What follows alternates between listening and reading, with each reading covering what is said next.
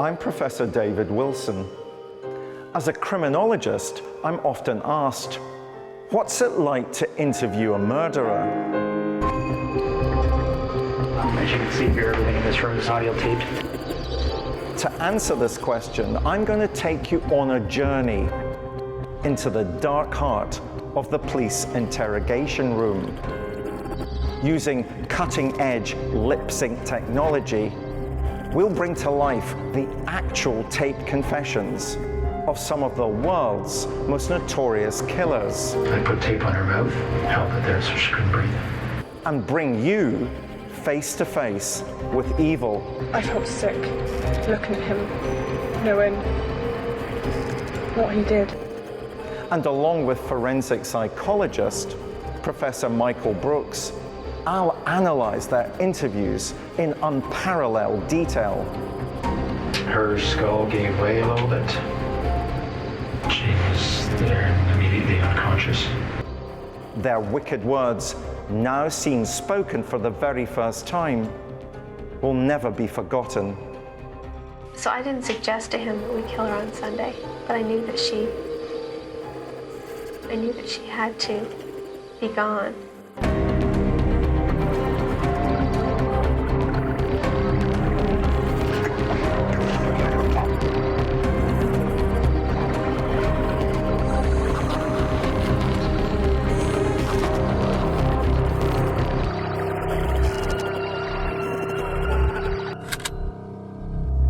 The killer in today's episode is one of the worst examples of a jilted lover turned revenge killer that I've ever come across. In the most shocking case of multiple partner violence in Canadian history, this 57-year-old man drove from house to house, fatally shooting 2 women and strangling another. The pattern of his crimes mean that we classify him as a spree killer, someone who kills 2 or more victims in a short time in multiple locations. What makes this case particularly disturbing is that the killer was known to all of his victims and to the police for his long history of violence against women. He'd in fact only been freed from prison a matter of months before his bloody rampage. Not only are his crimes appalling, but so is his level of justification for having committed them. His police confession, which runs to over 5 hours, is a rambling and at times incoherent sermon filled with self-justification and an attempt to paint himself as a missionary killer, doing God's work and following the word of the scriptures. Hiding behind his religious belief, he interprets the pages of the Bible to serve his own hate-filled actions. Despite 3 women lying dead, he wants to paint himself as a victim, refusing to accept any blame whatsoever. So who is this scorned man for whom hell hath no fury? Basil Borutski. On September 23rd, 2015, Basil Borutski was led to an interview room by Ontario Provincial Police. It was the morning after he'd been arrested on suspicion of the murder of 3 of his former partners in a shocking one-day killing rampage in Renfrew County, Ontario. Just so you know, Basil, this room right now is being audio and video recorded. Is it okay to call you Basil? No, Basil. Basil? Do you know what your rights are, Basil? It means to remain silent. That thing. You're here trying to get me to say something to incriminate me in any way you possibly can. Well, that's not entirely true. My understanding of the reason that you're here today is that yesterday you were arrested for murder ×3. Basil Borutski was convicted for the murders of 3 women in Canada. All 3 of these women were actually ex-girlfriends of his. My understanding is that the 3 individuals that were murdered are Carol Culleton, Anastasia Kuziak, and Natalie Warmerdine. And those are the 3 individuals that were murdered, and those are the 3 individuals that you've been arrested for. Okay? So that's why you're here today. So do you understand that those are the charges that are being brought against you right now? Mm-hmm. Do you have any questions about that? No, I didn't murder anybody. Basil Borutski is an interesting case. He is a man who was a classic stalker in what he was doing. Having been rejected by several of his former lovers, he couldn't cope with that and ended up basically taking their lives in revenge. If you'd like to phone a lawyer. For killing, not murder. For killing, not murder. Okay. And if you did understand it, you'd know the difference between killing and murder. There's an awful big difference. He didn't see it murder as taking somebody's life, legally taking somebody's life, which is what he did. He just said, oh, under the Bible, killing and murder are two separate things. And I've killed these women, but I haven't murdered them. What's the difference between killing and murder? Thou shalt not murder. Commandments. Mm-hmm. So is killing justified? Is that what you're getting at? I'm joined by Professor Michael Brooks. In his long and illustrious career as a prison psychologist, Michael has sat and listened to many murderers and experienced firsthand the mind games they'll play. Thou shalt not murder. You know, this is very serious. And therefore one shouldn't in any way trivialize it. But do you think that Basil Borutski is a kind, caring, God-fearing human being? Not by his actions, no. And so by his actions, 3 women die. He refuses to call what happens to them, though, murder. He uses the word killing instead, and then cites there being a biblical reason for using that phrase. Well, he's seeking to justify his actions and to minimize what he did as the perpetrator and to put all the blame onto them and their actions and that they caused him to do this. I think he has deluded himself at this point to where he believes that the difference between murder and killing is that murder would be wrong and killing would be right. I think with a lot of serial killers, you tend to get them manipulating things like the Bible to their own needs. So they'll read into things that aren't ordinarily there that most people would read and understand. And it's interesting how you made the distinction between murder and killing. What that would suggest is that you have some kind of justification for what you've done, which it's also been my experience, is always the case.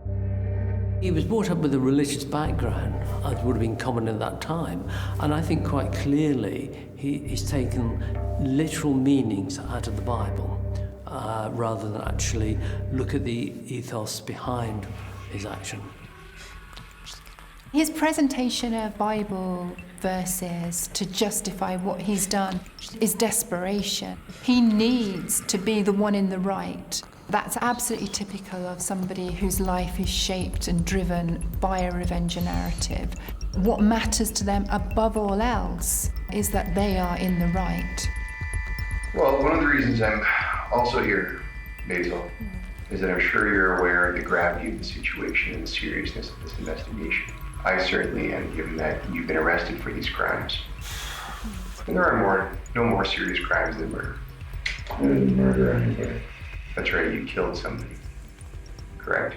Killed 3 people, actually.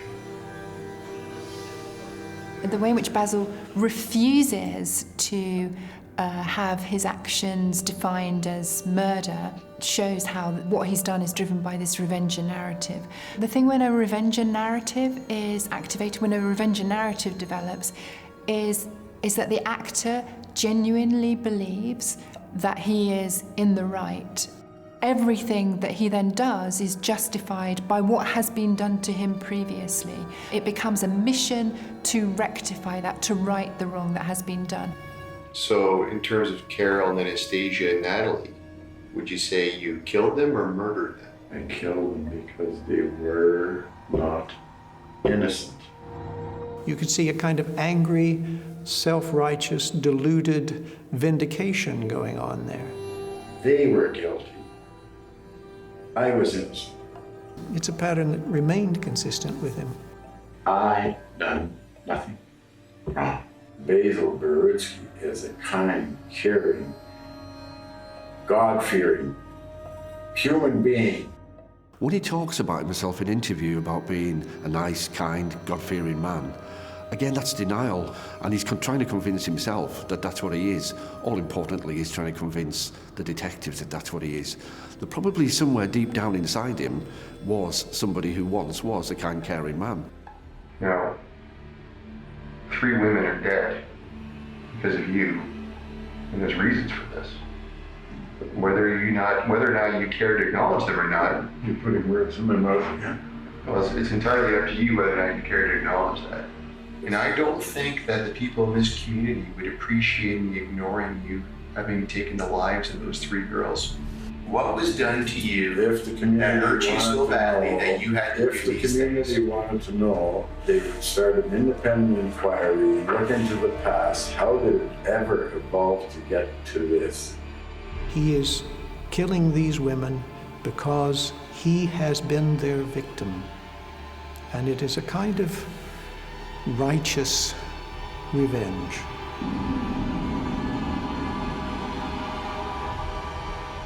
As the interview progresses, it becomes clear that Barutski is not willing to accept any blame for his crimes. He's determined to paint himself as the victim.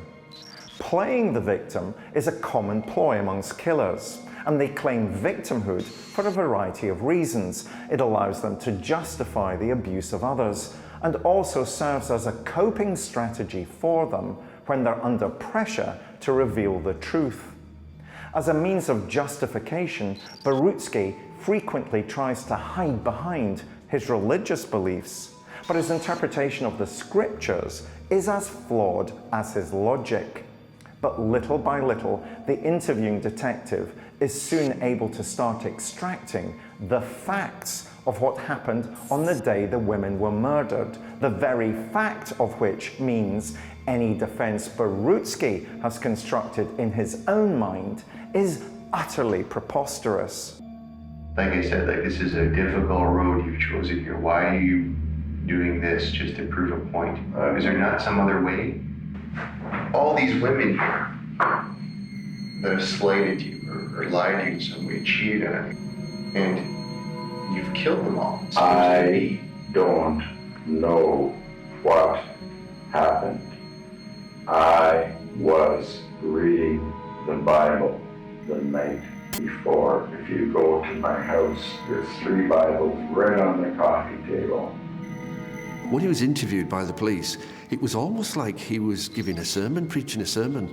And he talked about religion, he talked about the religious aspect of his life and what was right and what was wrong in his own mind. He talked about the crimes, but he performed almost like an entertainer, if you like. He'd got this audience in the room, interview room with him, and he knew that this was his opportunity to tell everybody what he was all about and what his own beliefs were. I hadn't slept in days, everything was going haywire. And I was talking to the crisis people and trying to get help, and I need somebody to talk to, and nothing. I got no one. Well, to know that you've done nothing wrong. All I remember was going to sleep, or I don't even remember going to sleep, and then I woke up. I remember God's helping me do what's right. I remember God saying, not saying, God never spoke to me. I remember thinking. Basil says that he hadn't slept that night at all, and he claims that really he can't remember much of anything about that day, except for driving to Carol's lakeside cottage, repeating Our Father and Hail Mary over and over again. I kept saying, God, keep me safe. And I remember thinking that God is really helping me, because when I went to Carl's, Karl walked right outside.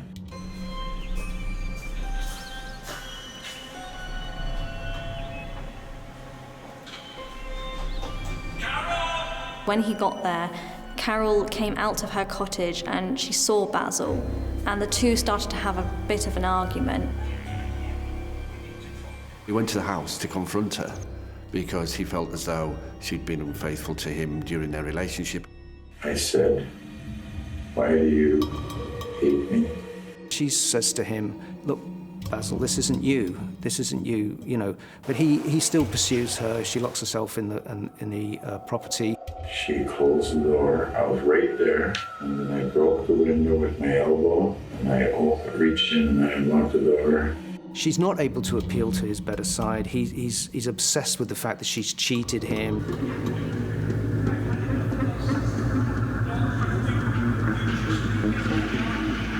When she says to him, "Leave me alone, I just don't want you in my life," he explodes. And once he was inside, Carol really had nowhere she could go. He broke in and then saw a TV cord, cable, and managed to put that round her throat. And there was a cable. And I wrapped it around her head. And while she was immobilised, he then strangled her to death with it and left her body there for the real estate agent to find.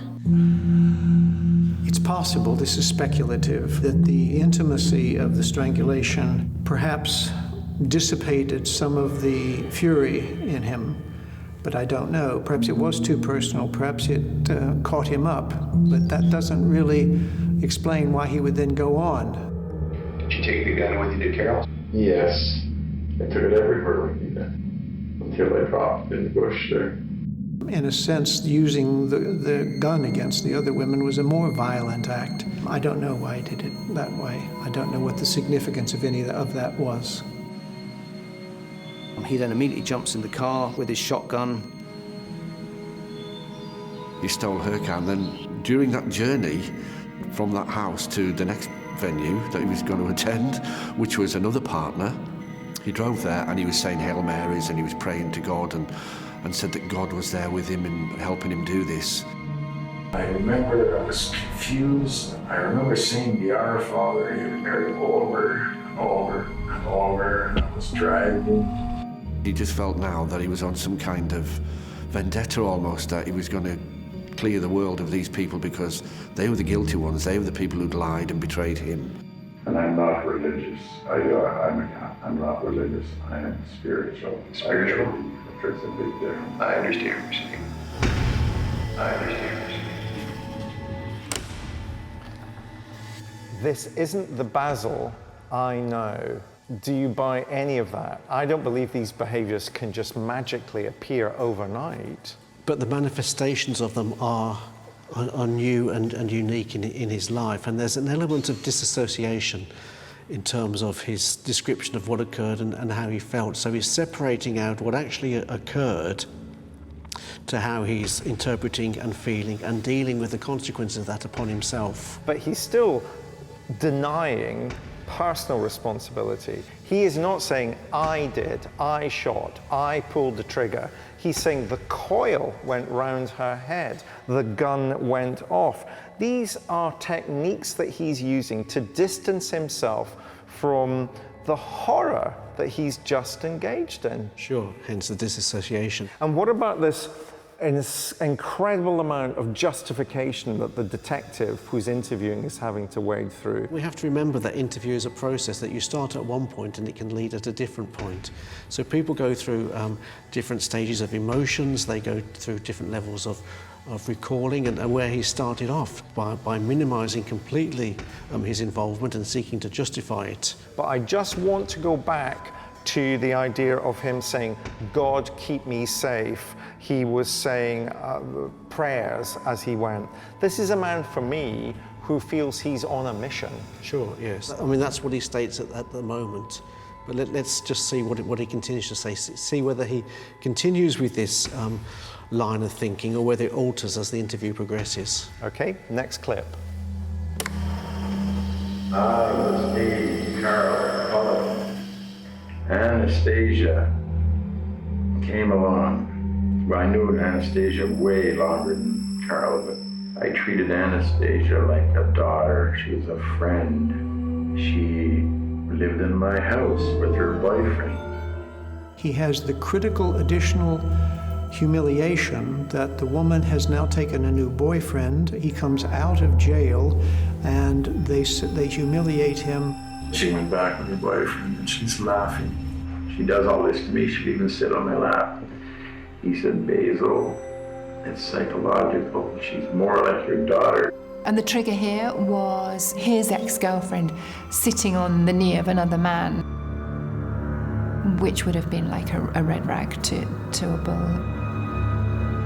And he took that as a personal insult, even when she said, this is the new boyfriend. This is a classic profile of someone who is effectively a variation on a domestic killing, a kind of retaliation, revenge killing towards women who have rejected him. He drives about half an hour to Anastasia's home, and it's actually at this time that her sister is visiting. And her sister says that she heard Anastasia scream. And she heard her scream that Basil was there and he had a gun.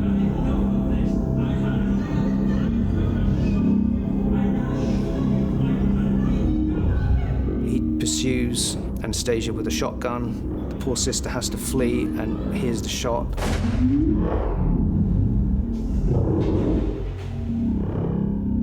And he shot Anastasia almost point blank. I asked Anastasia, I just said, why did you lie in court? And she said, I didn't. Lies. I never hit that woman. And the gun went off. Why couldn't she just have said, I'm sorry, and I'm sure now I would have stopped. It's interesting, he has apparently claimed that he was a kind and caring individual, and I find that fascinating because his history doesn't support that at all.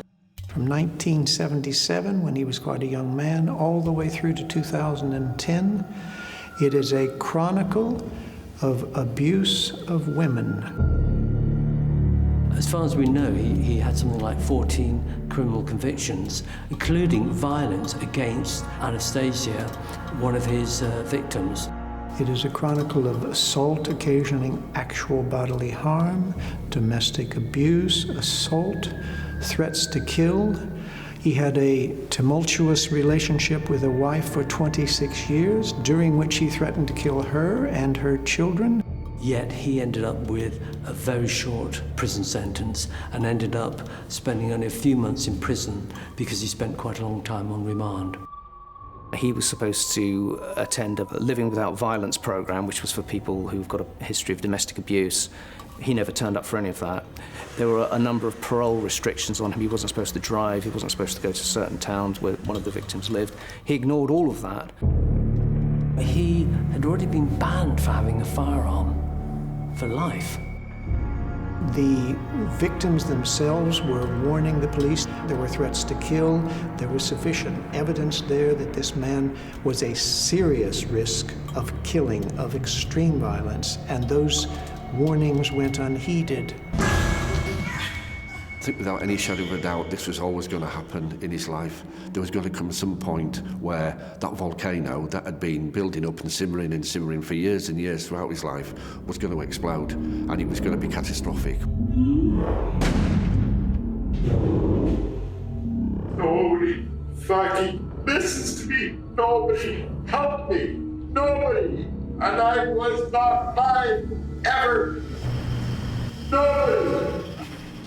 Michael, what I'm interested in this case is, do you think it's domestic violence that's driving this case? Or do you think we should see him better through the lens of being a spree killer? I think it's sort of interesting to explore whether this was spree killing or not. You mentioned in the beginning, could this be domestic violence? And somewhere it's in between, because normally with spree killers, it's a random assault against people that you don't really know. He knew the people that he was killing. It was very deliberate. It wasn't random. And he just perpetuated those killings against 3 key people in his life, as he now says in this, because he thinks he wronged them. Now, I'm not sure whether that is spree killing or not, or whether it's linked more to domestic violence and justification of a violent act. But it's an interesting one to explore in terms of definitions around domestic violence and definitions around spree killers and their victims. In normal instances of domestic violence, it's all about control and power, and the abuser ordinarily likes to continue and keep that going because it gives them that satisfaction and that security. It's all based down to insecurities. What we're seeing here isn't a domestic violence scenario. What we're seeing here is somebody who has developed a much deeper, angry narrative, vindictive narrative against women, believing that he's been wronged by women and now being driven to seek his revenge. So it's an absolutely horrific morning. I think in terms of domestic abuse, it's probably the worst day in Canadian history.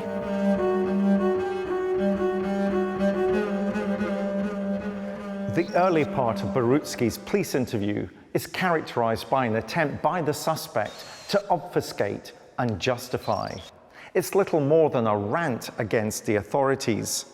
The interviewing officer has to exercise extreme patience as he listens to this diatribe.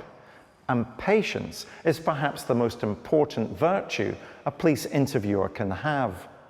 Gradually, Barutski begins offering an insight into the logic behind why he became a spree murderer, allowing the investigating officer to piece together his actions on the day that led to the deaths of 3 innocent women.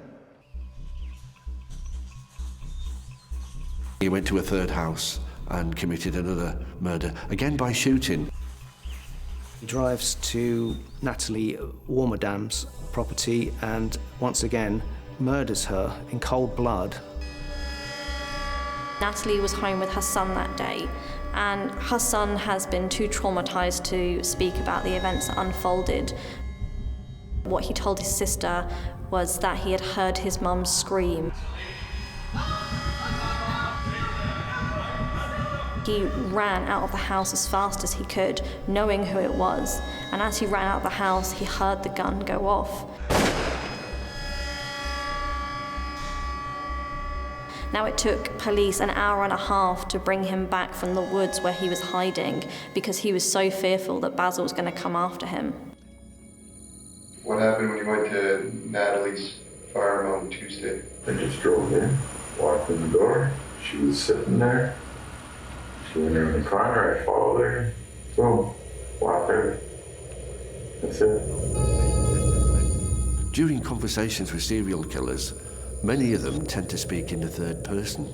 It's almost like they're telling the story like they witnessed it, or they're reading it from a book. So they'll classically say things like, the gun went off, or I then saw, or this then happened. So the story that they're telling is not really involving them, they are a witness to it.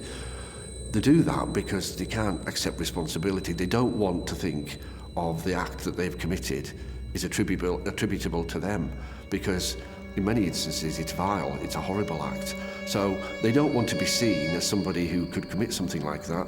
Once the act's done and have been caught and are being interviewed or just having a discussion about it in prison, these people don't ordinarily want to be associated with it at all, which is why when they recount it, it's all done in the third person. It's always done as though somebody else committed the crime and they witnessed it. Actually, there is some veracity in people who have committed extreme acts of violence saying that they felt themselves detached from that. That's actually true, a physiological distancing, a kind of emotional and psychological distancing. You do feel detached. It happens. It's repeatedly recounted by various murders I've interviewed down through the decades. But it's also a vindication. It's also part of the mitigation of culpability. It wasn't him that did it. It was this other self who was driven to this kind of momentary insanity or derangement, again, by the unfair persecution of others.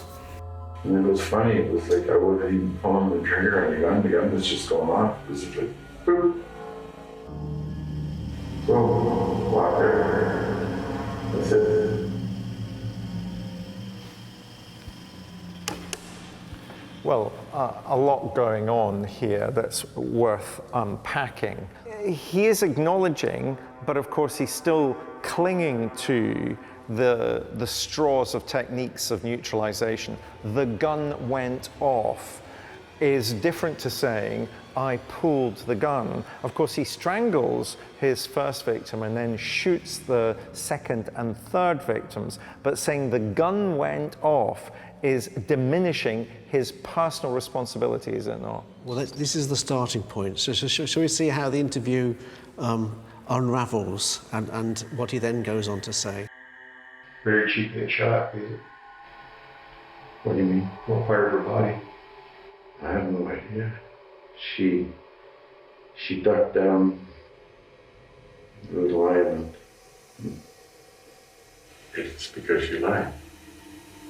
It would have stopped right there, but she still lied.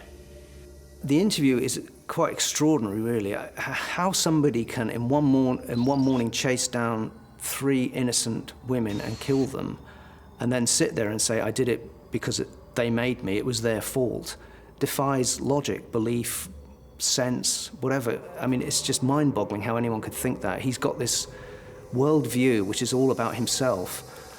He rationalizes it, he dissimulates what is happening to him to see himself as the victim. He says so in the interview, that in fact these were just treacherous, lying, deceptive women, and that ultimately he was doing what they deserved. It's a classic paradigm of a domestic variation on the domestic killer. The police tracked Basil down using signals from his cell phone, and they found him. He was almost waiting for them to come and get him. Again, he's justifying himself to his brother in these texts while the police are circling above, saying, you know, if they'd listened to me, this wouldn't have happened. It wasn't me, it was all them. And he's just quietly taken in. What does surprise me is that he then didn't commit suicide. I would have expected, with all that violence, anger, frustration at the world, he would then say, I've got my revenge, and then top himself. He had this belief that he'd been wronged by the 3 victims, and he felt as though he needed to gain some satisfaction from revenge, and by doing what he did, once that had been achieved, those 3 people had been killed, nobody else was really in any danger. He'd achieved what he wanted to do. That was what it was all over. The act had finished, and he just sat there waiting for the police to find him and arrest him, and then quite literally opened up to the police about the way he committed the crimes and why. So one of the reasons I'm here is to give you this opportunity to explain why you killed these 3 girls. You're putting words in my mouth. Which words am I putting in your mouth? What you just said. Well, I can't really put a question in your mouth when I'm asking it. When detectives are interviewing a suspect who they believe has killed, they are listening to the person. They're not judgmental. They sit there and they will look at the offender. They won't show any signs of horror or disdain at the actions when he's recounting them, or anything about his life. They won't show any sort of emotion. So they're sitting there talking to him, and it's almost like a conversation, if you like. Once the offender starts talking and opens up, it's then just a matter of getting in there with the right questions, so the information you need is there and can be used in a court of law. In my career, I've not spoken to one killer who woke up that day and decided they were going to go kill somebody. Virtually every single one of them found themselves in a set of circumstances beyond their control, and they reacted, typically poorly, and something happened. It's also been my experience that people say they don't care what other people think. That's usually not true. Everyone cares. It's human nature to care. Quite often, killers will either put up a very stiff opposition to what the police are questioning, or some of them treat it almost like a confession, going to see the priest and confessing their sins. It's amazing how much people will disclose once you show a genuine, connected interest in what they're saying and give them time after they've made the initial disclosure to expand. That's crucial. And then gradually, as they disclose more and more, it gives you latitude to inquire as long as you take them at a speed that they can go at. All these women used to put you through the ringer over the years and used you. And they're all connected, they all know each other. They've given you such a hard time. Why do you feel you needed to take on this burden yourself to prove this point after all this suffering you've already gone through, Basil? Why do you feel you needed to take on this burden? A number of themes interest me from the clip, and of course we've got to remember that, I mean, you and I have sat in front of men like this for too many occasions in our careers, and the key thing that we've got to do with somebody like this is be patient, because even though we might feel morally repulsed by what they're telling us, they're going to reveal, perhaps for the very first time, because they've got a captive audience, further and greater details. Sure, and in terms of spree killing, whilst it may start as perceived justified killing against somebody who has wronged them, or a number of people have wronged them, it then escalates into random personnel. He never escalated it beyond the three people that he killed. And that's an interesting fact if one wants to use the descriptor of a spree killer.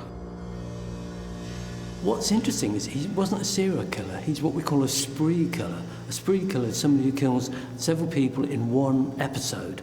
And we know in this case, he actually killed the 3 women within a couple of hours. One of the things about spree killers that separates them from serial killers is that most spree killers want to get some revenge. It can be revenge on individual victims, as in this case, or it can be revenge on society in general. With spree killers, you tend to find that there's issues throughout their lives that they internalise. They don't deal with things like normal people would. Spree killers tend to take things personally, and as I say, they internalise it, and it's almost like it's a volcano that is bubbling beneath the surface. So the behaviour over a period of time starts to become a little bit more erratic, a little bit more random, if you like, but then one day they literally do wake up. That's when you get the carnage that normally happens.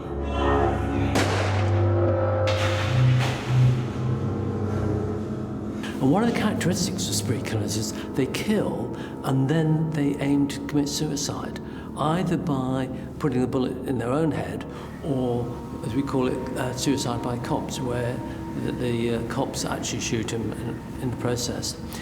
Interesting, in this case, he talked about committing suicide. He suggests that on a couple of occasions.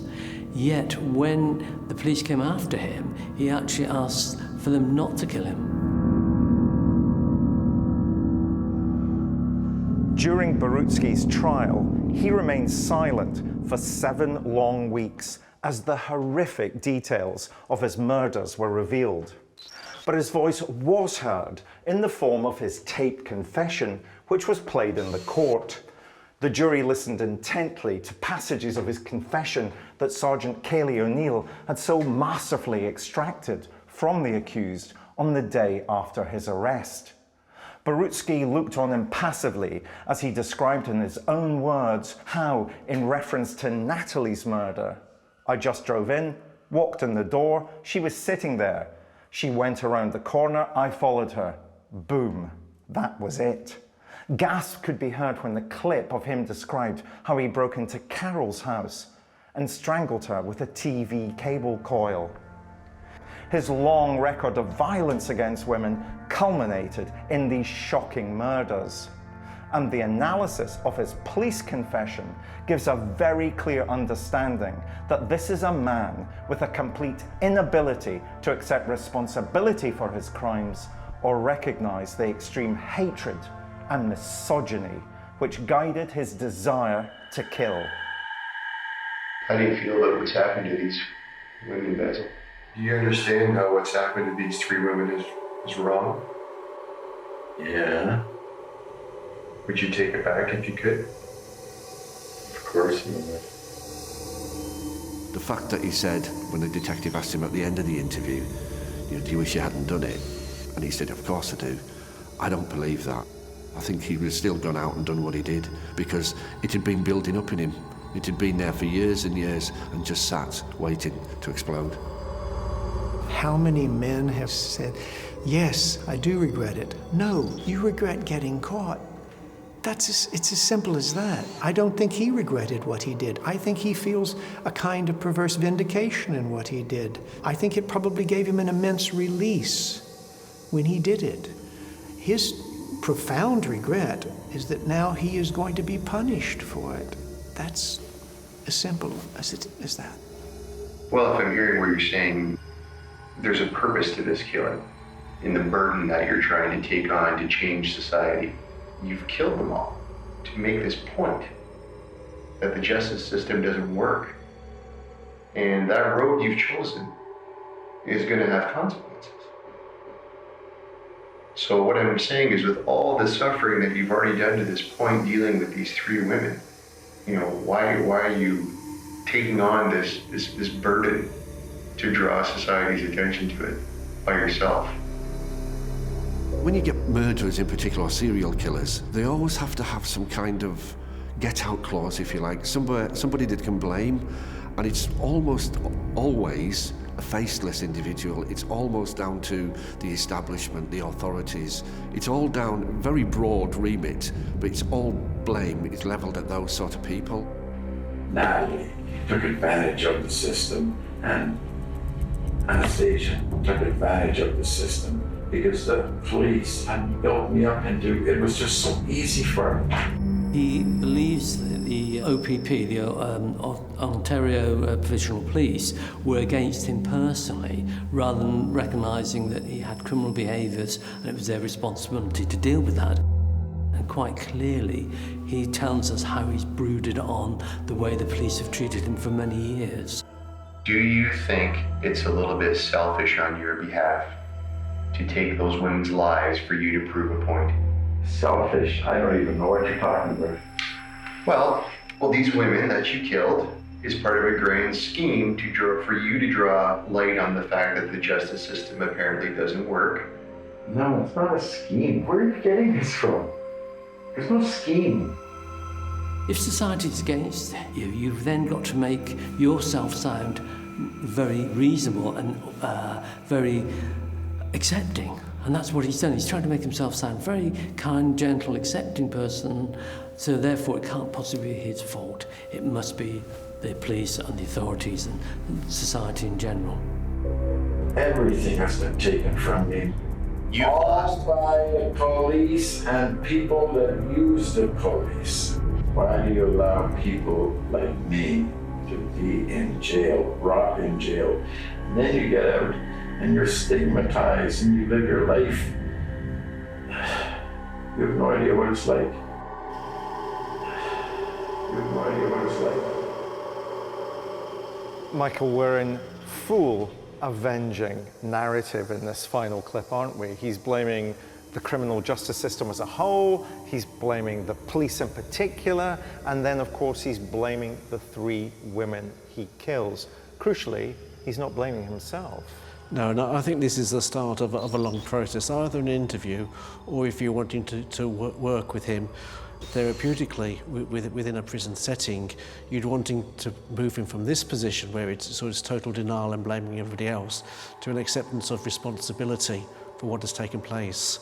And you and I have seen that in the work that we're engaging with offenders, that offenders can start at one point, but actually as you work with them, as you talk with them, as you get them to understand a bit more about what's taken place, then they gradually start to share a little more about how they actually think and how they actually feel, and begin to accept responsibility for their offence and their actions. But this is never a quick and easy process. But Michael, there will be literally hundreds of thousands of men like Basil Borutski in Canada who feel that somehow they didn't get the rub of the green, who feel that somehow the community, the criminal justice system, the police have ganged up on them and unfairly treated them. Sure. But those hundreds of thousands of men don't take the lives of 3 women. Absolutely. So you'd be wanting to find out, well, what were the triggers for him? What actually caused him to do that?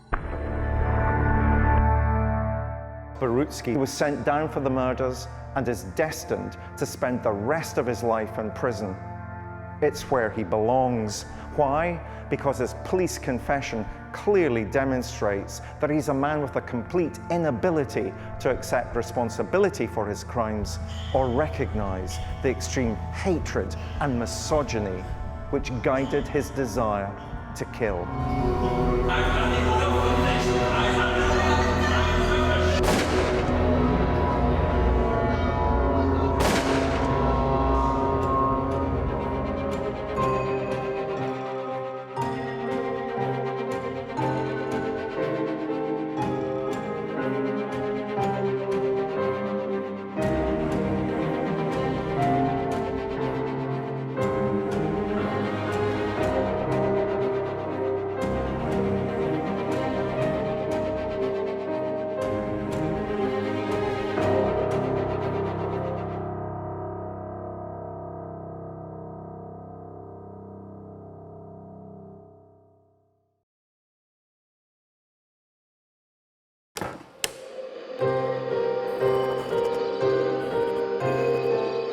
I'm Professor David Wilson. As a criminologist, I'm often asked, what's it like to interview a murderer? This is a tape recorded interview. Date is 11/17 of '84. To answer this question, I'm going to take you on a journey into the dark heart of the police interrogation room.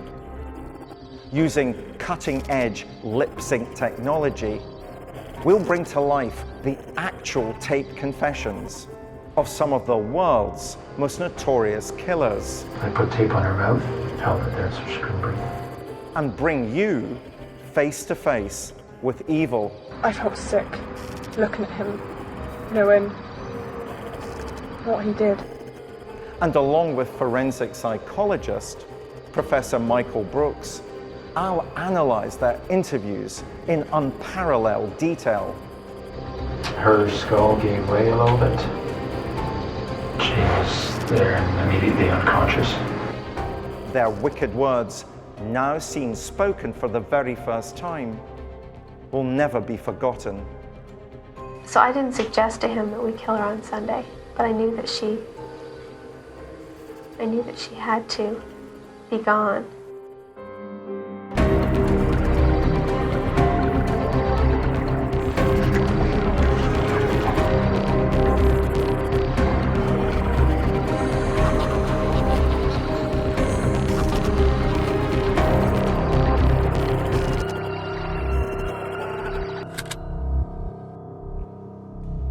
In today's episode, we feature the police interviews of not one, but two killers.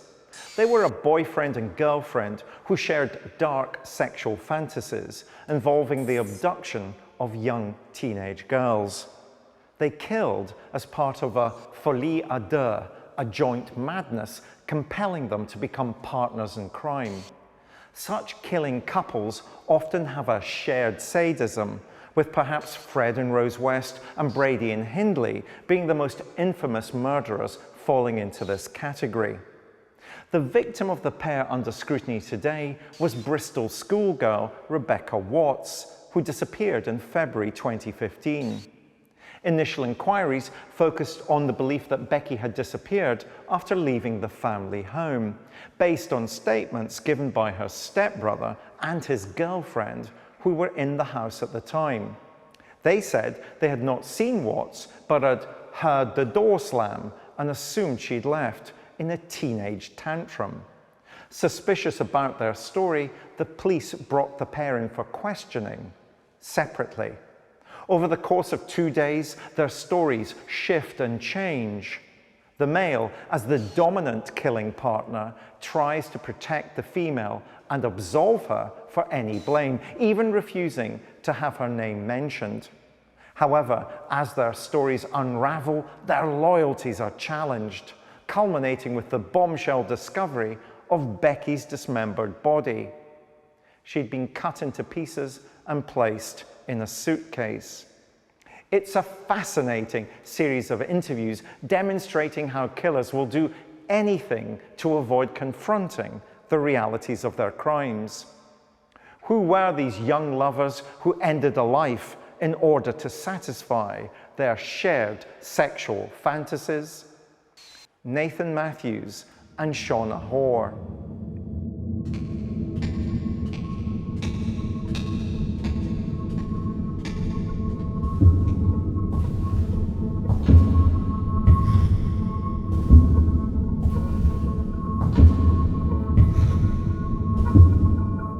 In February 2015, 2 Bristol teenagers were brought into Patchway Police Station for questioning. A 15-year-old schoolgirl called Becky Watts had gone missing.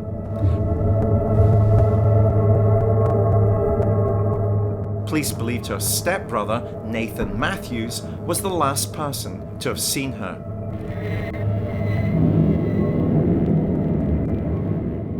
A statement Matthews had given at the time of the disappearance, when the police visited the home the family shared, didn't add up.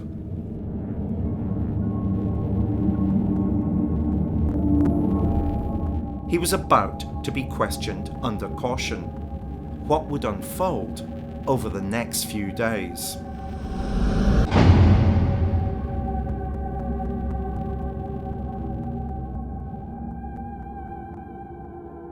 This interview is being recorded at Patchway Police Station in Bristol.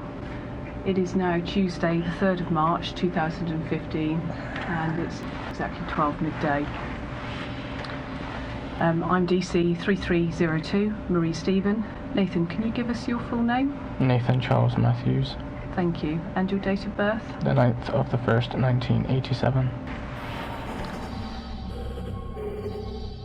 One of the things when you're looking at a killer, or a serial killer in particular, when you start looking back into their lives, one of the things you identify as a common trait is dysfunctional family background. There's always been some kind of trauma, or there's been absent parents, there's been divorces, there's been new families joined together, forced together collectively because 2 adults have decided to join those families together. So the children are sort of left there in limbo, and they're trying to obviously get on with the new brothers and stepbrothers and sisters as best they can. Nathan Matthews, his mother married Becky's father, and Becky lived with her father and Nathan's mother at a home not far from where he grew up.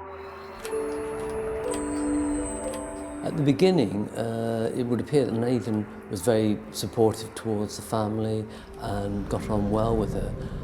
But there does seem to be suggestions of some sexual misbehaviour on his part towards her. He seems to have developed a bit of a resentment towards Becky, and I mean, you wonder whether that was down to the fact that she wasn't compliant in his sort of world. She didn't sort of kowtow to him in any way. She didn't want to play any of his games. She didn't enjoy it when he jumped out to frighten her, perhaps.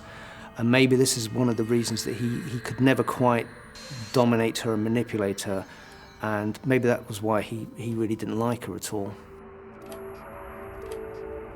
Shauna Hoare had been with Nathan Matthews for 6 years, but it was a troubled relationship born out of troubled personal circumstances. She had a very disturbed childhood. She was one of 8 children. She was put in care for her own protection. She, at some stage in her life, returned to her mother, and then at the age of about 14 or 15, she met Nathan, who became her boyfriend. Now he is a 20-year-old man, she's a 14-year-old girl, so she's very naive, innocent. He teaches her about sex, and they get into sex in a big way. It would appear that Shauna actually seemed to encourage him and engage him in his fantasies.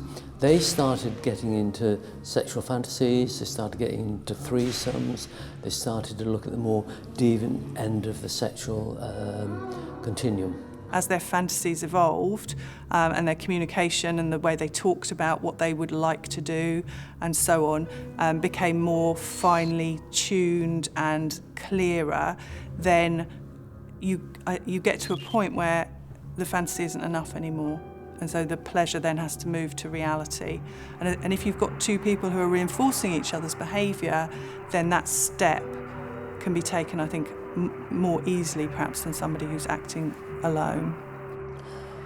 They start talking about kidnapping Becky. Now, a lot of people have fantasies and they share it with their partner, but there's an element of control. They know it's fantasy, it's not the real world.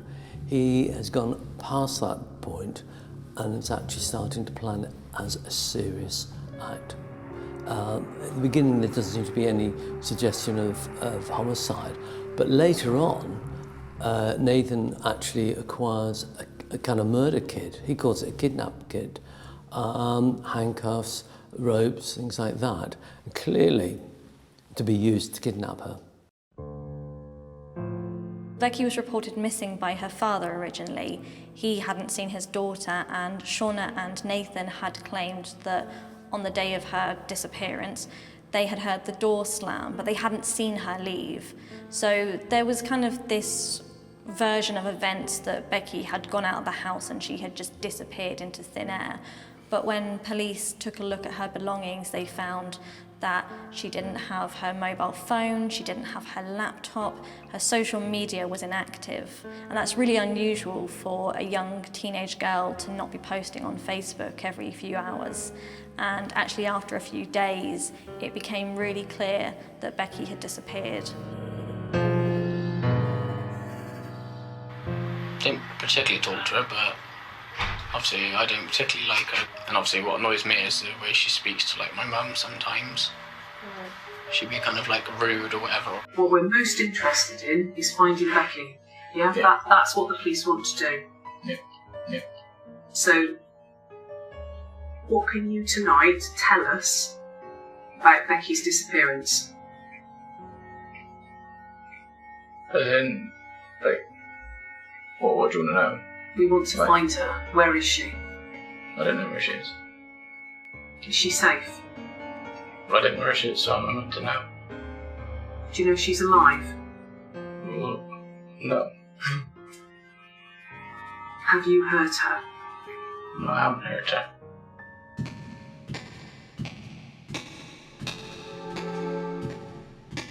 With Nathan rested from his initial round of questions, Shauna Hoare was now brought in to also be questioned under caution in relation to the disappearance of Becky Watts.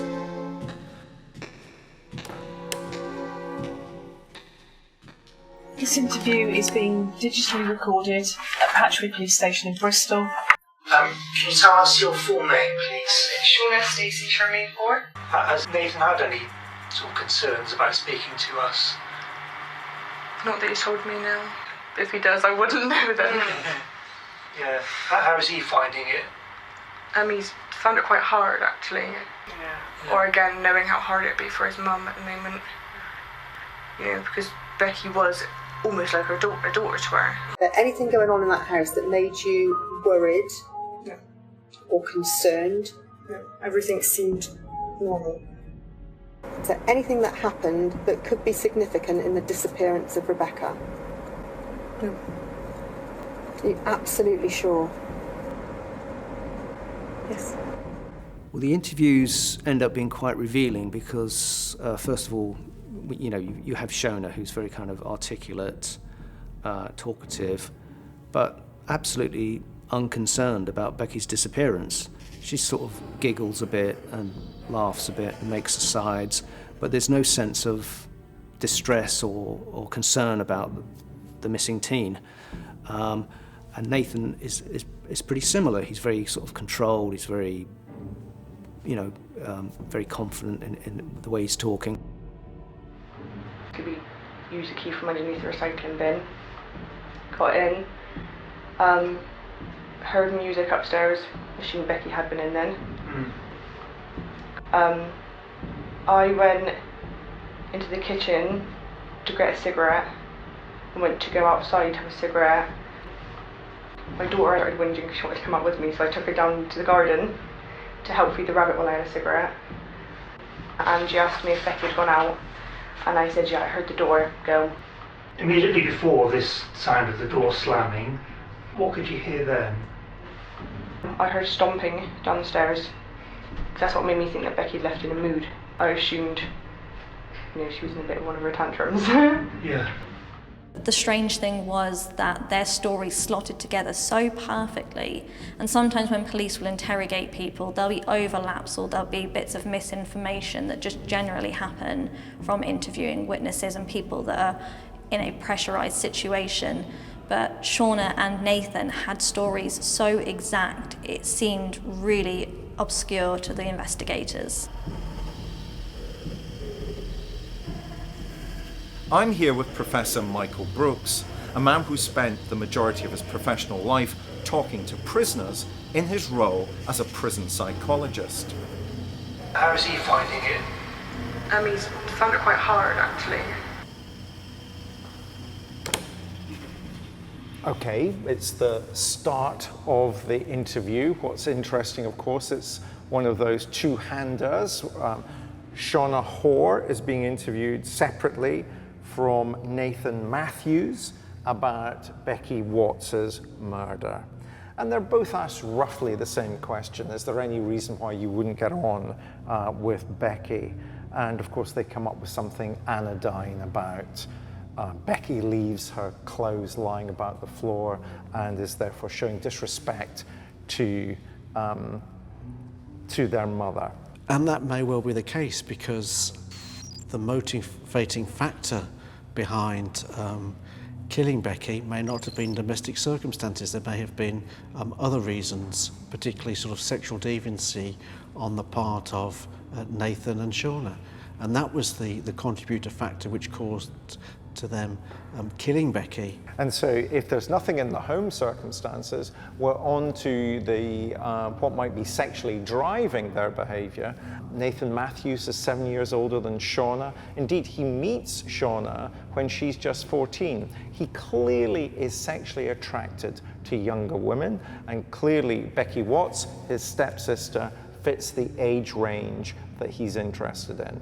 And there must have been some pre-planning about, they both knew they were going to be taken down to the police station. They both knew that they were going to be interviewed about what happened to Becky.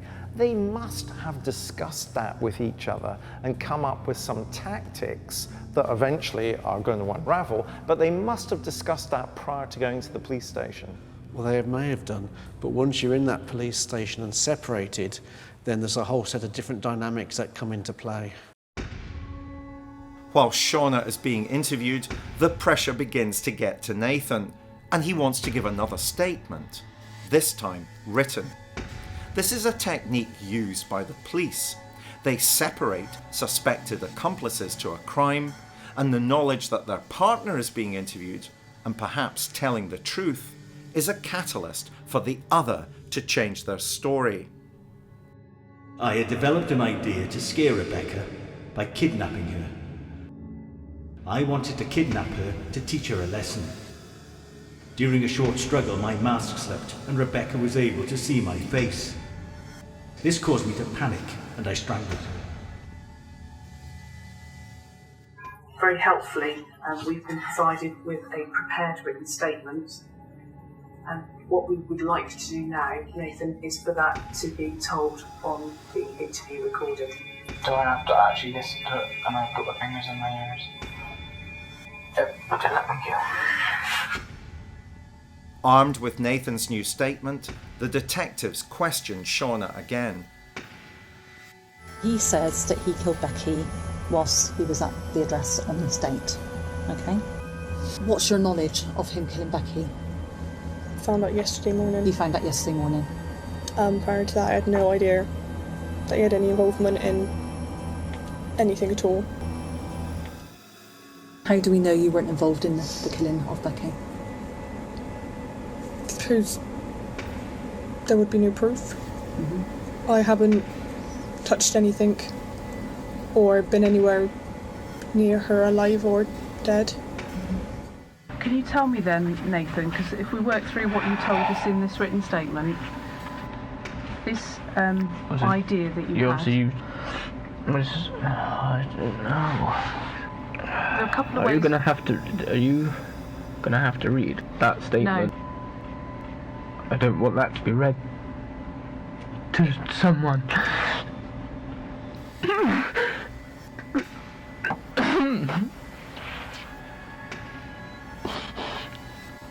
once Nathan had made a statement to the police and that was taken down in writing, and then when the police went back to him to re-interview him and read back the statement, he went into denial. And it's very typical of immature killers to want to do this. They go into denial. They don't want to hear the words, the foul deeds they've done. They've done it, they've told the police, that's it, gone. They just want to leave it. What strikes me on watching Matthew's behavior is here is a young man who is clearly out of his depth, and he is distraught, and he is physically doubled over, and he's tearful, he's making fragmentary statements. His behavior is someone who cannot cope. He has failed to cope completely in this situation. He doesn't know what to do. He does not have the skills necessary to even respond coherently. I don't want that to be read to someone.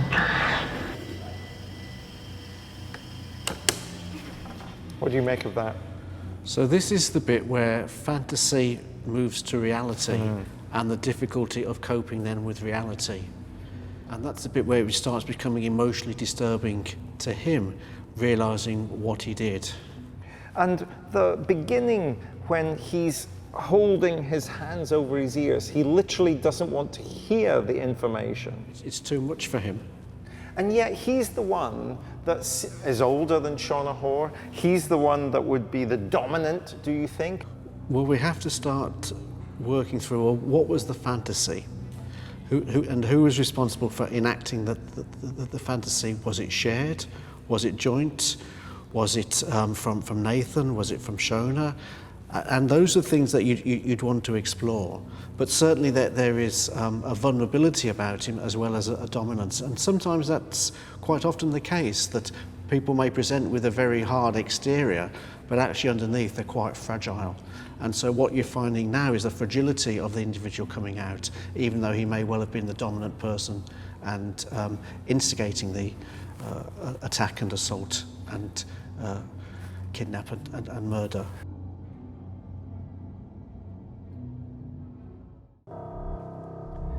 Nathan Matthews and Shauna Hoare have both now had an opportunity to present to the police their version of events regarding the disappearance of Becky Watts. Killing couples nearly always collude in the planning, execution, and aftermath of their crimes to ensure that they get their story straight. However, the seasoned police officers interviewing them are already finding disparities that are of concern and other behavioural issues that raise suspicion. Matthew's refusal to hear his own written statement is classic denialist behaviour, as are his frequent histrionics and tears. Hoare's flat affect and nonchalance are extraordinary, and for me, she is the more controlled of the couple and the more dangerous for it, which perhaps also hints at who may have been the dominant partner in this killing couple.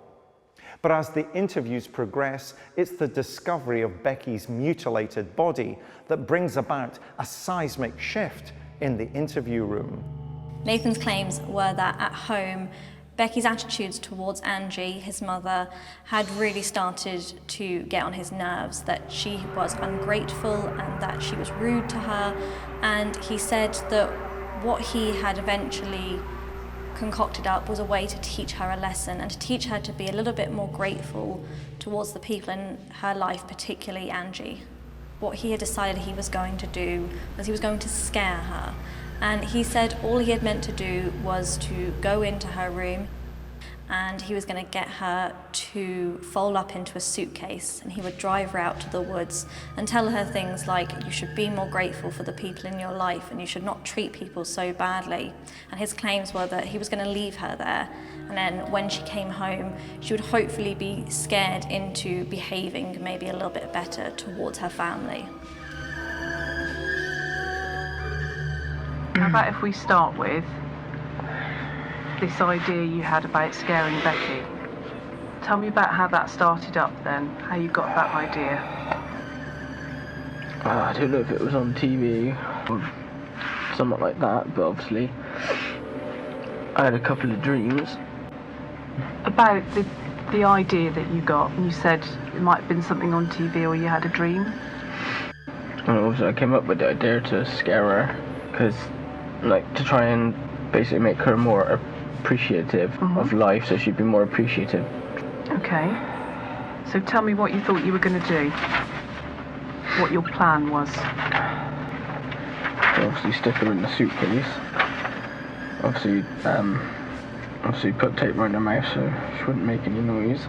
Obviously, the plan was obviously once I got her in the car to make up something to say to Shauna, obviously I had to leave, like to help someone or do something, and obviously like scare her and say something along the lines of you've got to start treating people better, not being a bitch. So I came up with the idea to scare her. Let's deal with the defense. He basically is suggesting that the plan was to kidnap and frighten Becky because of seemingly the disrespect that she shows to their mother by leaving her clothes about the floor and not picking them up and being tidy. The intention was never to kill her. The intention was to kidnap and frighten her. Do you buy that in any way, shape, or form?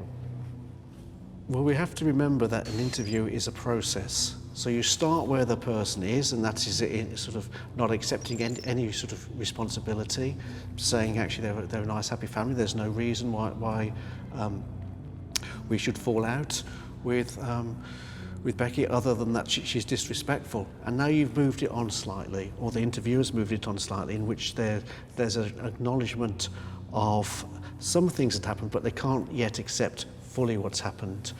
And so that takes time to get there.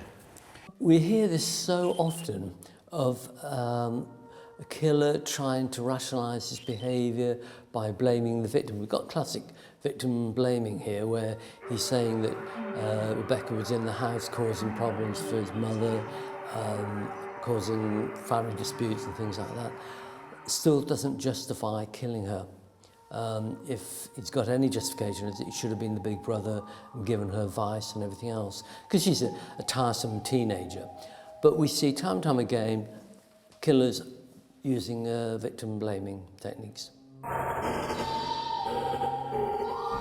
Has he ever said he's interested in kidnapping anyone, or have you seen him go on any websites or anything at all? Or, I mean, where has this come from? I have no idea, but he's never mentioned kidnapping somebody or killing. So again, I'm not sure if he's just kind of lost his marbles or if deeply disturbed without anybody knowing. And I suppose the question is, why Becky? Again, I knew they didn't particularly like each other. I wouldn't say they hated each other. And yeah, I didn't always like Becky, but she was a nice enough girl. She was so young. Kidnapping fantasies are all about control. It's about taking someone's liberty and having them entirely within your own control. You control whether they live or die, ultimately. And actually, kidnapping fantasies, especially in terms of sexual violence, are really quite common. And it's about the objectification of the person who's been kidnapped. It's taking away their voice entirely, and they just become a part in the offender's narrative. Perhaps there's an element of truth in him not wishing to kill Becky, but perhaps there was a point at which he panicked, and him wanting to render Becky unconscious, maybe he thought it would be better at that point to kill her. But really, I mean, that's academic. Nathan Matthews murdered Becky Watts. That's the end of it. The reality of what happened to Becky was much different.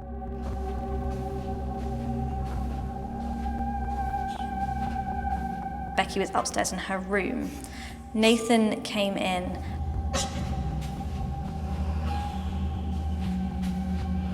There seems to have been some sort of a struggle.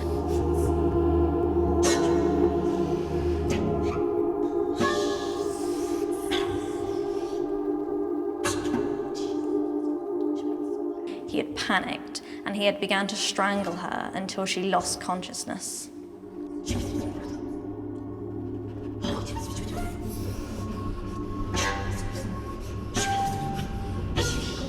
He put her in his car and drove it to his home a few miles away, and it seems as though something happened in the bathroom at Nathan's home, because when police scanned it, it was immaculate. There was no DNA on the bathtub, and the house was in this state of disarray. There was stuff everywhere. It was untidy, it was unclean.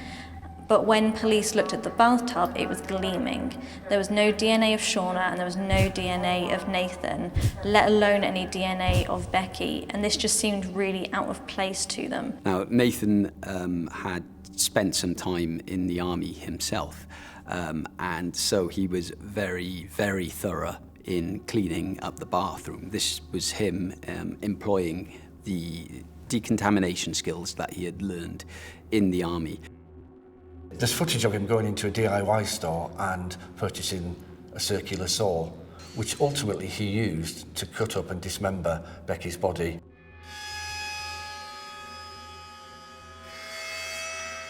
He had now just got a body. This wasn't an individual, this wasn't Becky. This was somebody who no longer was a human being in his own mind. It was an object, which is completely and utterly wrong. But that, to his own mind, was what she was, that's what she'd become, and he needed to get rid of it. Now, for somebody to be able to sadistically do this and cut and dismember a body up, you have to be cold, you have to be calculating, and you have to be devoid of any emotion, almost psychopathic, without any shadow of a doubt. They had cut her body up and put her into tiny packages. They had then roped friends in to holding on to these packages, and the friends knew they were holding on to something potentially illegal when they claimed they had no idea that what they were holding on to were actually Becky's remains. After they had killed her, apparently they went out and got a meal and played some sort of song from a film about how do you dispose of a body. That shows a kind of disturbing level of cynical disregard, which is one of the characteristics of someone who has failed to develop a conscience. It took police 12 days before they eventually found Becky's remains, and when they found them discarded in a shed.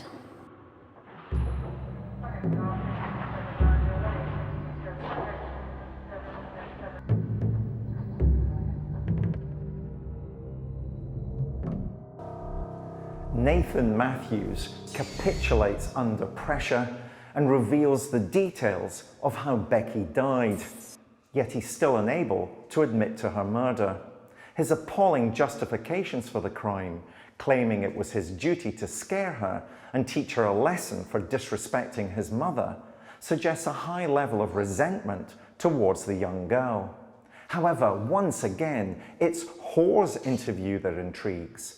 Her continued attempts at deception and denial, even willing to use her unborn twin children as a pawn in the game she's playing with the police, suggests she was far more complicit in the crime and far more determined to save her own skin than her boyfriend Matthews. But the police evidence against the couple is stacking up, and it's gradually being fed into the interview room.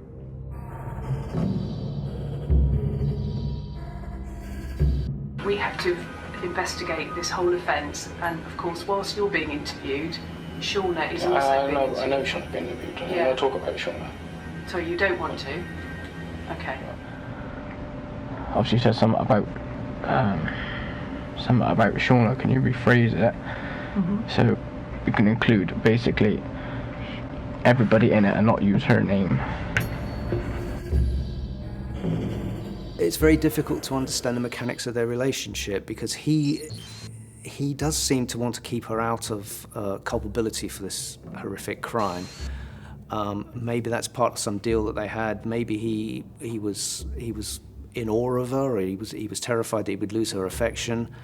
But he really does try quite hard to keep her out of it, to the extent that he can't even bear to hear her name mentioned during the interview, which seems quite extraordinary. Once the confession had been made, Shauna was relieved, and she just wanted to make sure that she was all right and her children were going to be all right. So she actually went forward and said, this was all Nathan's fault, I'm innocent, this has nothing to do with me, I'm just a victim as well, if you like. So she went into open flow, really, about Nathan's guilt to defend herself and protect herself.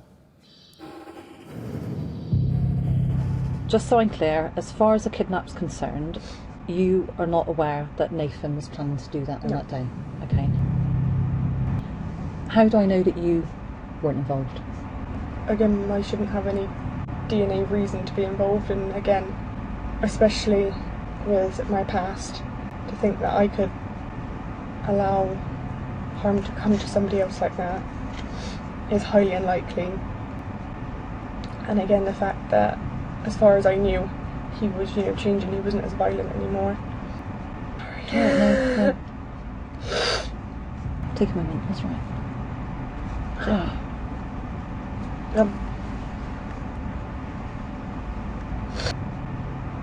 I felt sick looking at him, knowing what he did, and the fact that we've got a little girl ourselves. I'm carrying his unborn children. I felt sick knowing what he did. The idea that he then, because she begins to try and responsibilize him and downplay any part that she might have had in Becky's murder, and yet she's pregnant with his 2 unborn children. So what she's trying to say is that he's totally responsible for what happened and I'm not. She's very quick to kind of cut him loose, despite the fact that he has been trying fairly hard to sort of protect her, which kind of does suggest, in a way, that she was perhaps more proactive in the relationship than some people might think looking in, although he may have had paedophile tendencies and was a clearly sexually deviant character. What was her engagement in all this? I mean, she seems to be fairly proactive and fairly responsible for the dynamics there. What we have to do is look at the interaction, and it's quite complex. So in some respects, in certain respects, they were probably both dominant, but what we need to look at is that what happens when they come together, and that destructive, pair they made. So they really reinforced each other, and while in some elements one may have been dominant over the other, I think it was the way they acted together, the way they reinforced each other's behaviour, the way they fueled each other. It was all around negativity and destructive sexual fantasies, and it was really just the perfect storm. They were the perfect couple in that respect. by this time, the police had gained access to the couple's phones. A number of messages shared between them shed new light on the dark nature of their relationship. So the first message is 9th of 12th, 2014, timed at 12:48, and it says to Shauna, and it says, "You bring me back 2 pretty schoolgirls then. D1, I think that says. Tell me about that text message." No comment. Next message is 9th of December 2014 at 18:14. It says from Shauna. "Just went to Costcutters and saw a very, in big caps, petite girl. Almost knocked her out to bring her home. LOL." And there's crosses and zeros. Shauna, what can you tell me about that? No comment. Am I right in thinking that this girl was similar to Becca's age? No comment. She's seen a 16-year-old girl outside a supermarket and sent a text message to Nathan saying, "I've seen this girl outside a supermarket and I want to bash her on the head." And that in itself was incriminating. Thereafter, the police said to her, "How can you justify or explain this?" And suddenly she wasn't as talkative. Suddenly she went into no comment, no comment, no comment, and she wasn't helpful at all. Almost knocked her out to bring her home. Shauna, what can you tell me about that? No comment. Well, I think those clips give us quite a bit of information, don't they? They do. In terms of her engagement in the process, in terms of her wanting to pick up and sort of sexually abuse, to some extent, young girls, the extent to which it's going to be a joint enterprise between her and Nathan, and sort of on both sides not wanting to comment any further, not to implicate themselves any further, given the information that the police already have. When a suspect has been very helpful in the police investigation and answering all the interview questions and pointing them in the right direction and being open and honest and truthful as best they can, when they suddenly stop, when they're confronted with something that's not showing them in a good light and start going no comment, that's when the alarm bells start to ring. And it's normally a classic sign of somebody's guilt. I think Shauna was certainly complicit in the planning of the abduction of Becky. Can you say whether Shauna wanted Becky dead? I don't think you can even say that Nathan wanted Becky dead. She's certainly responsible to a large degree for the death of Becky Watts.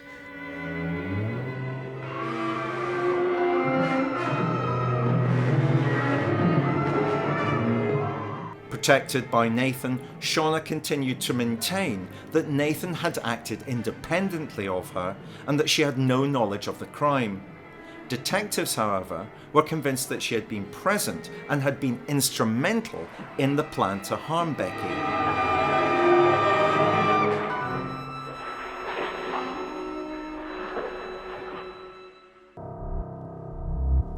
As the interviews draw to a close and the evidence mounts, both Matthews and Hoare shift from being talkative and informative to silent and uncommunicative.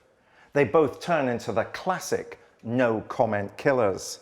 The evidence is insurmountable and their lies will be listened to no more. I've seen this happen time and time again. The police interviews would play a crucial role at their trials. Matthews would be found guilty of murder and Hoare the lesser charge of manslaughter. But anyone in any doubt about the role she played in the crime should consider the shocking text messages she exchanged with Matthews that were read out to her during the police interviews. They are a stark reminder that killing couples with shared fantasies will always continue to find each other and find a way to unleash their dark, sadistic passions. This is an illustration, I think, of the malignancy that can grow from co-conspirators who begin to plot and who have a kind of moral vacuity. I think when you look at cases similar to this and you look at how a couple get together, how they are thrown together by the universe and they feed off each other's deviant behaviour, they actually get a thrill from that. And it's almost like two worlds colliding. It's two minds looking at something in a very negative way, not a positive way, in a negative way that they want to fuel their own desires. So it's a bit narcissistic for the both of them, really. And that's what happened in this case. These particular people, these two people, were as bad as each other, there's no doubt about it. But ultimately, had they not been caught, because they'd already tasted the kill, if you like, they'd reached that euphoria of killing and getting away with it. If they had got away with it, undoubtedly they would have continued and there'd have been more victims. It's quite possible that she may have become a procurer for him and that it might have escalated and they may have had the victims if they had gotten away with this. And I don't know if that's the case. You could make the counter-argument that he solved his problem by killing Becky. And I've often heard murderers effectively say that. They had one victim that was a nemesis. When that person was killed, their problem was solved. Simple as that. I think I tend to subscribe more to that than any other more malignant potential. And yeah, I didn't always like Becky, but she was a nice enough girl. So the idea that somehow women are always nurturing and caring, and men are always sadistic and brutal, these are caricatures of gender. Well, it becomes much more complex in these joint relationships if we take Ian Brady and Myra Hindley, if we take Fred and Rose West, in which the women become actively engaged in the process. Whatever it started off, they sort of get assumed within it and become active players. Whenever I'm asked that, I know that the next question should be, if Myra Hindley had never met Ian Brady, if Rose West had never married Fred West, if Shauna Hoare had never met Nathan Matthews, would any of those women have ended up committing murder? And that we will never know. The murder of Becky Watts remains one of the most chilling and senseless in recent memory. The police interviews of Nathan Matthews and Shauna Hoare are a prime example of how excellent police work and interrogation techniques leads to the truth, no matter how solid the union that exists between the killing couple. Nathan Matthews is now serving a life term for murder. Shauna Hoare, 17 years for manslaughter. They're no longer a couple.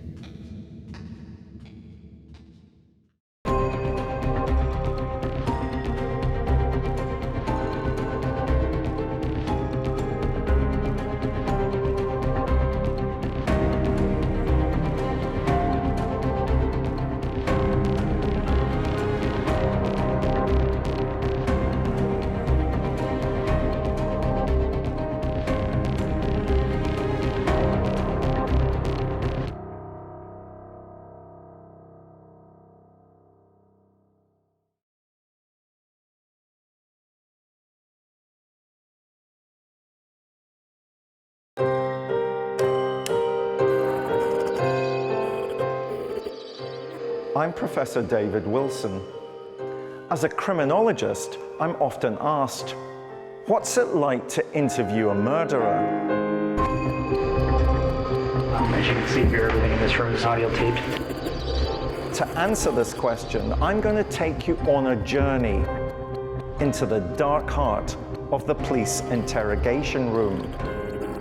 Using cutting-edge lip-sync technology, we'll bring to life the actual taped confessions of some of the world's most notorious killers. I put tape on her mouth, held it there so she couldn't breathe. And bring you face to face with evil. I felt sick looking at him, knowing what he did.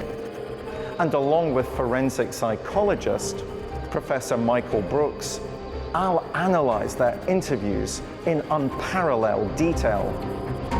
Her skull gave way a little bit. She was there and immediately unconscious. Their wicked words, now seen spoken for the very first time, will never be forgotten. So I didn't suggest to him that we kill her on Sunday, but I knew that she had to be gone.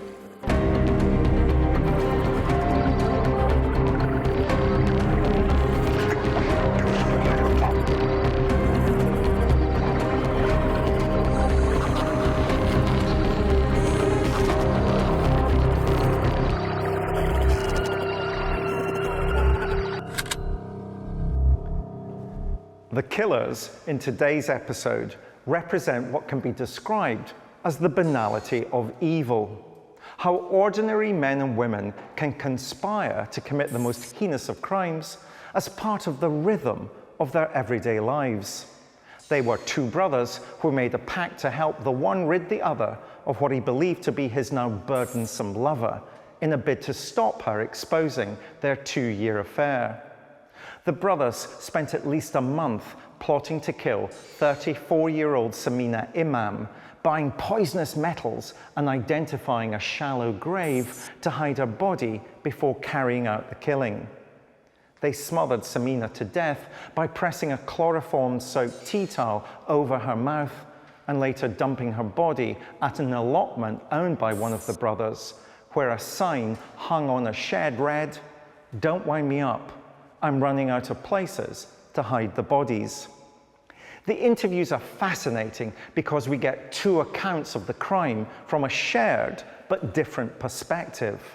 But, as is always the case when the story is constructed from a lie, there will always be deviations and the truth will find its way out. And despite the loyalties the brothers had to each other, there were always going to be a weaker party, someone who would crack under the pressure of the police interviewing room. These interviews may not have the showmanship attached to one with a famed serial killer, but they do explore the down and dirty end of police work, where the interviewing detectives have to extract as much information as they can to build up a picture of the crime. Who were these murderous brothers who believed that blood was thicker than water? David and Roger Cooper. In January 2015, brothers Roger and David Cooper were being questioned by the police in the Midlands about the disappearance of a beautiful, hard-working young woman called Samina Imam. David, obviously the purpose for today, for speaking to you, it's in connection with a missing person inquiry. Okay. A lady by the name of Samina Imam. Do you know her? I've seen the photo. Yeah. Was that the photo I've got down there? Yeah. That's a picture of the lady that's missing that we're making inquiries about. Okay, right. Have you ever met her? Familiar, I've met twice. Yeah. And do you know her by that name? No, I never knew her name. Did you know her by any name? No. No? When they showed David Cooper a picture of Samina, he recognised her. He didn't know her name and he didn't really know a lot about her, but he did recognise her as the woman his brother had been having a relationship with. And can you tell me what you know about her? She works with my brother. Roger Cooper had a relationship with Samina at the Costco where they both worked. He was her manager and she worked on the floor. They'd been actually seeing each other for quite a while. She was hoping that basically he would free himself from his other relationship and they would move forward together and just have a nice life together.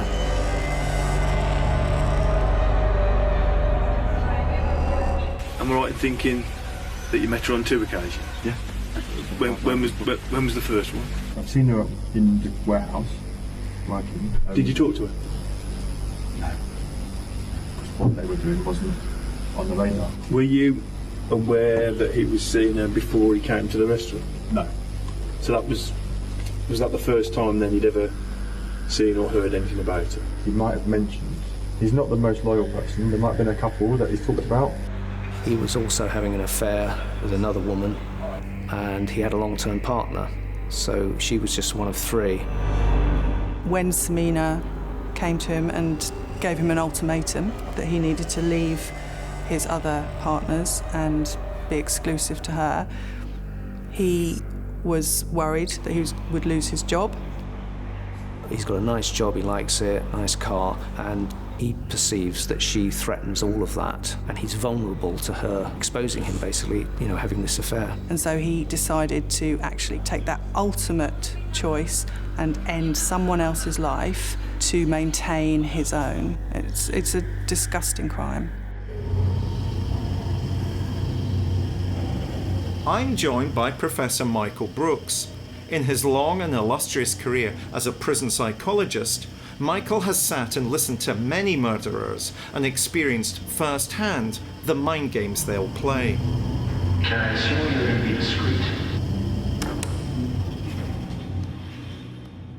Okay, Michael, the murder of Samina Imam. How typical is this of murder in this country as opposed to those things that we see in dramas? I think it's very difficult to categorise any murder as typical.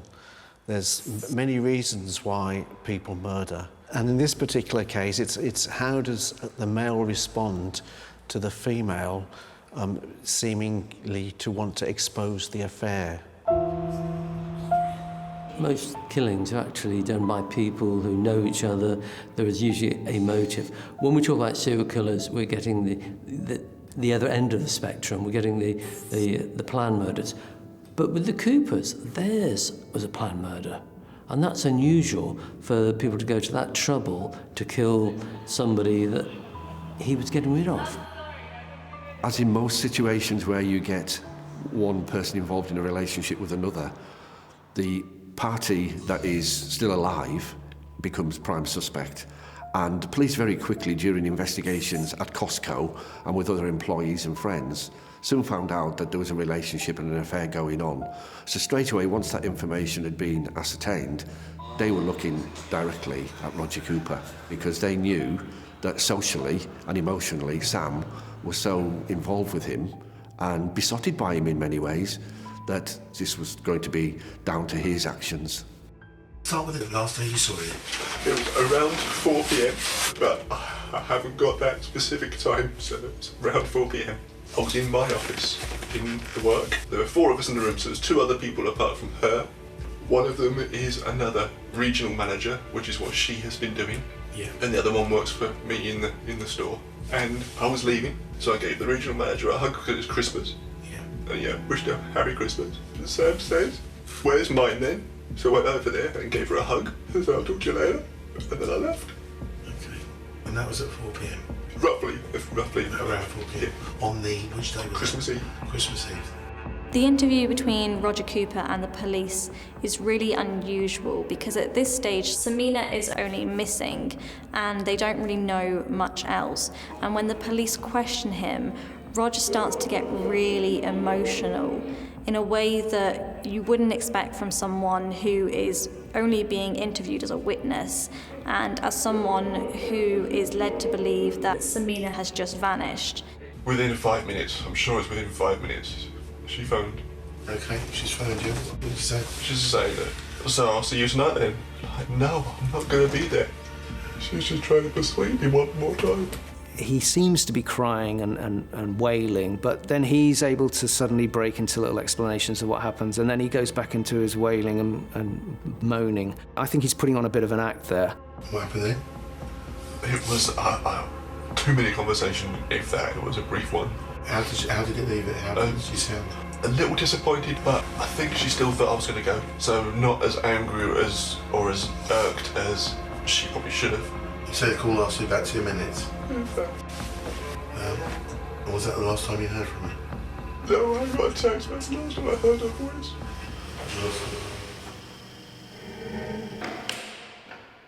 Now, this particular clip is interesting to me because Roger Cooper is crying throughout this particular sequence in which he's being interviewed about Samina's supposed disappearance at this point. What are these crocodile tears telling you? How should we interpret the fact that Roger Cooper is crying? Well, we know not only from Roger Cooper, but from other instances where partners have murdered their spouse or their loved one, that actually when it comes to TV or a media appearance, they put on the pretense of being concerned and become overly emotional. And then you get the mismatch between the emotion that they're displaying and the words that they're saying, and you don't get that correlation. So the fact that he's being overly emotional might well cause the police to thinking, actually, this doesn't marry.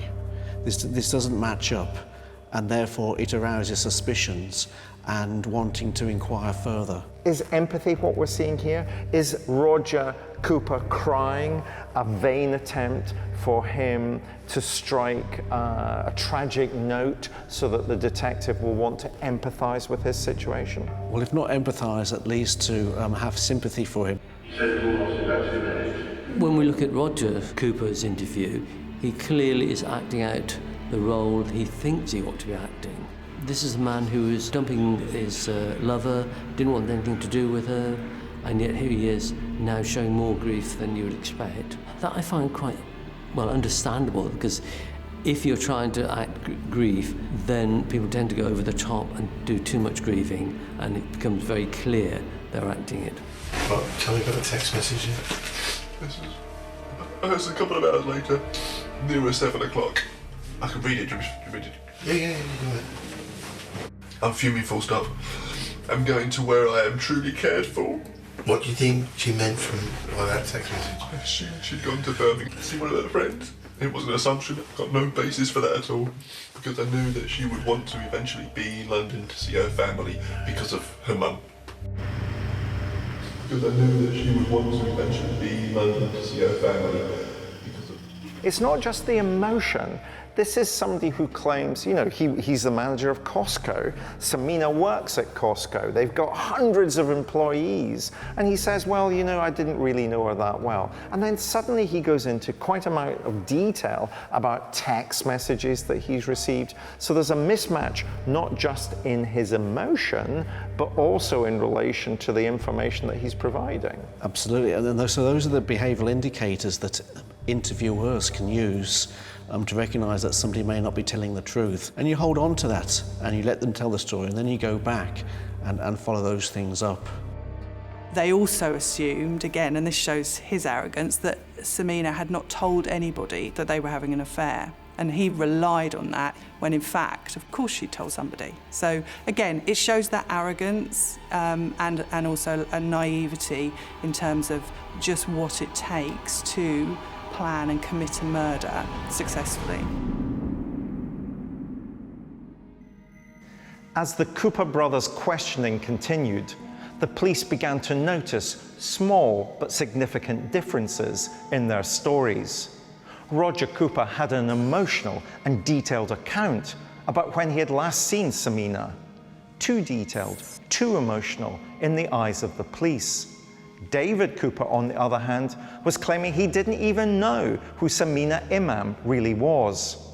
As the pair were being interviewed, other detectives were trawling through their mobile phone histories.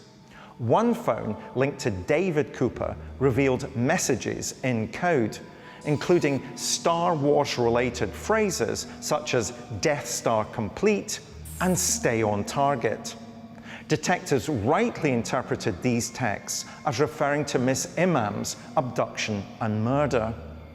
Recognizing that David Cooper was the weaker of the pair, detectives started to apply more pressure on him. This is a tactic, when properly applied, can have a great effect, especially when detectives keep the person being questioned in the dark about what their alleged accomplices have said.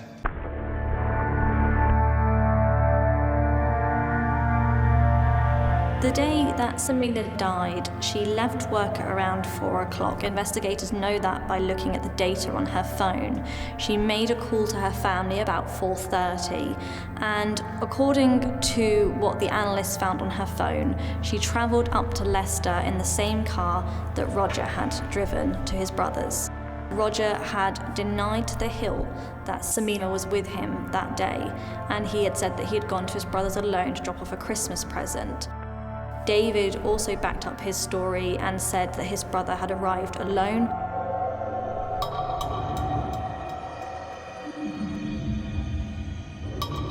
After he went, he'd just literally gone a minute and the door knocked again, and I thought it was him coming back. So I've opened the door, because normally I wouldn't open the door, I don't like people.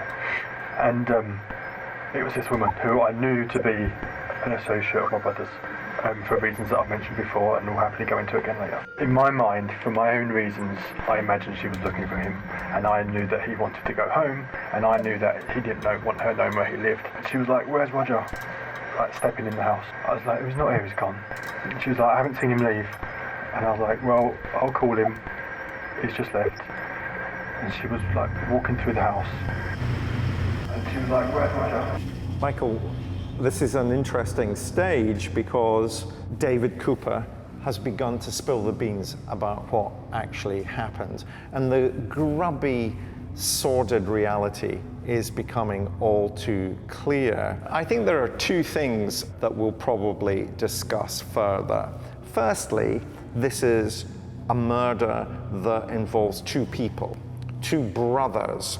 And classically, we'd call this a folie à deux, a madness shared by two. I think I would contend that this was a folie à deux.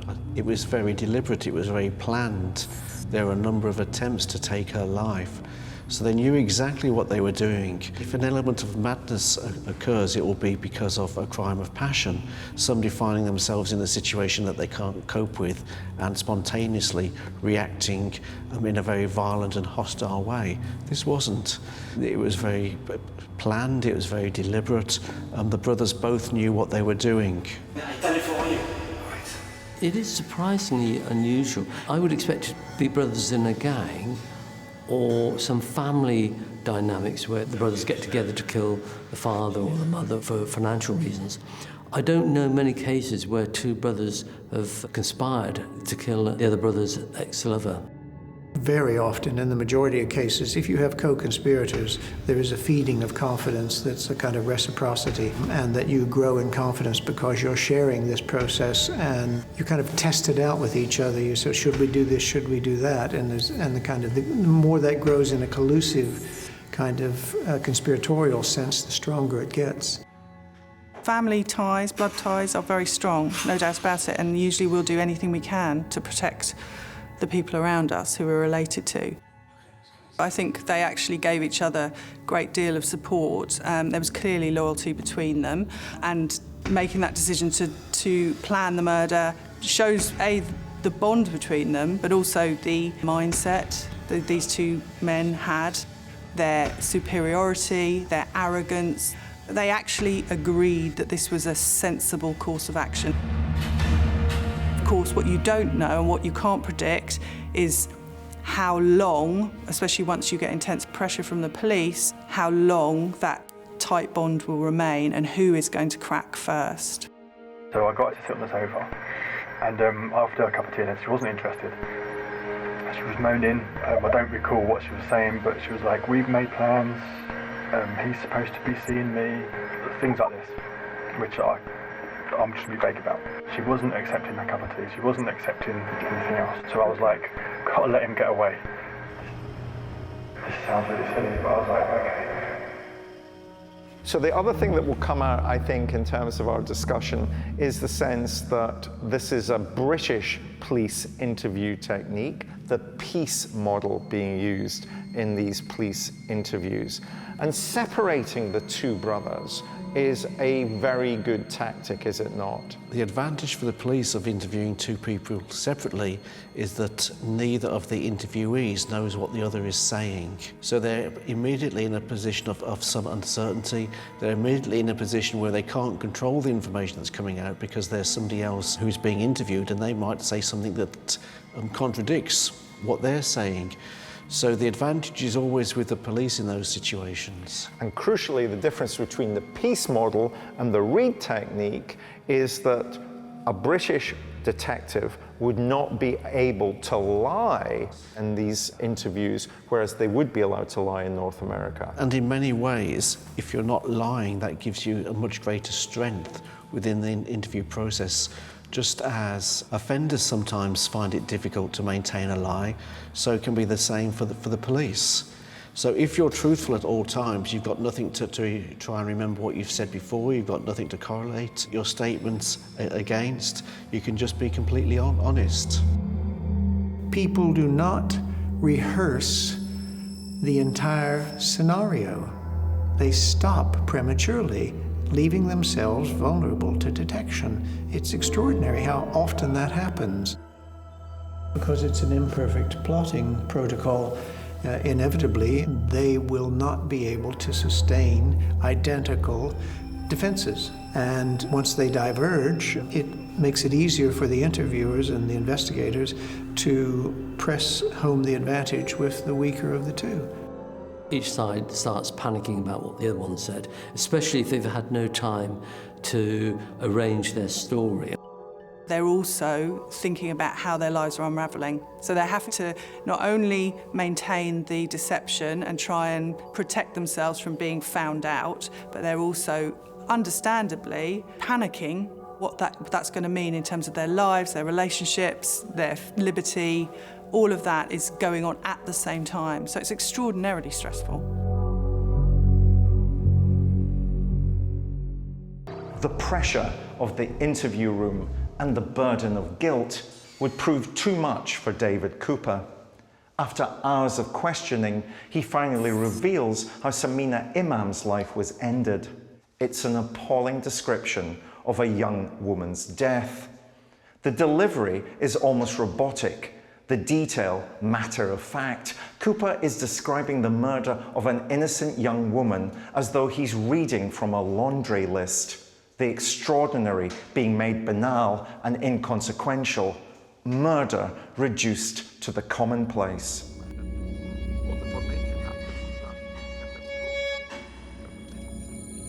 This lady, I didn't know her name. She died on my sofa. Okay, so my brother had been round. I've already made a statement to that effect, and everything in that statement is true except anything that might implicate myself. So we can go back to that. I collect lots of different odds and pieces. In my house you'll find lots of things, and they found lots of things, and none of it makes sense to lots of people, but to me it's interesting. And so in my kitchen I've got an ammo box, a military ammo tin, which I think is normal, and in that I had a bottle of chloroform. I'd seen it on telly, and I thought it was okay. I thought I'll just shut her up, because my walls are paper thin, don't want a scene, and I want to give Roger a few minutes. I got the chlorophyll, I poured it over a tea towel. My sofa is right next to the doorway. I just went in and put it across her face, thinking that it would come out. And I kind of put it on her face, sat on her lap, arms went up, and I grabbed her arms and I forced them down, and I was like, just a couple of breaths. And I thought it was okay, I thought I'll just shut her up. A number of themes interest me from the clip. The chloroform, for one. Did that strike you as almost a kind of memory of school days? Well, certainly of films that you saw in the 50s and 60s of how to kill somebody. Well, I'm remembering biology lessons from my own school where, you know, the effects of chloroform on small animals was the point. It did seem to, again, reveal very little about how well they had thought this through, how well they had planned things. Well, these are two unsophisticated individuals in terms of criminal behaviour. So they were just working out how best to kill somebody and dispose of the body, but in very sort of elementary ways. What I find interesting is the fact they had chloroform. It's not a chemical that you normally expect to find in the home. You find it in laboratories, you find it in factories, but you wouldn't expect to find it in somebody's kitchen. So did he borrow it from work? Did he get it off the internet? But either way, it gives the intention there was some intent to kill, or at least harm her. The use of chloroform in any type of murderous situation is rare, and she was taken back to a house, a property in Leicester, where she was suffocated, but use of chloroform.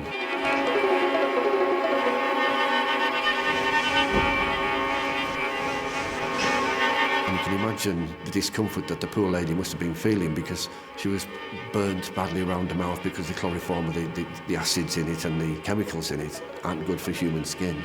And of course she died as a result of that. David eventually confessed that he had killed Samina, and this was really unusual and really shocking to the police because they had been focusing on Roger. They believed that he had much more motive and he had much more of an opportunity to kill her than his brother did. David Cooper, I find his behaviour extremely odd. There's total lack of any emotions, and he was very factual, very boringly spoken. He could have been talking about a cricket match or something like that. There was no sense of any remorse, no sense of anxiety, not even any rationalising his behaviour or disassociating. It was simply, I did this, X, Y, and Z. End of story. Again, something that strikes me about the Cooper brothers, one was 6'5", one was 6'7". Samina Imam was only 5'4". There's a huge disparity in terms of their size, their bulk. Why would the Coopers get themselves into a position that they thought that the best way of handling the complexity of their lives in relation to her was to kill her? I think Roger Cooper was the primary driver, and he managed to convince his brother to come along and assist him. So the question is, why did David go along with that? I think you see evidence of David being the weaker brother, if sort of psychologically, speaking in terms of the fact that he was the one that broke down in the interview. He was the one that told the story. Let's listen to the next clip and then let's work out what happens to her after the chloroform has been placed over her mouth. We've both picked up, I think, that he's claiming he didn't intend to kill her. That's one of those things we describe as a technique of neutralization. That was from David. That may not have been Roger's intention. So let's hear what happens to her after she's been chloroformed in the flat in Leicester. Chloroform, it was freezing cold on my hand, it was like burning, that doesn't happen on TV, it was all wrong, I knew it was wrong straight away. As naive as it sounds, I did think that it would just buy me some time, because I don't know how long they stay unconscious for. She didn't wake up. And I tried, you know what I mean, I felt for pulse. I didn't clean the sofa, I didn't do anything to hide anything, I just covered my tracks. Get caught, I'm not going to try too hard. And then, you know, maybe I'll ring Roger and tell him, maybe, I don't know. You know, maybe I'll ring Roger and tell him, maybe, I don't know.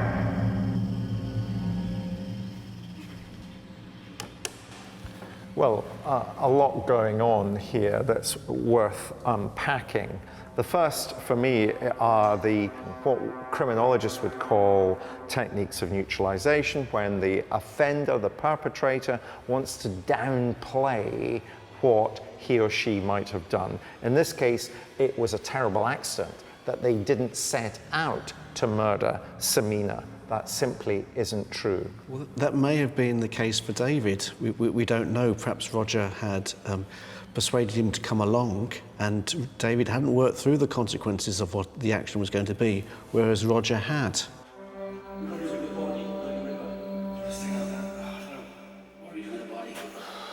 What happened thereafter is quite unique in as much as these two brothers who had planned this. This wasn't something that was just a fleeting moment, let's have a quick telephone call and discuss it. These two brothers then concocted this whole ruse where they manipulated the crime scene, if you like. They moved her car to Coventry, so everything was in place and it looked like Sam had just naturally disappeared. I thought, right, no one knows she's here, right, so that's easy.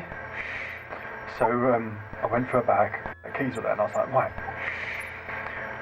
move the car back to Coventry and no one will know. Strangely, there's a side point which has been talked about a lot, but my brother had hired a car for me. He'd hired a van for me to move house. We both moved in at the same time. But when I drop it off, I left it parked on the residential street near to where my brother works. My brother works in Costco's. The rest of my story is about moving the car. You guys pretty much already know, because I panicked because I couldn't leave it in Coventry because it was too close to Roger. So driving her car back to Coventry, I've done a lot of driving and I'd use different routes every time. Stalled it on the motorway, I got police attention, I can tell you more details, and it was just a complete nightmare, and I just had to. For a few days they drove around with the body, and they would eventually take Samina's car and place it near Luton Airport, so it looked as though she had vanished of her own accord. Meanwhile, they were trying to find a way in which to dispose of the body.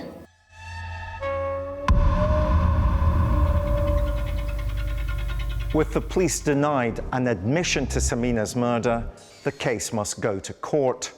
During the Coopers' trial, excerpts of the police interviews were played. The jury was unanimous in their verdict: life imprisonment. Judge Patrick Thomas QC told the siblings, "You worked together, hand in glove, in planning and carrying out the murder of a joyful and bubbly young woman, brutally betrayed by a man she loved and his brother." Of all the cases in this series, this appears on the surface to be the most straightforward. But as I believe the police interviews reveal, the callous and calculating nature of the brothers and their cruel means of murder mark them out as extremely dangerous men who afford no value to anyone else's lives apart from their own. So I got back home, now I've got this thing to hide. Sorry, I'm not going to refer to it as anything. You sure would? During that interview, he was very crude and he was very callous about the way he spoke about Samina, and that made police a little bit suspicious. Okay, so at my house, there's a sleeping bag cover without a sleeping bag. Well, I put it in my sleeping bag. David Cooper's police interview showed a total lack of respect of the victim. He talked about, I had to dispose of the thing, and he talks about taking the thing in the car and then on trying to dispose of a body in a vegetable patch and things like this. No sense of guilt, no sense of remorse or anything else at all. Very cold, very unemotional.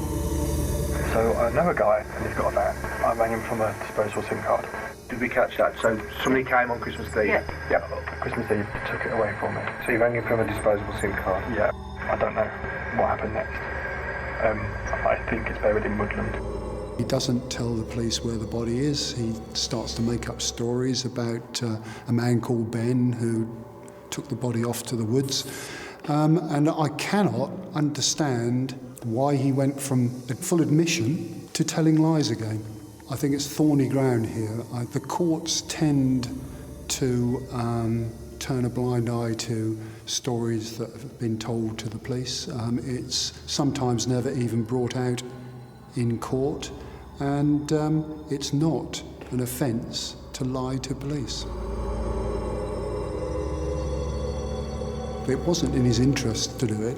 Whether he wasn't shielding his brother, it was just perhaps it's part of his fantasy makeup. I'm not from Leicester. I don't know Leicester, which is why I've been driving around a lot of space recently. But I think he said something about Swiftland Woods, but I've never heard of Swiftland Woods. I don't know where it is. You have to think of the time wasted. He gave the name of a wood, which could have involved the use of 20 officers on over so how many days searching an area where the guy knew she never was. I might have just made that up. Swiftland Woods? Swiftland. I don't even know. Right. Swiftland Woods? Swiftland. I don't even know. Right. So this idea about how to dispose of the body is one of the things when working with murderers, when talking with murderers. There's always this issue about what do you do with the body after you've killed. And it shows their unsophistication in that they hadn't worked that out beforehand. And therefore driving around with her in the car, in the boot of the car, is another example of how they hadn't thought this through. And probably in a sense of some panic, trying to think through actually how best do we now sort of get ourselves out of the situation that we find ourselves in. We hadn't realised it was going to be like this. I'm not from Leicester, I don't know Leicester, which is why I've been driving around a lot of space. The rest of my story is about moving the car.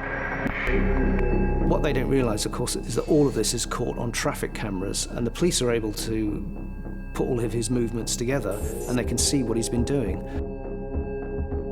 They're able to confront him with that, and eventually David then tries to say he'd killed Samina by accident, which, of course, doesn't really wash at all. But at the same time, it's another example of David trying to cover for his brother.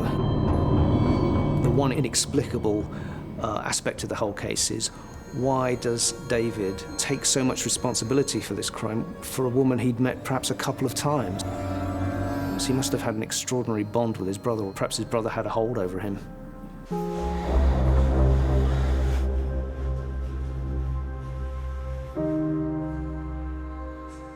What they then did was wrap the body up and take it to an allotment in Leicester, where it was buried in the grounds.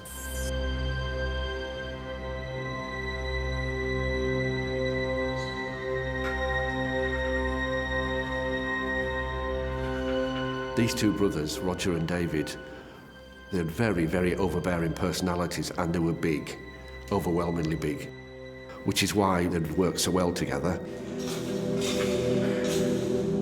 David, who seems to have done most of the dirty work for his brother, rather inexplicably, buries the body on his allotment. He's then tasked with moving her car, which he does several times. It was here that investigators excavated the ground and found her remains. Michael, I'm totally intrigued that the body ends up in David's allotment. And I'm intrigued by that because of the sign on the allotment door. I noted down what it said. It said, "Don't wind me up. I'm running out of places to hide the bodies." He'd obviously had that sign on his shed for a number of days or weeks or years. And perhaps it was just remembers that, thinking, well, actually, what do we do with the body? Well, how about using the shed? I always get to this position, though, where I think there's no such thing as coincidences. And I really worry about the sign. If the sign is coincidental, or if the sign is revealing a desperate desire by David to draw attention to the fact that what he's done is wrong and a body is actually buried there. So it depends when he put the sign up. Was it before or was it after the murder?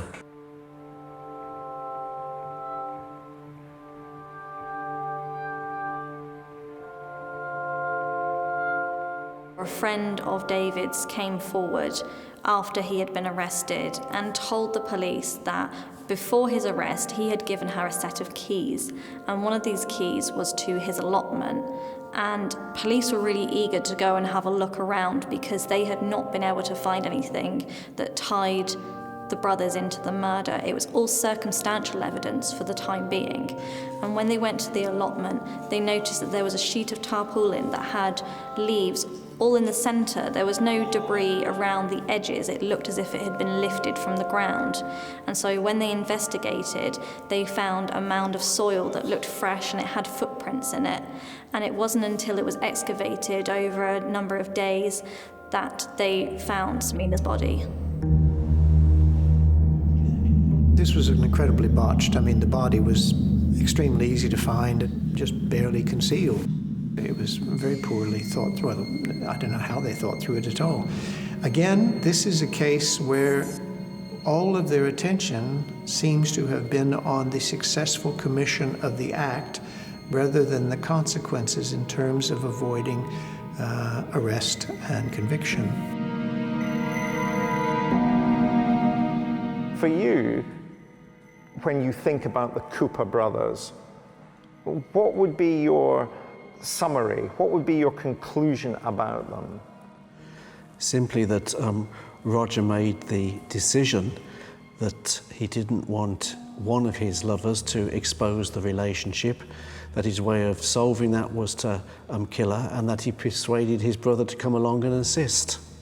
And so the person that's dominant within this relationship is Roger, despite how he presents himself to the police in interview, and the person who's subservient in their relationship is indeed his brother, David.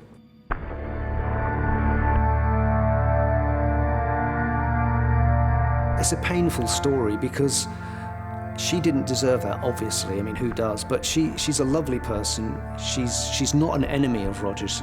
She's hoping to have a happy life with him.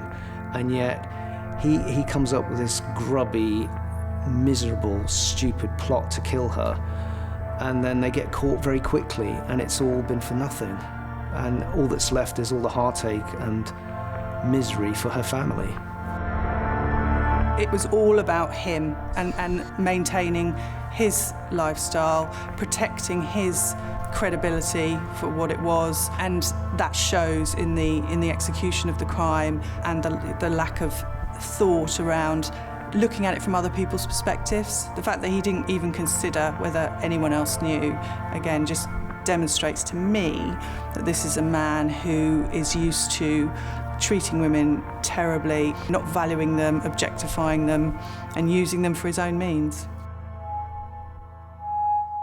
So, Michael, the murder of Samina Imam, is that murder the grubby reality of murder in this country? It's certainly tragic, and there are a number of different categories of murder, of reasons for murder. And one of those is to dispose of a partner who is likely to embarrass you.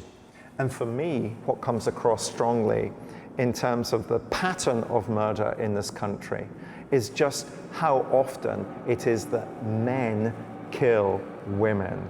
This is about misogyny. This is about the reality in this country, even today, that 2 women a week will die at the hands of their partners or ex-partners. And we know that men commit the majority of crimes, offences in this country. They commit the majority of murders. They commit the majority of violent offences.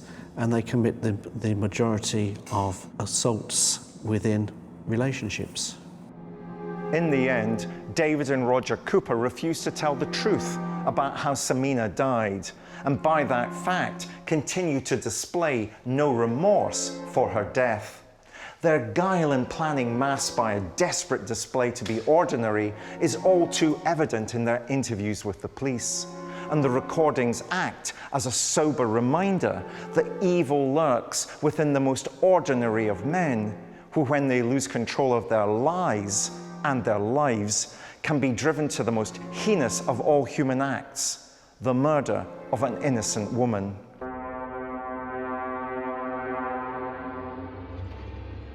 It worries me that I believe they are examples of a surprisingly large group of men who are of similar ilk in that they are adulterous and lying, and they have relatively elastic or underdeveloped consciences. They're promiscuous, they're opportunistic, and their primary drive is self-gratification. And I suspect that there isn't a great distance between them and circumstantially a number of others. But what separated them was, at some point, they decided that killing was better than confessing or letting his wife know that he had been unfaithful. And there's the rub. I don't understand how they could reason that that was the better course.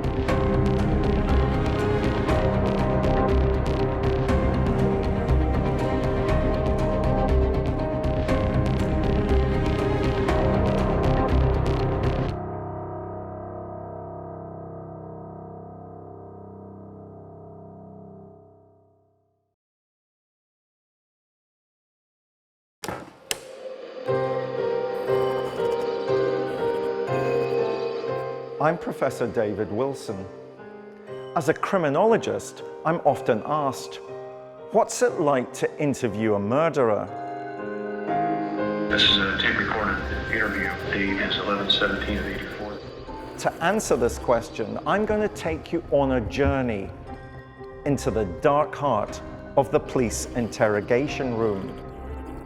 Using cutting-edge lip-sync technology, we'll bring to life the actual tape confessions of some of the world's most notorious killers. I put tape on her mouth, held it there so she couldn't breathe. And bring you face to face with evil. I felt sick looking at him, knowing what he did. And along with forensic psychologist Professor Michael Brooks, I'll analyze their interviews in unparalleled detail. Her skull gave way a little bit. She was there and immediately unconscious.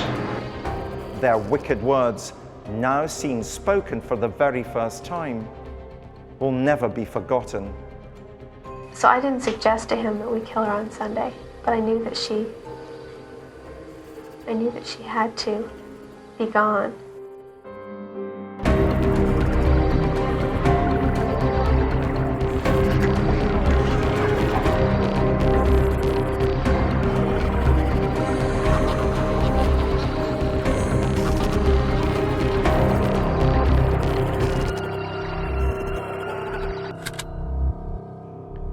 In today's episode, we hear an extraordinary confession within an absolute masterclass in police interviewing technique, perhaps the best I've ever examined. The man sitting in the police interrogation room is a British expat. Born in Bromsgrove in Worcestershire, he moved to Canada when he was young. A glittering military career was to follow. He became a pilot who flew the Queen and rose through the ranks to become commander of Canada's largest Air Force base. But he lived a dark and deadly double life. He was a voyeur, a predator, and a sexual sadist whose sick fantasies culminated in the murder of two beautiful young women.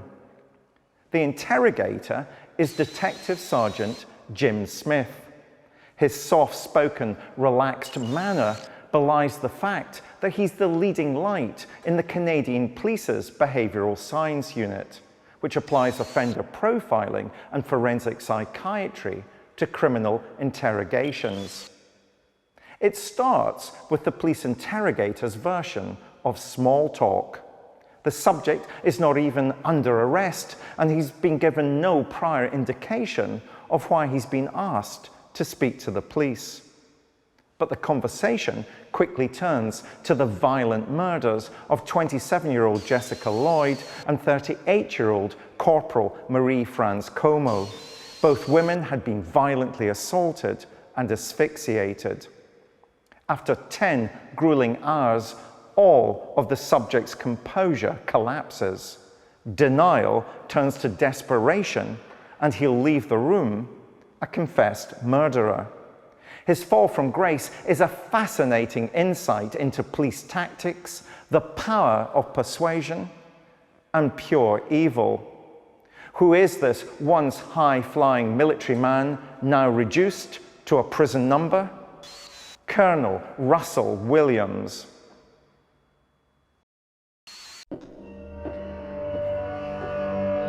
One quiet Sunday afternoon in February 2010, Ontario Police invited a very distinguished local man to come into the station for an informal chat. He wasn't under arrest, but he was under suspicion. His name was Colonel Russell Williams. A local woman by the name of Jessica Lloyd had gone missing. Police suspected she may have been abducted or even murdered in the same way another woman by the name of Marie-France Como had been some 6 months earlier.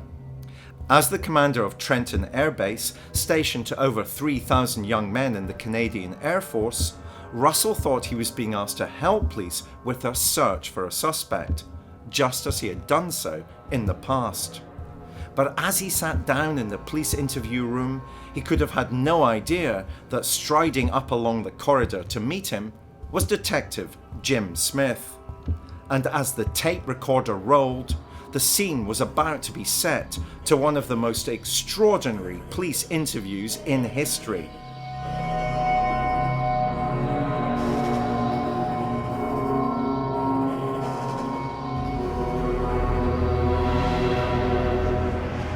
So that's a little microphone, just to make sure there's nice and clear.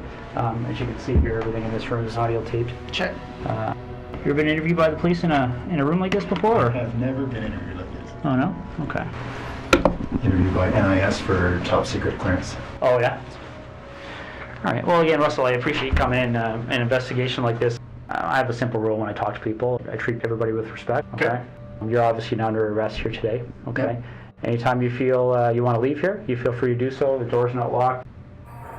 Well, you got the impression when he started that he was bulletproof, that he was a pillar of the community, and that he would just go in, assist the police, show himself to be that pillar of the community. Can't understand why you've picked on me, but here I am to help you in whatever way I can. When you look at his behavior, you see a man casual, confident, chewing gum, being quite chatty and informal with the interviewers. And I think that some of it was bravado. The most fascinating thing to me was the interview itself, which was brilliantly conducted. There were no other people in the room apart from the suspect and the interviewer, but the way the officer conducted the interview was absolutely outstanding. I can't think of a better interview. His use of pauses, silences, empathy, it was just outstanding. And to watch a man come in who was a colonel in the Air Force, on top of his game, to watch him crumble into full confession and self-pity was textbook stuff. As Russell Williams sat across the table, Jim Smith began to artfully outline the real reasons why the colonel was there. In November of 2009, a young lady by the name of Marie-France Como was found murdered in her home in Brighton. Yeah. And we believe that there was a sexual component to that crime as well. Okay. Then, most recently, we have Jessica Lloyd's disappearance. Okay, essentially, there was a connection between you and all four of those cases. Would you agree? Yes, I would have to say there is a connection. Yeah. Given the types of crimes we're investigating, do you get much chance to watch television shows, CSI, things like that? I do watch CSI occasionally, yes. Okay, so you have an idea of, obviously, the forensic capabilities, things like that are out there. What would you be willing to give me today to help me move past you in this investigation? What do you need? Well, would you be willing to supply things like fingerprints, blood samples, Sure. things like that? Yeah. Okay. Footwear impressions? Yeah. Can I assume you're going to be discreet? This would have a very significant impact on the base if they thought you thought I did this. Well, bottom line, Russell, that's one of the reasons we're here on a Sunday afternoon. Because it's tough to undo the rumor mill once it gets started. It's almost a kind of defer to rank posture, which the colonel would put the colonel at ease and lead him to believe that this is someone who is deferring to him. But it's also reassuring that he is not being challenged immediately, that this is not someone who is a formidable adversary necessarily. So I think he'd be reassured by that. He has got a total regard for authority. He's a very authoritative figure. But at the same time, I think this is often feeds into serial offenders' mental outlook, which is they are actually better than everyone else. They're one step ahead of everyone else.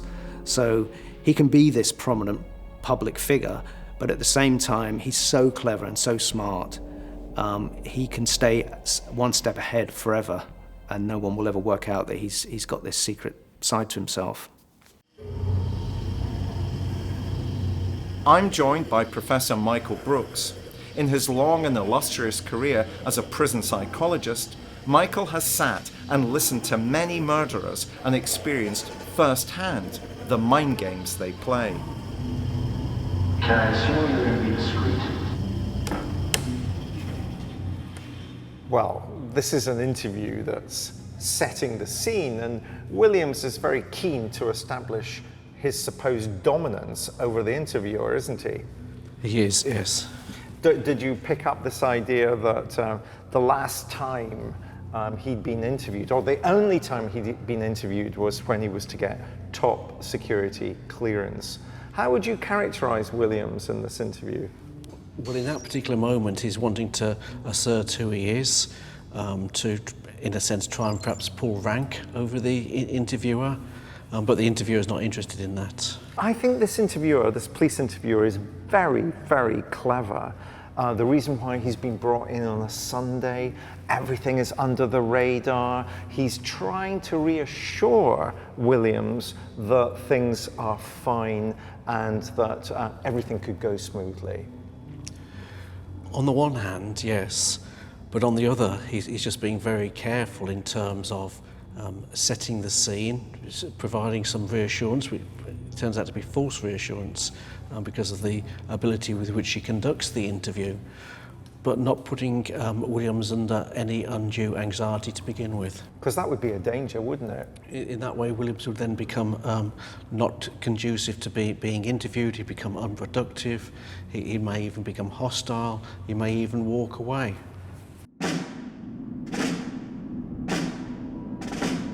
There are very few killers in the world today, or even in history, that we can look at and say, this person had it all. This person had everything.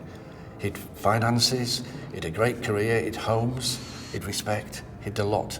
I think that is something which makes him an extraordinary and very unusual killer. He's not a lorry driver. He's not unemployed. He's a prominent figure who manages to juggle this secret life. And it very rarely happens that you get somebody in such a position carrying out such a long reign of terror. This is a man who captained aircraft that had taken people like the Queen across Canada. This is a man who everybody respected to the highest security level possible. So he had a big remit and a big professional standard that he had to maintain and keep. It also, in the darker side, allowed him an obvious shadow or a veil over his dark secret. And that dark secret was something that was about to emerge.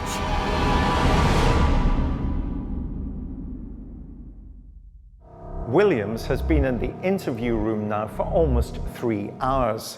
He's given little away, only appearing to listen diligently to everything his interrogator, Detective Sergeant Jim Smith, has to say. But little by little, without ever openly accusing Williams of any of the crimes, Smith has revealed detail after detail that lets the Colonel know the game is up. But at this stage, it's still far from clear if he'll confess. But like everything else in this extraordinary story, an even more remarkable confession, the tipping point comes in the most unlikely and unexpected manner. When Williams does crack, it's for the most banal of reasons. He's worried about how upset his wife will be if the police tear apart their dream home in search of clues. What's really going on here? Is it significant when Detective Jim Smith asks him, does he want to be labeled a cold-blooded psychopath? Does this become the catalyst for him to reveal every horrifying detail of his murders? Starting with the death of a woman who had respected him, trusted him, and even worked alongside him, Corporal Marie France Como. As the interview progresses, Detective Jim Smith starts toying with Williams. It comes in the form of asking a seemingly random question about the tires he uses on his 4x4. But there's nothing random about Smith or his line of questioning. Have you ever visited Marie France Como at her residence? No. Okay. All right. So you're quite positive there would be no reason why your DNA would be in any of those locations. Okay. Did you know Jessica Lloyd, even in passing, for any reason? No, I didn't hear her name till it was on the news. All right. Just want to make sure I'm covering all the bases here. Okay. What kind of tires do you have on your Pathfinder? I think they're Toyo. So you're quite positive there would be no reason why your DNA would be in any of those locations? The interviewer is beginning to put some pressure on Williams in relation to evidence that might link him to these two women. He's still pretty adamant that there would be no evidence that would link him, isn't he? Yeah, and is still on the defensive in terms of not admitting to anything. But what the interviewer is very skillfully doing is introducing the information that he might have in terms of the offences and in terms of the information about the perpetrator. He's very sophisticated in simply deflecting all of those away, isn't he? Because at the moment he's thinking this is all supposition. I'm not sure actually yet what you do know, but I'm not going to indicate anything about what I know until you indicate that you have got more substantial information.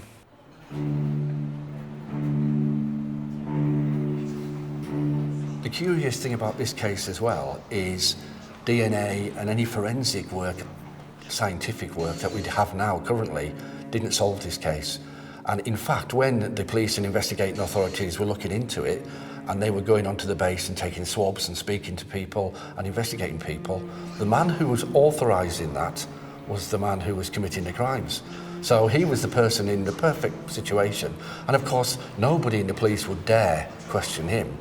And what it was in the end, it was a tyre track and a footprint in the soil that actually caught this man. What they do is they mount road checks under the guise of looking for drink drivers, but in fact they're checking people's tyres, and they latch on to the fact that he's driving this car and he's driving this vehicle, and it's got the same tyre tread.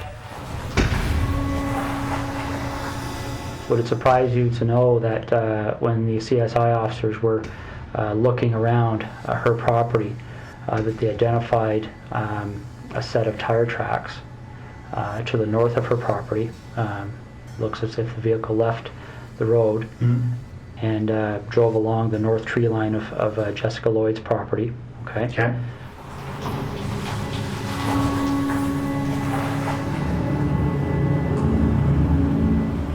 Examined those tire tracks. They identified those tires as the same tires on your Pathfinder. Really? Yeah.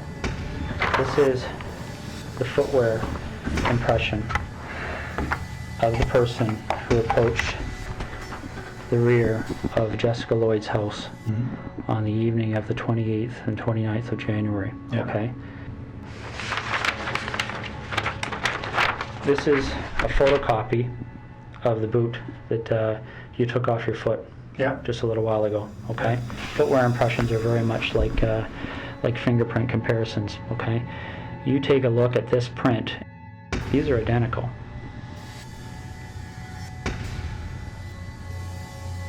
Okay. Your vehicle drove up the side of Jessica Lloyd's house. Your boots walked to the back of Jessica Lloyd's house on the evening of the 28th and 29th of January. Footwear impressions are very much like fingerprint comparisons. He's actually worn the pair of shoes that he wore when he murdered Jessica Lloyd to the interview itself.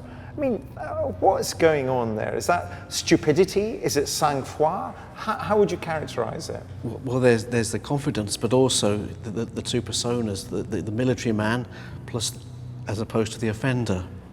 So at the moment he's as the military man and hasn't made the connection between the two with regards to this interview process. And what the interviewer is very skillfully doing is laying down the evidence that means that he has to move from being the military man to the offender and to admit to that. You want discretion. We need to have some honesty, okay? Because this is getting out of control really fast, Russell. Okay, really, really fast. Your opportunity to take some control here and to have some explanation that anybody is going to believe is quickly expiring. Russell, listen to me for a second, okay? When that evidence comes in, your credibility is gone, okay? Because this is how credibility works, all right? You want discretion. We need to have some honesty. The interviewer returns to this idea of credibility, the idea of credibility and how that seems to press a button in Williams. Why is credibility important to him? Because credibility is one of the key values and characteristics of Williams as a military man. And so what he's wanting him to do is to admit to what's taken place for his own credibility. There's a risk there, isn't there, Michael? Because I accept entirely that the interviewer is appealing to the sense of integrity that somebody with this kind of rank in the Royal Canadian Air Force must have had. But equally, doesn't the fact that Williams has risen so high, has been so successful in the military, allow him to mask his feelings more successfully? To keep control of his emotions?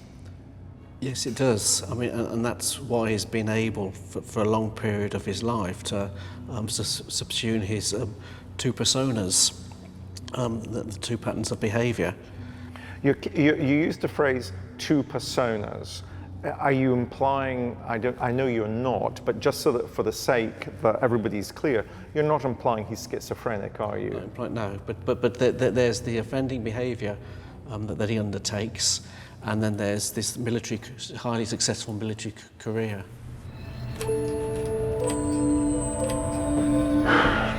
I'm struggling with how upset my wife is right now.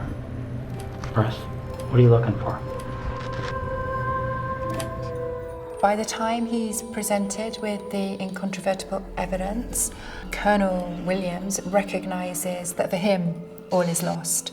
All that remains of who he was and his life previously is his wife and their family home. So for them then to threaten to take away the one remaining part of his life was just too much, and he caved.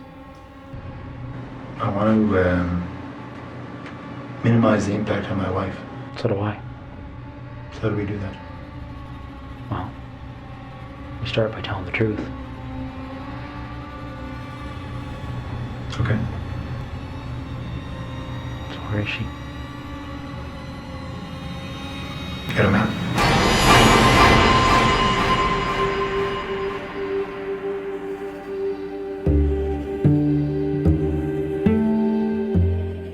Okay, is she close to a road? Yep.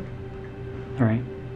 Is it something where is she buried, or is she somewhere where if you walk there you would fairly easily see her? It's here.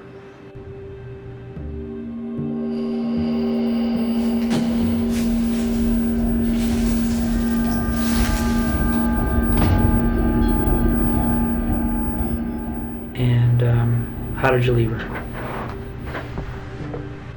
I just left her tucked behind a fairly large rock.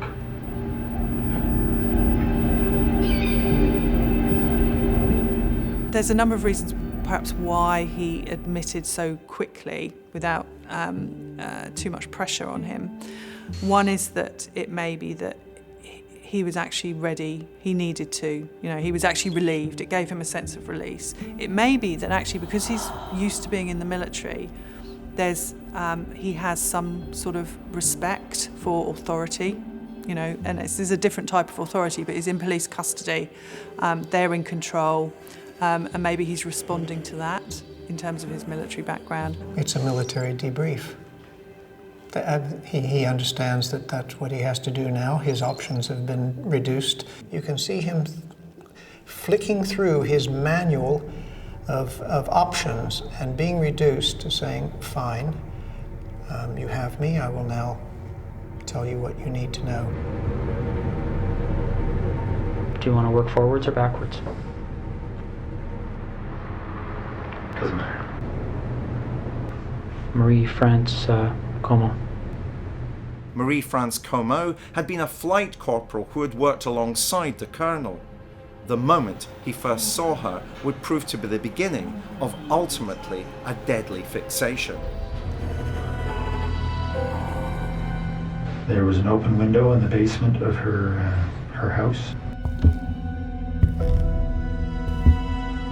I think when you look at this man, because of the service discipline he's got and the immaculate planning that would need to go into anything he was doing within his day job, that reflected in the way he carried out his crimes. And it was effectively what he was carrying out with his first victim was stalking. He monitored the movements. He'd worked with her very briefly, So knew who she was and knew the type of individual she was, knew where she lived. But then there was an amount of planning and premeditation because he wanted to know more about her, he wanted to know her movements, he wanted to get inside the house, he wanted to have a look at every aspect of her life, personally, up close and personal, before he actually committed the crime.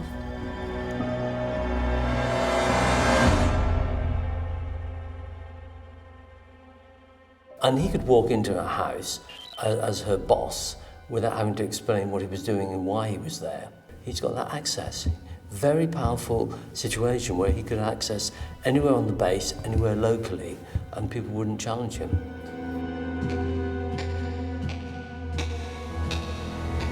She actually discovered me in the basement. So when she spotted me, I subdued her.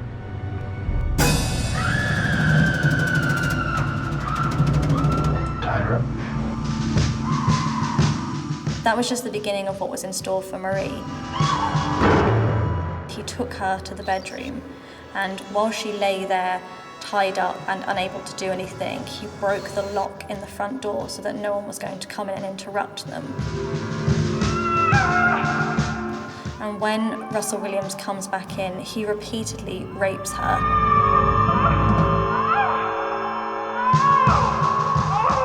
Well, I suffocated her. I put tape on her mouth, held it there so she couldn't breathe.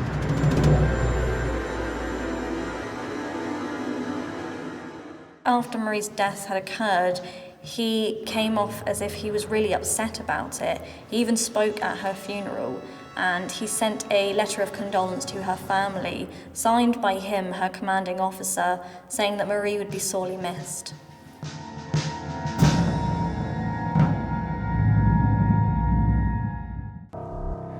Colonel Russell Williams of the Canadian Air Force has been questioned for many hours over his suspected involvement in the murder of 2 young women. He's been facing off against Detective Jim Smith, and his confession is now in full flight. The interviewer has been preparing for this interview for days. Smith has artfully worked Williams into the right mindset, gently encouraging and eloquently enticing him to reveal details of his modus operandi. And Williams's genesis as a killer has been a long time in the making. Before he'd even ended a life, he'd been a prolific burglar who'd also sexually assaulted his victims. He had a twisted fetish for women's underwear, which he stole and kept as trophies. This deviant behavior fueled his perverted fantasies to the point where they became so frenzied that to heighten the risk and the thrill, there was only one place left for him to turn, and that was murder. The first anyone knows about Russell Williams and his dark side is when he moves to Cozy Cove Lane with his wife in 2007. And it's around this time that the town start to see a series of burglaries.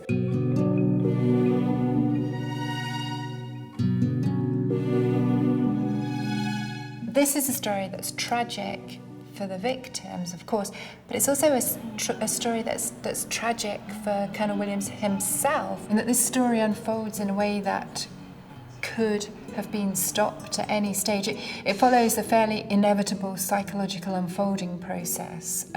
So we have Colonel Williams, who I'm sure as a response to the pressures of the authoritarian, institutionalized, disciplinarian lifestyle within the military, starts carrying out the most ridiculous, humiliating, degrading, sexual offending behaviours that he almost could possibly dream up.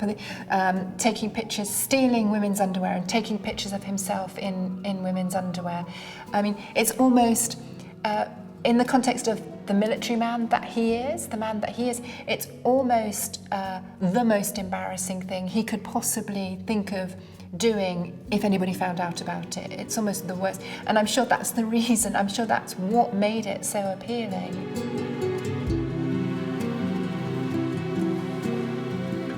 It's ridiculous, and he knew it was, and that was why he couldn't stop himself doing it.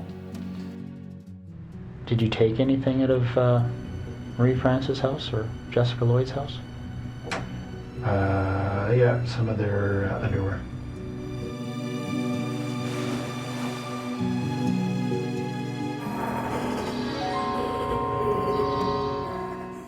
Information was coming in during the interview because it started off with the tyre tracks, which is why he'd been arrested in the first place, and then went on to the shoes that he was wearing.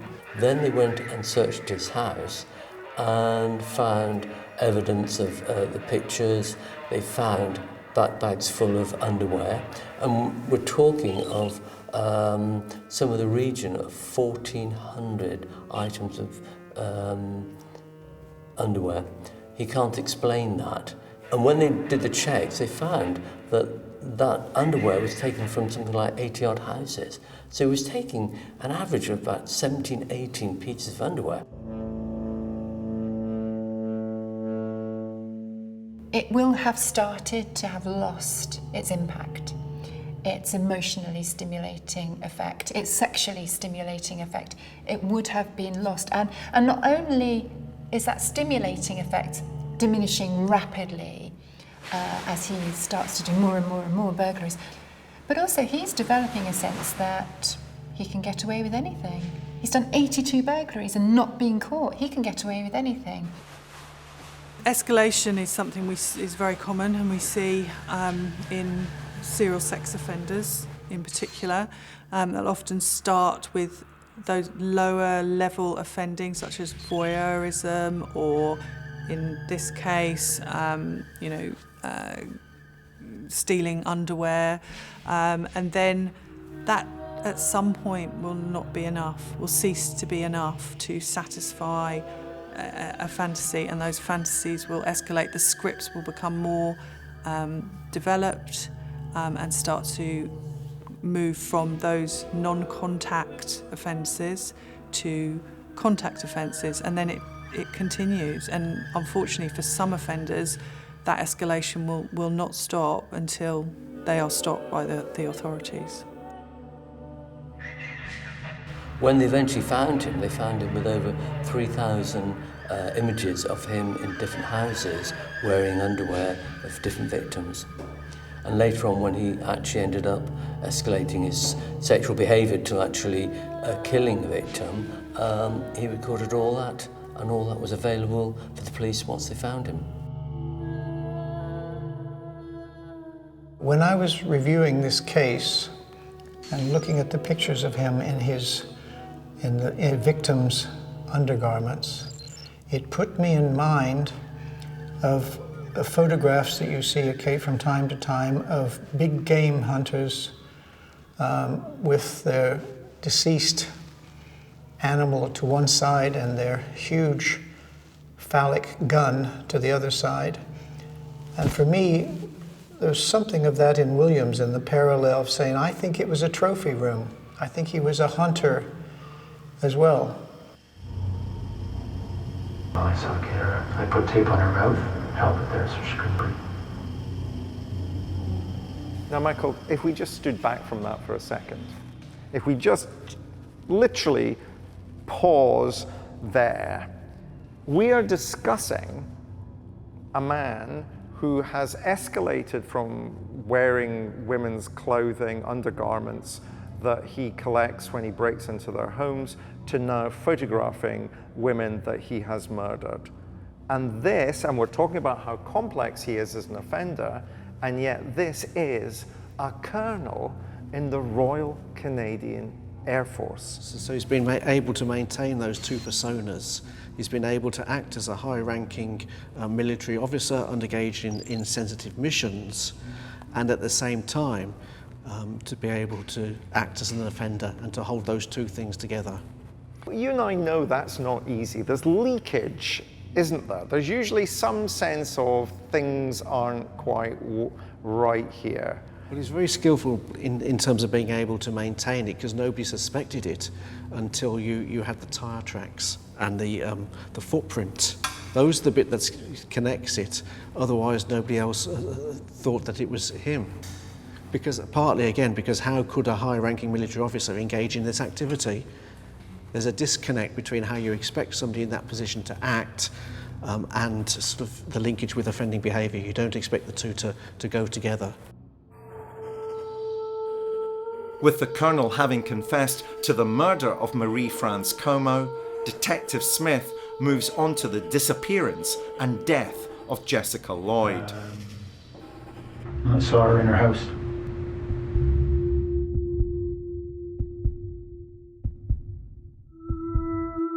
Then I noticed she wasn't there Thursday.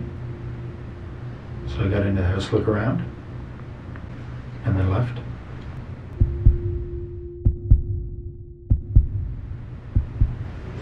Noticed she'd come home. So I went back in.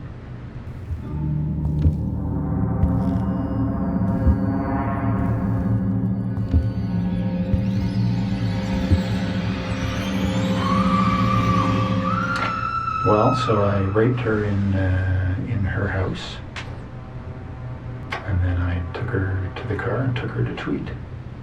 Most people, when they kill, they want to dispose of the victim as quickly as possible. The fact that he kept her and then drove back to his cottage.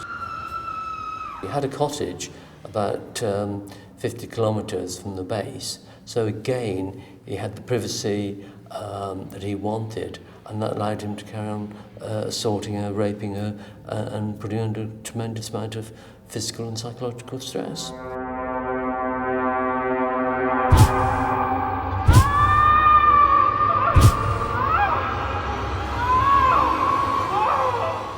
So Jessica poses for these pictures and there's videos, and then what happens? She thought we were leaving. Hit her on the back of the head.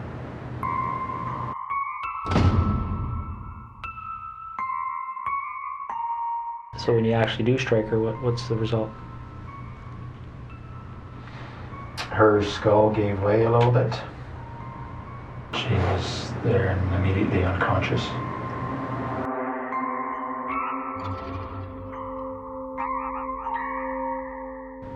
What did you hit her with? Flashlight. Oh, there was quite a bit of blood I hadn't expected. I strangled her.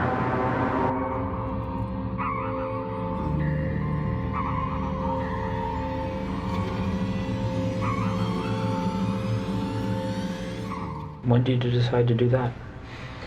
Well, I was pretty sure that I wasn't going to let her leave.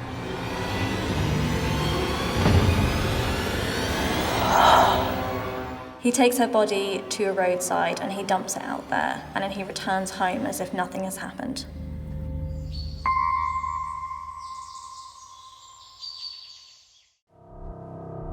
Detective Jim Smith has left Colonel Russell Williams's dark world in ruins.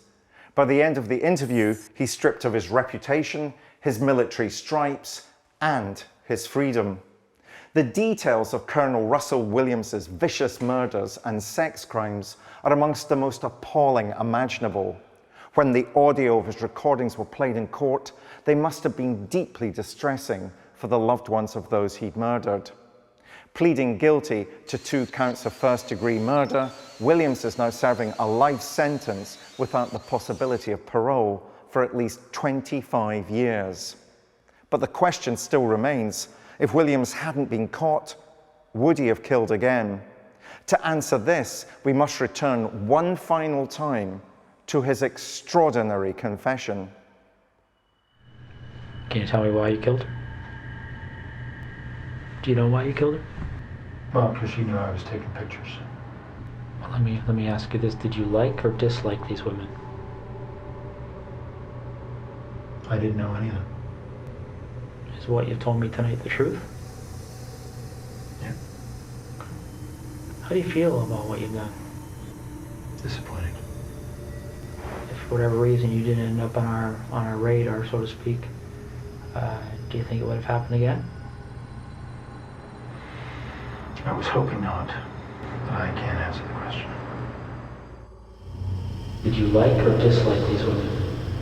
I didn't know any of them. Would you, with your experience, expect somebody with the complex offending behavior that we've been describing would you have expected him to have stopped killing after he murders Jessica Lloyd, or would he have continued to have killed? He would have continued to kill. But the leakage that you're talking about, or starting to engage in things that don't apparently seem to make sense, are actually, well, why didn't he take more care with regard to the vehicle? Why did he leave a track?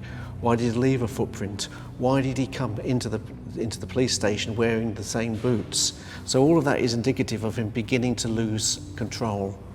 And that's the leakage that we were discussing earlier, that he can't maintain these two different lives. Because serial killers always begin to make a mistake as time progresses.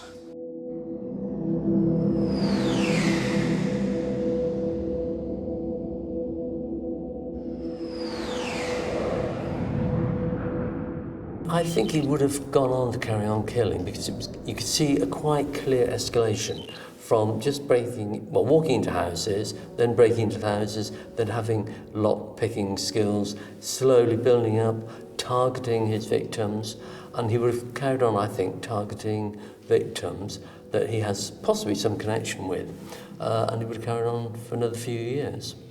And the fact that he actually queries whether he would do it, he's not saying, I wouldn't do it. He's expressing self-doubt, and I think that's realistic, that he would have had self-doubts about his ability to control himself. His last comments that this man, this beacon of control, of discipline, admitting that he probably couldn't have controlled himself, that he probably would have offended again, just totally reveals the way that this drive to do what he did was something apart from him, something that he couldn't contain. Williams is not the same as many offenders that the police face. Most offenders, it's a slippery slope. They come into low-level offending and they progress on to more serious offending, but underlying it all is a generally dishonest, a generally manipulative, coercive approach to other people.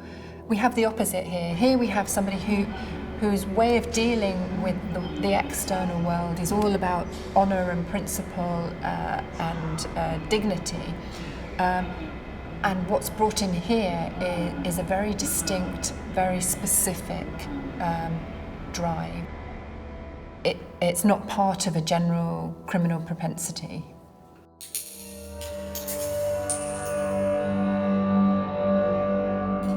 Most people find the most difficult aspect, I think, of this offense, why? Why would he risk all for something like this? Why could he not have had an affair in which he could have gratified himself in some variation or permutation of that fetishistic need? Why do it this way? So there was an additional element, a dynamic of risk-taking, which was fueling something in him, a need in him. I understood, one time entered a house naked. This is foolhardy, this is flagrant, and there's an element of this now where he doesn't seem to understand that he has gone beyond the point where he might be able to extract himself from this. He's lost control effectively, I think, and inevitably he's caught. What I found quite chilling is when he's asked, did he like or dislike the women he'd killed? And he just said, I didn't know them. And you just think, wow, I mean, they just were nothing to him. And I think that's a real glimpse into the mindset of somebody who can kill people and just not think of them as people. They're not people with lives and families, they're just objects in his fantasy.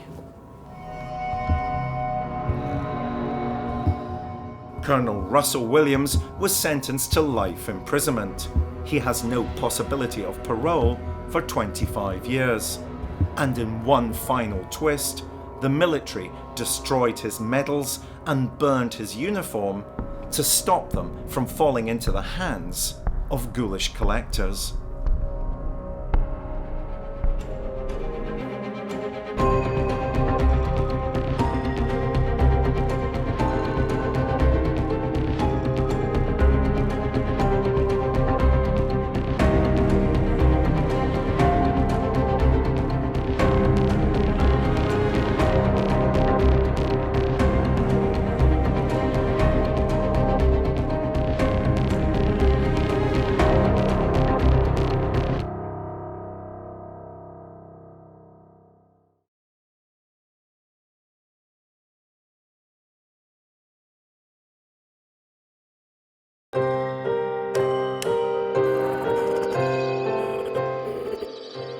I'm Professor David Wilson.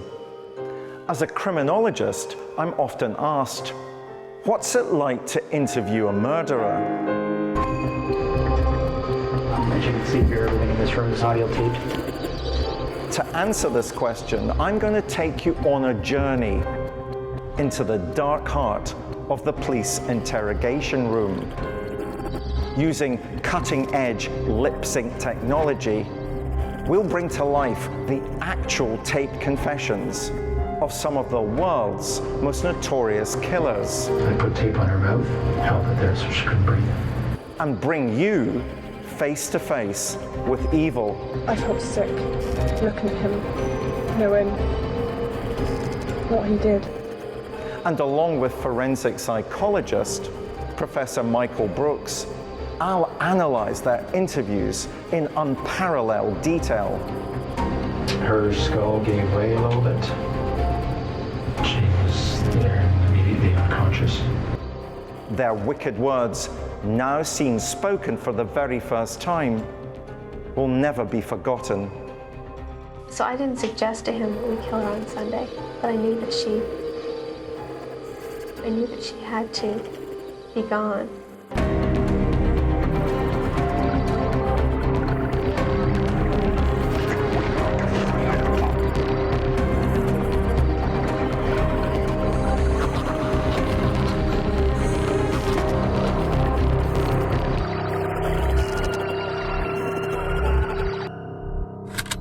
The killer who we examine in today's episode is a man who thought he committed the perfect murder.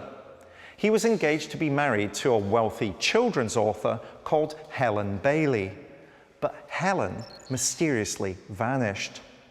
When arrested on suspicion of murder during his interview at the police station, he was what I call silent and uncommunicative. When presented with the damning evidence, he could barely utter a word and offered no assistance to the police or defense to the accusations. Yet prior to his arrest, he was both vocal and detailed in the help he offered to investigators. His conversations with the emergency services and during police visits to his house were recorded. The first of these was his rambling 999 call to report his fiancée missing. Closer analysis revealed it to be a complex, constructed story in which he displays duping delight, the belief that he's created a watertight tale and relishing the fact that those listening to him believe him. Yet the disappearance of Helen Bailey did not make any sense to those who were closest to her. Police felt the same, and further scrutiny was given to their suspect. On closer questioning, his facade as a man who was consumed by grief and confusion collapsed.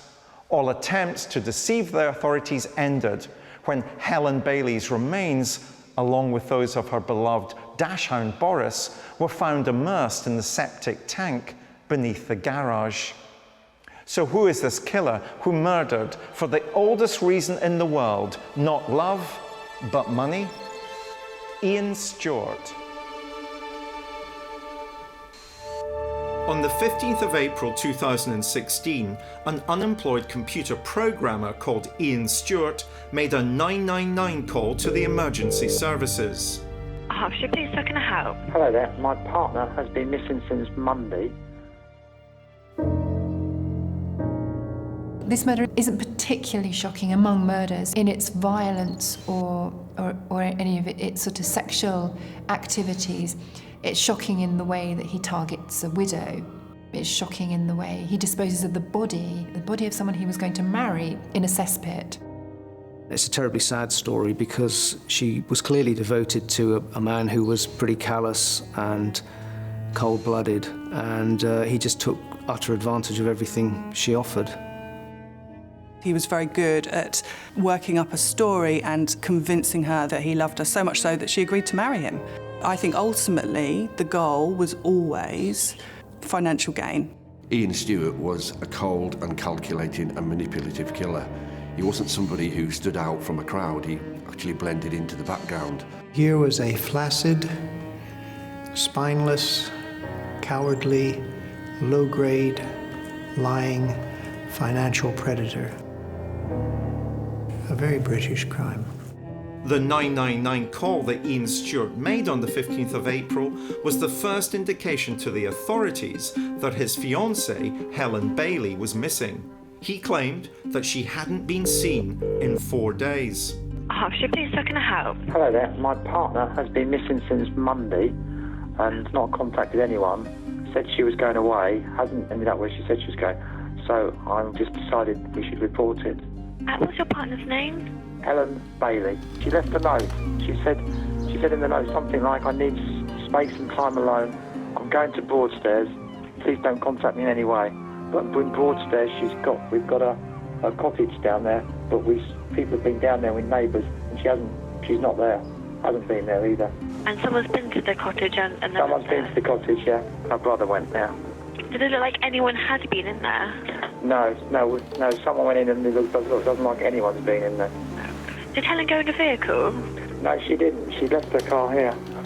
She did take her dog with her. She's got a little Dachshund. But she could get there by train, or she could possibly take a taxi. She does do that sort of thing. And was that note a bit of a shock? Were you expecting it at all? No, I wasn't. Well, yes, it was a shock. She has talked about it, but it was still a shock. Yep. She has talked about wanting space because things just haven't been going well for her recently, or for us. Okay, so she mentioned wanting space, but she'd never actually acted on it. She'd not left before. She'd never done anything like this before, no. I'm joined by Professor Michael Brooks.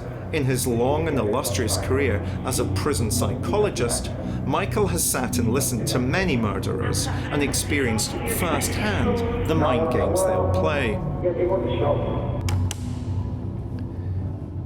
On one level, that sounds quite charming and disarming. Here's this man very concerned about his partner who's gone missing for days. But there's something that doesn't really add up, despite the fact he goes into great detail. Well, he's trying to get onto the front foot. He realises that others within the community will start noticing that Helen is not around, that she's missing, and will start asking questions. So to preempt that, he decided to make the 999 call to the police. Do you think he thinks he's charming when he makes that call? Not necessarily. He's just attempting to let the police know that Helen is not at home, in case anybody reports to them that she's not around or she seems to be missing, but hasn't thought through the narrative of what he's going to say to the police. And where they ask simple questions, that's when he becomes confused, unable to answer things that he knew. And the note is mentioned for the first time, and crucially the note suggests, he says, that Helen is unhappy. So he's not able to maintain a consistent story or to put into place in the right order the things that are of most importance. And all of that will lead the police to come to an understanding that actually something's not quite right here, we need to investigate further. Hertfordshire Police, how can I help? Hello there. My partner has been missing since Monday and not contacted anyone. Said she was going away, hasn't ended up where she said she was going. It's your inroad into the case. Missing persons are a minefield, and if somebody has committed murder in a domestic situation, obviously that's your first thought, is the person who makes the call. So you're going to look at that in minute detail. There's certain clues that are given away by the person making the call. Ian Stewart, he's telling the story of poor old me, woe is me, and I'm left on my own, and what can I do? Can you help? He presents this bumbling, charming, innocuous personality. He does not actually see himself as an offender. He genuinely doesn't, even though he knows what he's done. In his mind, he actually is the victim of circumstances, and this comes across in the way he presents himself. He's of limited intelligence and incompetent, and so he just kind of bumbles along, being increasingly brusque and dismissive and indignant without thinking of the implications. He hasn't got the mental capacity to understand that these things have consequences and that he needs to rehearse how to make those consequences plausible. And it's interesting the way the dog disappeared as well. If she'd just gone out shopping and hadn't come home, surely she would have left the dog. And what's her date of birth? Oh, crikey. God, she phoned me there. 22nd. Right, just let me double check. 1 second. Oh, God. Sorry.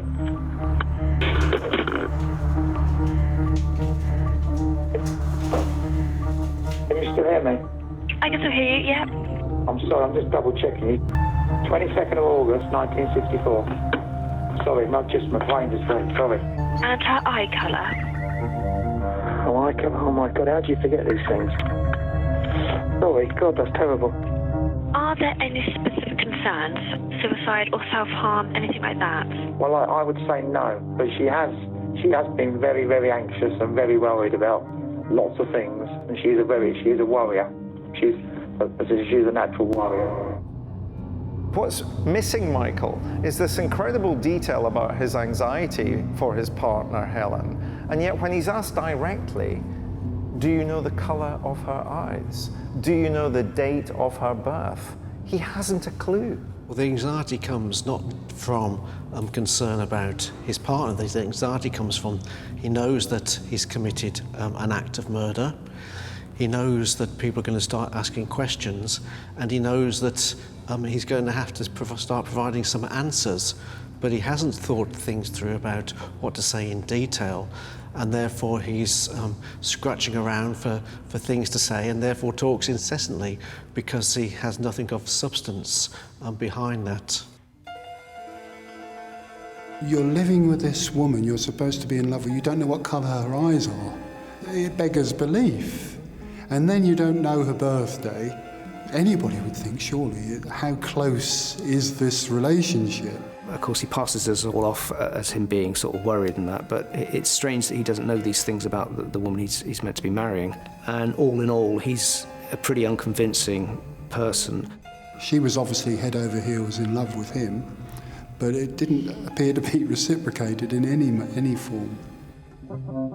This may sound silly, but she's definitely not at home, no. No, brother asked that. I've literally checked everywhere. We have got quite a large house, but I've literally checked everywhere. And her phone is just dead. It's not when I say dead, it just doesn't ring. She said nothing to you then. Was she leaving the premises at that time? No, I left her here. And then that final thing said by the person who answered the 999 call is quite chilling, because basically he was asked, is your partner still at home? And that's exactly where she was. But also the person who was answering the 999 call was realising, actually, this doesn't add up. Something's not quite right here. You're giving me this story about her not being there, but actually you're coming across as confused. You know no personal details about her. What actually is going on? Have you really checked? So their suspicions were raised right from the beginning. Indeed, the police speculated that Ian Stewart wasn't the doting fiancé that he purported to be, and so they began to close in on the callous and calculating killer. Stewart has delivered what he believes to be a carefully choreographed 999 call to the police. With Helen's disappearance being treated initially as a missing persons case, he now throws himself into the role of concerned fiancé, putting up missing posters and canvassing friends and neighbours for help. But Stewart's 999 call has by now been subjected to intense scrutiny by detectives. They start focusing on particular passages of it, and alarm bells start to ring. The police decide to pay him a home visit to ask him for more information, and that interview was recorded by detectives. Ian Stewart once again puts on a performance, but it's a flawed one, and the cracks in his story begin to show. With Ian Stewart's 999 call under close scrutiny, police also began digging deeper into the pair's relationship to learn more about their life behind closed doors. Helen Bailey was a very well-known author who wrote fiction for teenagers. She had a very established life, a beautiful home in Royston in Hertfordshire. Tragically, in 2011, when she was on holiday in Barbados, her husband drowned. After that, when she came back, she joined a Facebook group for bereaved people, and it was there that she met a chap called Ian Stewart. We've got a man in his early 50s, had worked as a software engineer for a number of years, but had given up work because of ill health. His wife, Diane, died in 2010, and as part of the grieving process, he goes online to an internet bereavement group. It was in this online bereavement group that Helen met Ian Stewart in October 2011, 8 months after her first husband had died. She was vulnerable, but she's also open to finding love again. He filled that gap, and he filled it very well. He convinced her he loved her. And eventually this materialised into a relationship, and it was a bit of a whirlwind romance between the pair. He showers her with gifts and affection, and she's taken in by all this, and they end up moving into a house that she buys. They planned to marry, and very quickly he became her happy ever after. She even called him her happy ever after. When the pair of them did eventually announce their relationship, people were happy for them, but they were also a little bit perplexed just because of how outgoing and happy Helen was, compared to the kind of standoffish and aloof Ian Stewart. He wasn't as successful as Helen was. He was sort of a nobody, and Ian Stewart saw this as an opportunity, perhaps, to get ahead in life. Over a period of time, he manipulated Helen to sign over basically all her wealth and all her savings, properties, etc., to him. He then can see that he's onto a good thing here, and he realises that if she were to die, he will inherit a couple of properties and £1.8 million, and he begins to plot to bring that about. And what he did was embark on a very elaborate process of deception in order to try and get away with this murder. He's been prescribed with sleeping medication, and instead of taking it himself, it seems that he was plying Helen with it. She was becoming slightly disorientated, slightly forgetful, wasn't herself at all. She was very worried about why she was getting so tired all the time. She was Googling, why am I falling asleep? And clearly not understanding, and he was maintaining this charade. Ian Stewart then became slightly panicked that she was going to go to the doctor. He may give her a blood test or check her out somehow, and his caring, affectionate persona would be blown. And it culminated on the April the 11th, 2016. He ended up probably smothering Helen with a duvet. He decided, because he was a coward, the best way to kill would be through suffocation.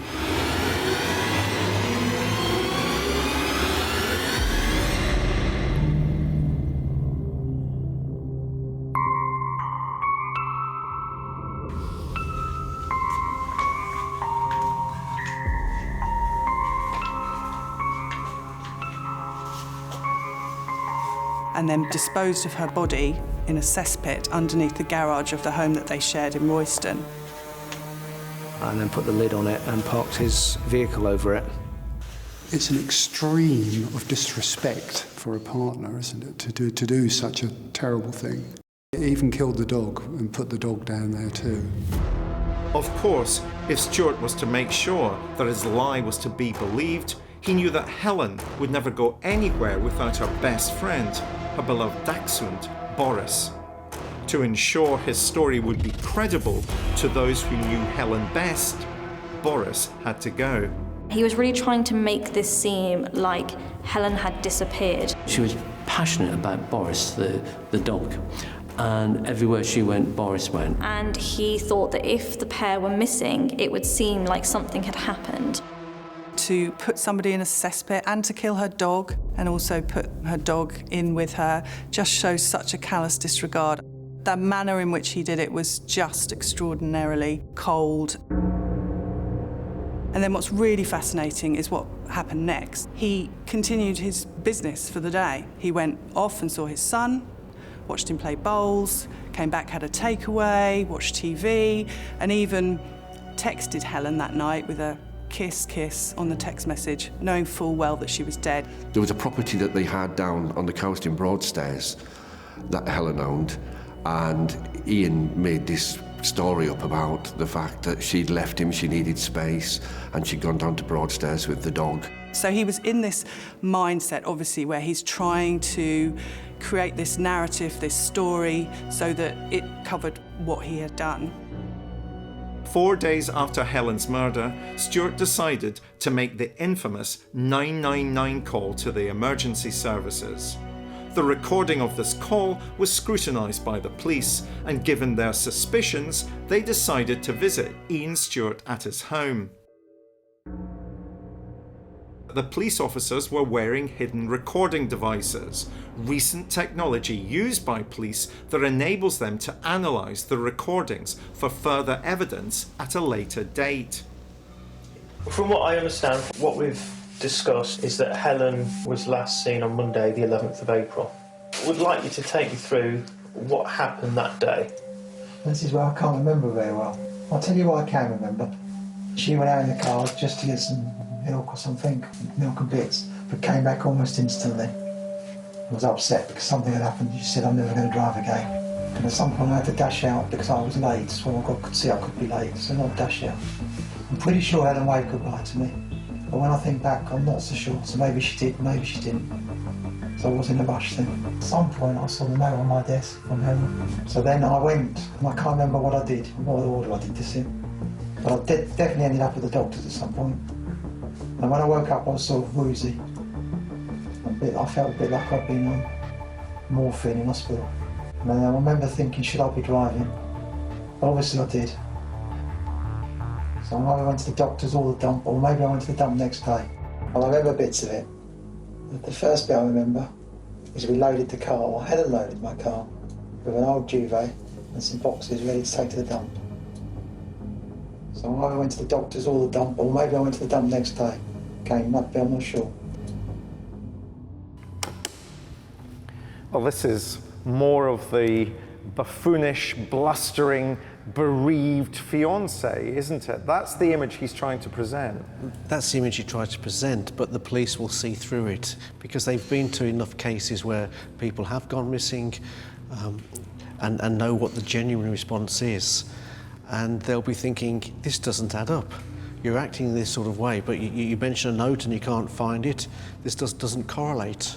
The fact that that interview took place in his own home, sitting on his sofa, sitting in his armchair, surrounded by his books and possessions, would that make him feel more comfortable, or would it make him feel more ill at ease knowing what's happened to Helen? Well, he has to construct a persona that he's concerned about somebody who's missing, so he overemphasises what people would normally do. He's having to assume a role of which he has no knowledge about how people normally act. In a case like this, where she's disappeared for no obvious reasons, you would expect him to be slowly building up a level of distress and anxiety, and possibly elements of guilt. But there was none of that kind of behaviour that you would expect. People reported him as being too jolly. Ian Stewart's odd behaviour and his lack of concern with the search was another red flag. There was a media frenzy about Helen's disappearance, however, and many of her fans sent wishes for her safe return. She was a prominent author, so there were a lot of people who loved her and were following the investigation's progress quite keenly. So this was not something that he could just say, I don't really want to talk about it, and the police were going to let it go. It seems he was a pretty poor support for Helen, and that made the police suspicious. You should go into the panicking anxiety, where's my beloved gone? You're telling the police, you're ringing up all the friends, you then start putting out posters, you try to get the police and the media interested. Now, he could have done that because she was quite well known as a child writer. It would have made good story for the local papers, and the local reporters would have been on to that. He didn't play that very well at all. In fact, he did several things to draw the police's suspicions onto him even further. making decisions like visiting a solicitor and trying to push through the sale of one of her homes, for example. He changes a standing order so that there's a lot more money going into the joint account so that he can have access to it. I think it's £4,000 a month. He was seen getting rid of a duvet that police suspect might have been included in the murder. He goes on holiday during the investigation, which raises suspicions. He says that she'd left a note, and then he says he'd got rid of it. It seems elementary that you wouldn't do that. It would be the prime piece of information that you'd want to pass on to the police, but somehow he manages to get rid of it. He was incompetent from start to finish. It needed that level of consideration and looking into the future about the implications and what he can do and what he can't do for a sufficient period of time before the attention moves away from him. None of that occurred to him, apparently. It's just bungled. They are red flags, absolute red flags, and no doubt were part of the reason that the police very quickly focused on Ian Stewart as the prime suspect. And indeed, what that shows is how greedy he was and how immediately he just wanted to get from getting rid of Helen to his end goal, which was claiming her estate. Stewart is by now firmly under suspicion. Police had a motive, enormous financial gain by virtue of Bailey's will, leaving almost everything to her fiancé. But they didn't have a body. Where could he have put her? The truth was to be found very close to home. As the community continued to assist the police with their inquiries, a passing comment by a neighbour was to change the focus of the investigation. Helen Bailey lived in a large country house, one that had 2 septic tanks. One was in the grounds that the police had already searched, but there was another in the garage, the opening to which Stewart had hidden over with his car. Armed with this information, the police raised a search warrant and paid Stewart a dawn call. Stewart's reaction was once again recorded by the police. It's a fascinating example of how simple tactics, in this case getting a suspect out of bed with a surprise, can see a killer's carefully constructed facade collapse in seconds. Early in the morning, the police gathered outside Stewart and Helen's home to arrest him. The police often use this technique of early arrests to catch the suspect off guard.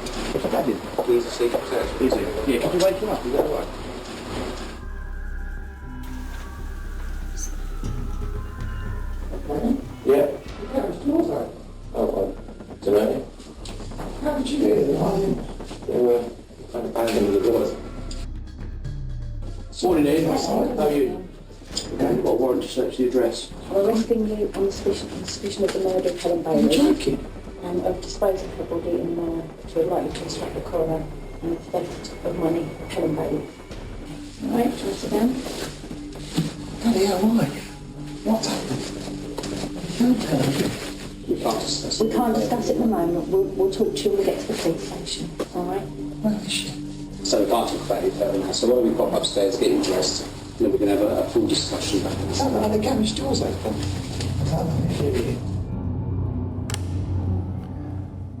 Well, a great deal went on in this particular section, and I suppose the question for me is he caught off guard because the police have turned up very early in the morning, or is he just simply trying to reveal what indeed had happened because he can no longer take it? No, he's caught off guard. He's not thinking clearly and just responding instinctively.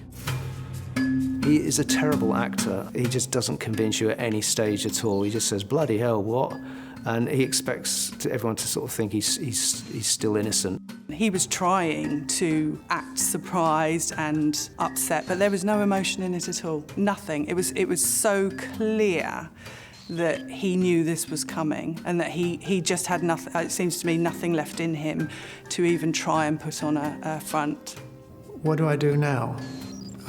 Seems to me that what is going on, that process of saying, I don't really know how to cope with this. I am in deep trouble.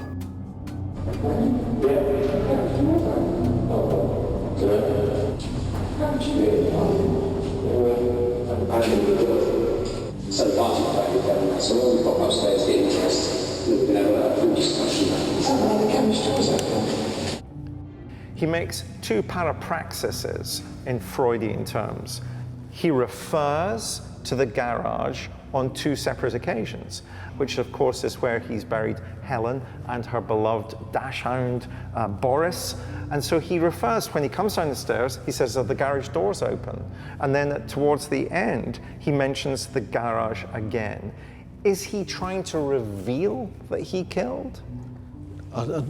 Not consciously.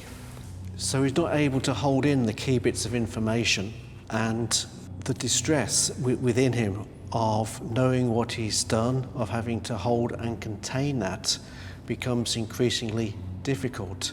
So those slips that occur because he's not able to control what he says and how he says it.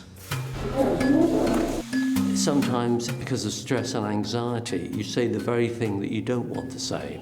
Like, don't mention the war, don't mention where you've left the body. And because you're trying not to, you end up saying the very thing that you're trying not to say. I think that this is almost a synaptic response, and that all he can manage is, oh, dear me, the evidence is in the garage. Have you checked the garage? Can you shut the garage for me? I don't know, it's pathetic. Lying is so much more difficult than telling the truth. And when you're being interviewed multiple times and having to maintain the same story, you're always thinking about whether you're going to be tripped up. And then, of course, once the evidence starts to mount, there's even more pressure. And also, as well, how difficult it is to really commit a murder without leaving any trace. Virtually impossible to do. The only thing the police didn't have was the body. Once the body was found, he'd had it. As well as Ian's mentions of the garage, a neighbour directed the police towards a second septic tank at the property.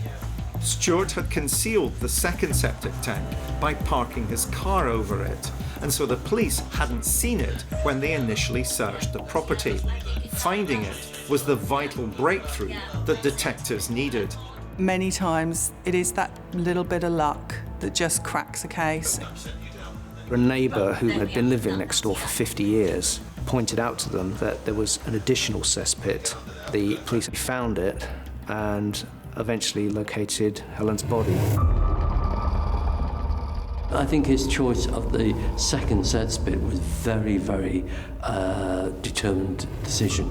He wanted to find somewhere that he would be able to control, and he knew that that was unknown to most people. I think it was panic. I don't think he was the kind of person who had thought it through, and I don't think he was man enough to actually be able to remove the body and take it somewhere else. So by keeping it at home and putting it in the septic tank in the garage, that meant only he really was aware of where it was going to be found, or if it was ever going to be found. Between the murder itself and finding Helen's body, 3 months had passed. I don't understand why it dragged on so long. There was a lot of criticism of the police for not finding the body sooner. However, you have to look at this in fairness. It was in a second cesspit, almost hidden in the garage. I mean, I think they did well to find it at all. And the fact, really, that they found it months later rather than a few hours or days didn't make any difference to the outcome. She was dead. The disposal of the body is always the murderer's biggest headache. At one time, of course, you needed the body to be able to prove the murder. So there started the industry of how do you dispose of the body. In his case, he obviously must have planned that. Any decision in a commission of a crime, an offender has to weigh up the pros and cons of any particular action. Some serial killers will travel great distances to dispose of a victim's body because it separates them from the crime. But obviously with that comes risks. In some respects, hiding a body within the environment that you're in control of may I think probably give a false sense of security. There's no prying eyes, there's no risk involved. At the time of disposing the body, when the risk comes in is when the police are finally searching your property, then the evidence is damning to the extreme. With the discovery of Helen Bailey's body, the game was up for Ian Stewart. Taken to the police station, he was now formally questioned about the murder for the first time. His response is telling. Gone is the bumbling, charming, chatty man who wanted to go out of his way to help the police. In its place is a wall of silence. When faced with the irrefutable facts and the undeniable evidence in the form of Helen's body, he was both unwilling and unable to confront the truth. And with it, he reveals himself to be one of the most cowardly killers imaginable, one destined to spend the rest of his life behind bars. It's so shocking when a man whose whole persona is imbued with a victim style, a gentle, unassuming, innocuous style, turns out to be a violent murderer. Helen's body being found in the septic tank was irrefutable evidence of Ian Stewart's involvement in her murder. Ian Stewart is now the main and only suspect in this crime. For the first time, he's questioned in the police station, and the police have more evidence against Stewart. When he visited Broadstairs after Helen's disappearance, he accidentally turned on her mobile phone and it connected to the Wi-Fi, enabling authorities to trace it. You're the last person to see her alive. You don't report her missing for 4 days. The following day, you go to Broadstairs. I don't know why. Why did you go there? Did you see Helen on the 16th? Because according to the technical information we've got, her phone is in Broadstairs. And you're in Broadstairs. Was Helen there? She wasn't, was she? Or was she? You tell me. Did you see Helen on the 16th? Because according to the technical information we've got, her phone is in Broadstairs. And you're in Broadstairs. Michael, this is the first clip of Stewart when he hasn't been either on the phone or in his own home. And there's a huge difference, isn't there, in terms of how he approaches those interviews between the garrulousness, the talkativeness when he's in his own home to what happens in the police station. But the situation has also changed in that when he was talking excessively, then it was to try and distract and deflect people's attention away from him. Obviously, that was not successful. It had the opposite effect. Once he comes into the police station and is arrested, then the situation is completely different, and the police know that he is the chief suspect, and the evidence points all towards him. I think he was probably rather shocked that it had come to that. I think he probably convinced himself that he was going to get away with it. He's another person, I think, who thinks he's much smarter than the authorities. This was his clever plan. He was going to enrich himself. And when it goes against him, he just withdraws. It's another betrayal of Helen, and it's another betrayal of those who love her, because he won't simply come clean and say, yes, I was a swine, I did it, and this is what happened. He just wants to go into his corner and hope it goes away, I suppose. Another damning piece of evidence against him was the CCTV footage of him taking a duvet to the rubbish dump, the same duvet he had used to drag Helen's body to the garage. Did you kill Helen Bailey? Did you intend to kill her? Or was this an accident? What happened? She had died, she had been murdered in your house. As part of that clean-up operation, you took that duvet to the dump. That's quite a big accusation for me to make to you, isn't it? Would you agree? Was that duvet taken to the tip because it had Helen's blood on it? Even when faced with all the evidence, it's quite clear that he was responsible. He still maintained his innocence through his silence. So when it actually came to being confronted with the reality, I don't think he really wanted to admit it, you know? And I think he actually just decided, well, I'm just going to say nothing. You will have benefited from her death, is that correct? Why do you say that? Financially, you would have benefited from her death, would you not say?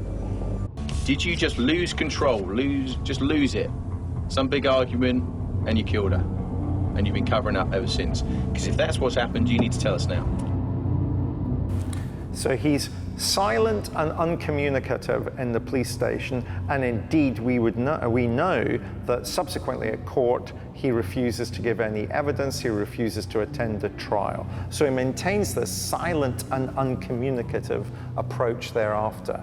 But that leaves us with a big question, which is the simple one. Why? Not who done it, but why done it? Why does he kill his fiancée?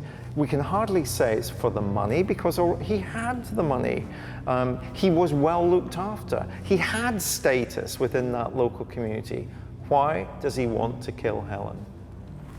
Well, that's in many ways we'd only sort of find out if we asked him and if he was communicative and shared that.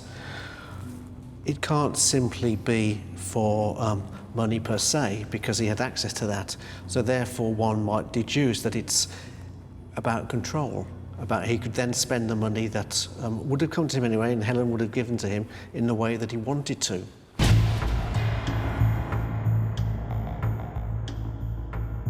Owing to his silence and his lies during all lines of inquiry, we may never know his real motive for the murder, whether financial or otherwise. In spite of this, Ian Stewart was found guilty of Helen Bailey's murder and was sentenced to 34 years in prison. He will be 90 years old before being considered for parole.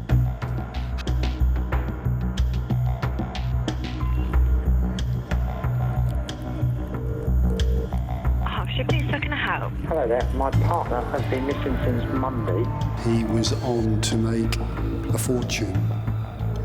All he had to do in his own mind was hold his nerve, defeat authorities and the police investigation, and walk away with £1.5 million. The first bit I remember was we loaded the car, or Helen loaded my car, with an old duvet and some boxes ready to take to the dump. All the bumbling, the act that he was performing, if you like, in front of the media, in front of friends and family, that was all a charade. That was all to cover up this dark, devious nature that he had and desire to be wealthy.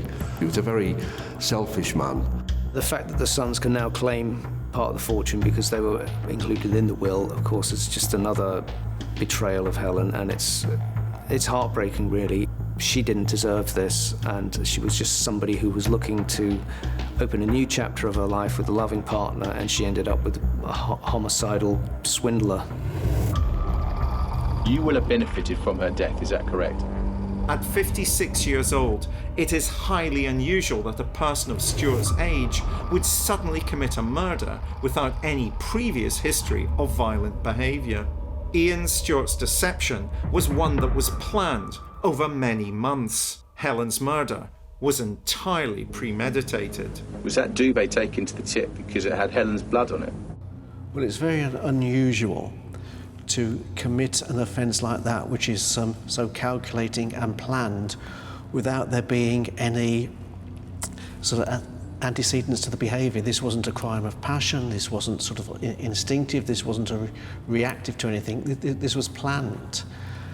And therefore, if somebody engages in that degree of planned activity, it's right to ask the question, well, what has he planned before? Normally, we would expect men to commit murder in their late teens and early 20s. Most homicides are committed by mid-30s. And then we suddenly get an increase again with retired men killing partners and things like that. But 56 is quite an unusual age to kill, especially when you've got as far as we know, no previous history of violence. It's the cunning and callousness of Ian Stewart that makes his story such a memorable one. But at the centre of this story is Helen Bailey, a grieving woman who tragically fell into his grasp. This isn't a murder that was about money. This is a murder about Ian Stewart acting out this destructive and extreme victim narrative which has taken hold within him.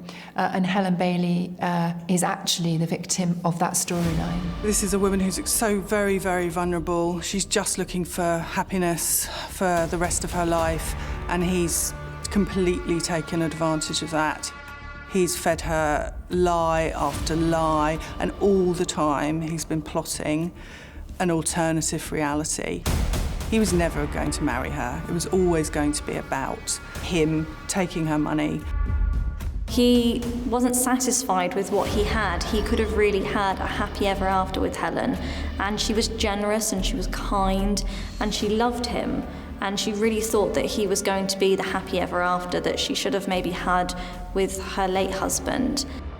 It's a low-grade, pathetic, tragic case, a relatively straightforward, profit-driven, manipulative, cynical seduction and murder. This man is contemptible and deserves his punishment completely.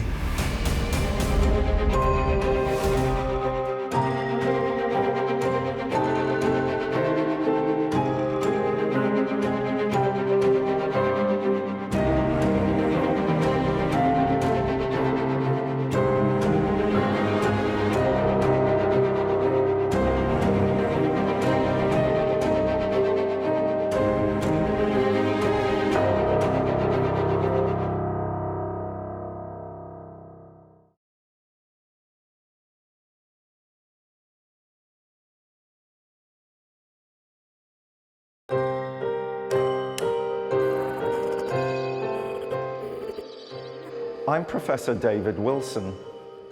As a criminologist, I'm often asked, what's it like to interview a murderer?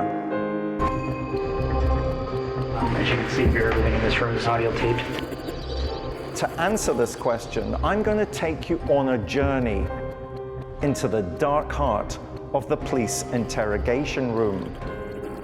Using cutting-edge lip-sync technology, we'll bring to life the actual taped confessions of some of the world's most notorious killers. I put tape on her mouth, held it there so she couldn't breathe. And bring you face to face with evil. I felt sick looking at him, knowing what he did. And along with forensic psychologist Professor Michael Brooks, I'll analyze their interviews in unparalleled detail. Her skull gave way a little bit. She was there and immediately unconscious. Their wicked words, now seen spoken for the very first time, will never be forgotten. So I didn't suggest to him that we kill her on Sunday, but I knew that she had to be gone.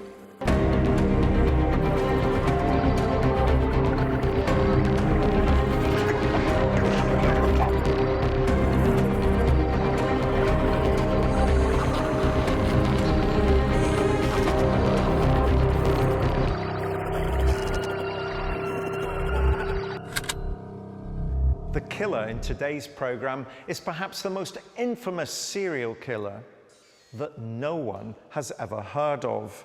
In 40 hours of interviews, he talked of many different murders, and authorities believe there were in excess of a dozen. He had developed the perfect serial killing persona and plan until he murdered his final victim, Samantha Koenig, too close to home. In fact, in his own hometown of Anchorage in Alaska. Prior to this, all of his victims had been murdered across the many different states of America. This makes him a transient serial killer and therefore much more difficult to detect. In addition, as an ex-military man, his murders were plotted in great detail, down to him burying caches of murder weapons or kill kits in the ground at multiple locations. His interrogation is characterized by his total command of the interview room and the situation in which he finds himself. We see clear traits of his psychopathy on display, ranging from his grandiose manner, attempts at manipulation, and his boredom at being questioned by those whom he considers to be his inferiors. Ultimately, he denied his victims justice by taking his own life before he could be tried for his crimes. Who is this serial killer who took many of his secrets to the grave? Israel Keyes. When police pulled Israel Keyes over in March 2012, it had all the hallmarks of a typical speeding ticket stop. The out-of-state plates on the vehicle aroused the officer's suspicions, as did Keyes' aloof manner to their questions. Those suspicions were confirmed when, in the trunk of his vehicle, they found what could perhaps be described as a kidnap kit, an array of items including a ski mask and zip ties. And alongside them was the mobile phone and bank card of a young woman reported missing thousands of miles away. Her name was Samantha Koenig. From the outset, Keyes was determined to portray himself as an enigma to the detectives who tried to question him. The interrogations reached a turning point when the FBI arrived. They believed Keyes may have been responsible for multiple murders committed in a multitude of states. With the FBI before him, Keyes now relished the opportunity to face off against his inquisitors. For him, this was all a game of the mind. Claiming to speak on only his own terms, his ploy was to drip-feed investigators information. For Keyes, this was all about power and control, to prolong the interview sessions and heighten the anticipation of new information that may help to identify any other victims. Morning. Morning, Israel. All right. Gradually, Keyes would reveal the horrific details of his secret cycle of crime that had lasted nearly a decade and cost a number of lives. There are ways that I can manipulate this situation in this case to my benefit and on my timeline by withholding information and giving information out. What's fascinating about this case, for me, is that Israel Keyes breaks all the rules that we normally associate with serial killers. He's very unusual in the sense that he's willing to travel thousands of miles to set up his kills. So he'd often get on an aeroplane, fly to a location, hire a car, drive hundreds of miles. He had no particular victim type. He killed all different types of people. It was a man who was thoughtful about his offences, meticulous in his plan. What he would do in some cases is have these murder kits that he would bury. It's as if he sees what he's doing as him being deployed into an area, carrying out his mission and then moving out again. So he was always going to be a man who was difficult to catch. Had the police not had a stroke of luck with him, he would have probably got away with it for many, many years, if not forever.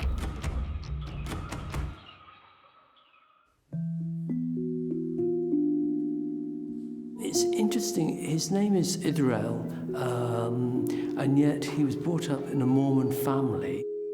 He didn't go to school, he was homeschooled by his parents, and he was certainly brought up with a very strong sense of right and wrong and very religious values instilled into him. He was very much considered a loner, and that's what he was comfortable with. As a youngster, Keyes moved with his family to Stevens County, Washington. Whilst there, he attended the extreme evangelical church school known as the Ark. So he'd got that kind of indoctrination of a kind of right-wing ethos in his childhood. As he progressed through adolescence, these hateful teachings began to manifest themselves in a desire to find a means to express his hateful thoughts. He believed the best outlet for his growing desire to express his thoughts of violence was to join the army. His time in the army meant that he picked up certain skills that were vital to when he carried out his crimes. The way of thinking that he would have learnt in the military to someone with these kinds of views was dangerous. It interacted with those prejudicial views, giving him a way forward, a way to actually act those out. They trained him to be a marksman. They taught him how to kill with a gun, with detachment. He was very good at observing people. He was very good at scouting out the best locations in which he could carry out his crimes and wouldn't be caught. The potential for these types of narratives lie dormant in people like Israel Keyes, and all it takes is some trigger. The trigger here was unquestionably his discharge from the military, and that activated this whole narrative in which he's the honourable hero. Keyes left the army in 2001. He had served 3 years, by which time he was a highly skilled and decorated marksman. When he came out, he entered into that kind of rootless nomadic lifestyle and drifted until he eventually ended up in Alaska. He sets up a construction business, and at the same time, he claims he was robbing banks. The issue of robbing banks is quite important because although he had a construction business and was quite successful, he says he robbed banks to pay for his killing. So it makes sense if he's actually trying to separate his killing behaviour from his ordinary life. For the successful serial killers, part of their very inner psychology is that they can operate, function normally while still at the same time killing multiple people. But the question still remains, why did he go on to kill? Especially when the victims he targeted didn't emerge from any obvious target group. And this was a question he was determined to make very difficult for those interrogating him to answer, because he was a man who liked to talk in riddles. There is no one who knows me, or who has ever known me, who knows anything about me, really. They know they're going to tell you something that does not line up with anything I tell you because I'm two different people, basically. And the only person who knows about what I'm telling you, the kind of things I'm telling you, is me. How long have you been two different people? Long time. 14 years. Gosh, split personality. Nobody will ever know the real Israel Keyes. Do you buy that? Do you buy the split personality? I don't. I mean, there's aspects to his personality, but I think he's in control of who he is. If he's been planning it, then actually he's fully in control through the whole time. With a split personality, you tend to switch between one persona and another and not have the connection with it. He knew exactly what he was doing in the planning. Of course, the difficulty about being a transient serial killer is ultimately it costs money. And of course, does that then lead to him committing various frauds or bank robberies? It leads to him committing bank robberies, but it's also part of the thrill of undertaking the activity. We know that one of the reasons why he perpetuated these offences was because of the adrenaline rush that he got. And it was very extensive planning, and the meticulousness of it would be something that he would have relished and enjoyed.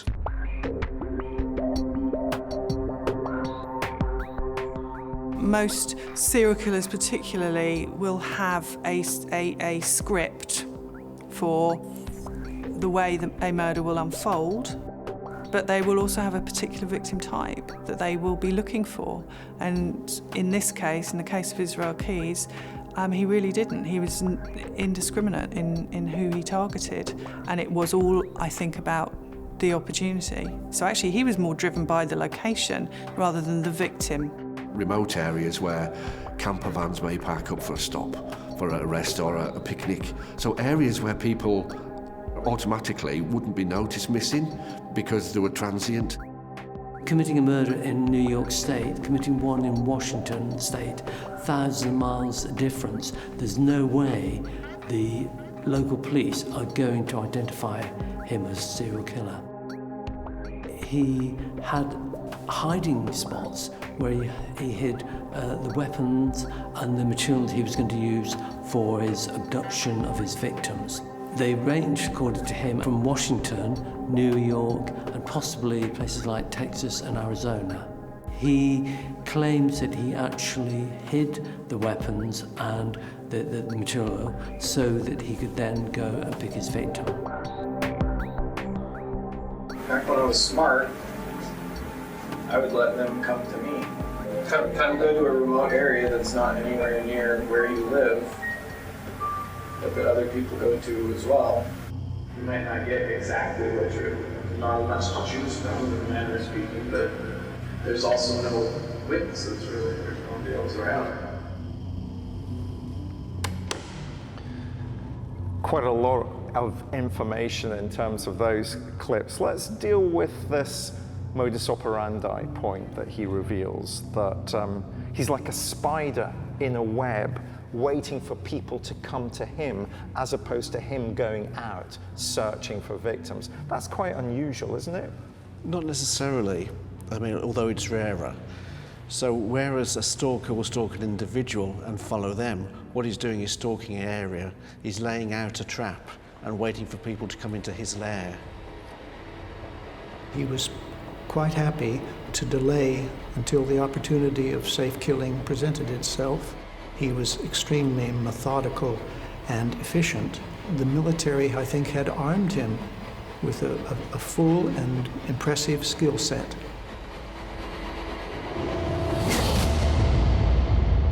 As Keyes' interviews with detectives and the FBI continue to unfold, it's clear he's taking a great deal of pleasure in the knowledge that he holds information the authorities desperately want. He's playing a well-thought-out game, something clearly evidenced by his continued composure and air of superiority. The murder of his final victim, Samantha Koenig, only came to light because he killed her in his hometown and his movements were captured on CCTV. This uncharacteristic lack of planning on his behalf is out of sync with the killing persona he'd carefully nurtured. But just why did he do this? In my experience, it's wrong to say serial killers want to be caught. But when authorities discover information on a home computer that details one of his earlier murders, that of a married couple called the Couriers, he makes no attempt to deny the crime. In fact, he relishes the opportunity to reveal details of his MO. But once again, this is part of his game plan, to reveal a little information, but not the whole story, which gives him both power over his interrogators and control of the interview room. Keyes' career as a serial killer would last many years. At the core of his ability to evade capture was the fact he was highly organized and planned each of his murders and the disposal of his victims in fine detail. But as is so often the case with serial killers, they become so convinced of their own invincibility that it leads to them taking greater and greater risks, including killing closer and closer to home. And the murder which would seal Keyes' fate would take place in his hometown of Anchorage. Samantha Koenig was Israel Keyes' last known victim. She was an 18-year-old barista at a local coffee booth. All his previous murders were very well planned, organized. For some reason, he decided to kill a local person and he didn't think about being identified.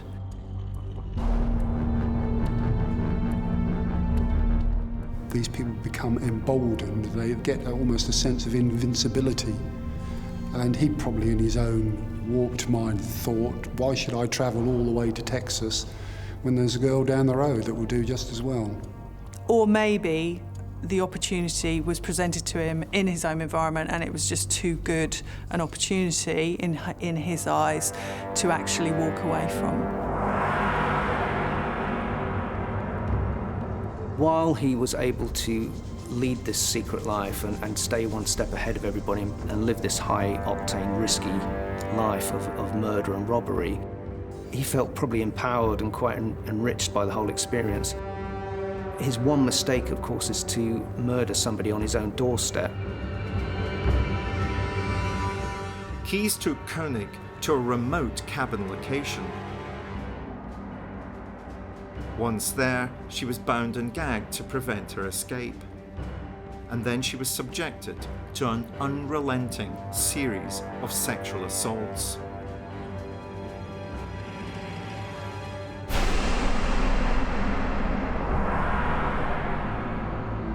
The victims are nameless. They are simply members of the enemy for him.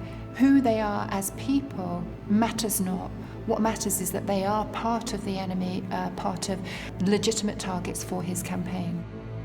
If somebody is prepared to commit the sorts of crimes that Israel Keyes was, nothing else matters. They are just an object to serve the needs of that offender. Her ordeal only ended when Keyes strangled her to death.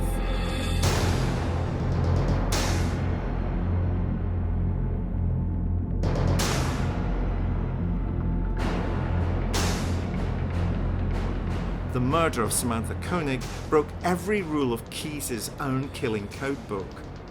Not only had he abducted and killed the young woman on his doorstep, but he had made no plan or provision for the disposal of her body.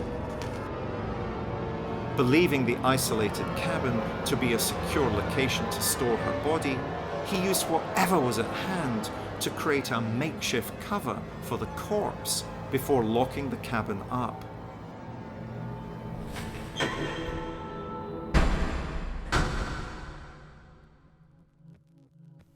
As his victim lay dead on the floor, Keyes went on vacation, taking a cruise to New Orleans.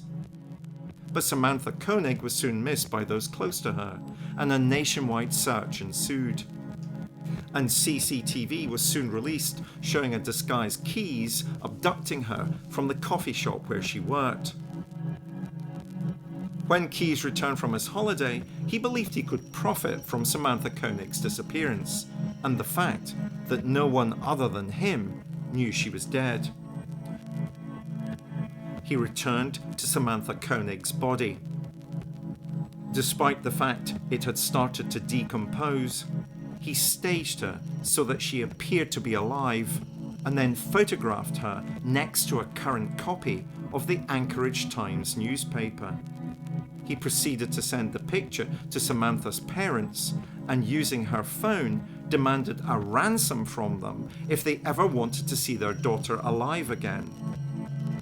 He had demanded a $30,000 ransom for her return, but Samantha was already dead.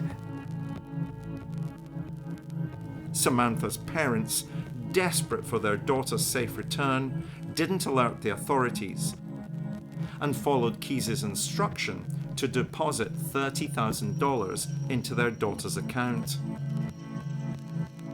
With the money transfer complete, he disposed of Samantha's body in a lake north of Anchorage. But his greed was about to lead to his downfall.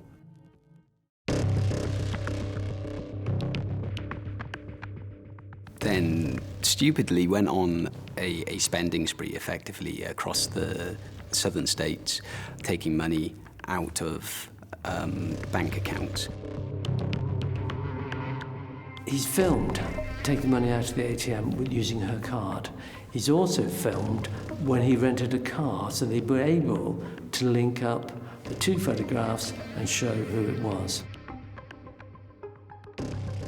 They become careless, and that's when they fall foul. Even though he went such lengths throughout his criminal career to maintain his freedom by planning and keeping the links between him and his victims impossible to detect, at the end of it, he still had a victim's bank card that he used, and it was killing in his own hometown that meant that he was finally arrested. My position has been that I want to talk to them about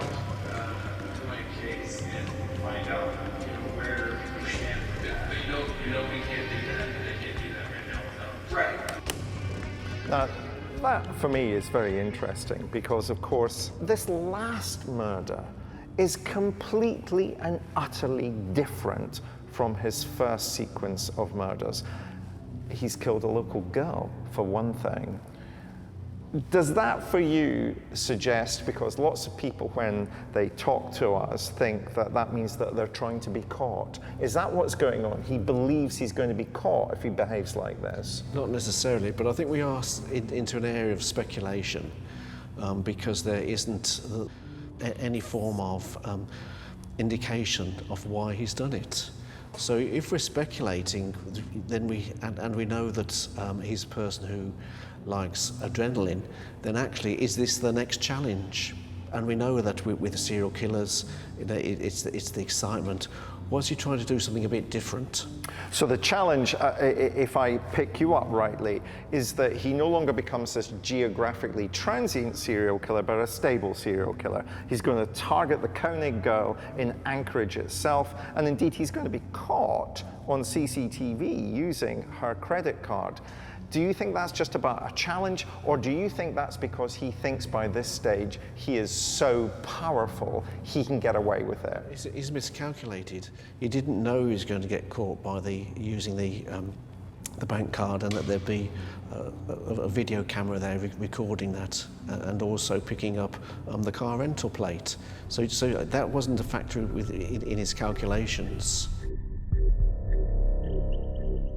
I find it quite ironic that in the end, the blinkeredness, the prejudice which drove this man to kill was the same psychological process that got him caught in the end. It was his inability to see things from the perspective of anybody else that in the end catches up with him. Even if we take every precaution, we ultimately make mistakes, whatever we do, and are held accountable. For many of us, it's of no consequence. For him, it was the end.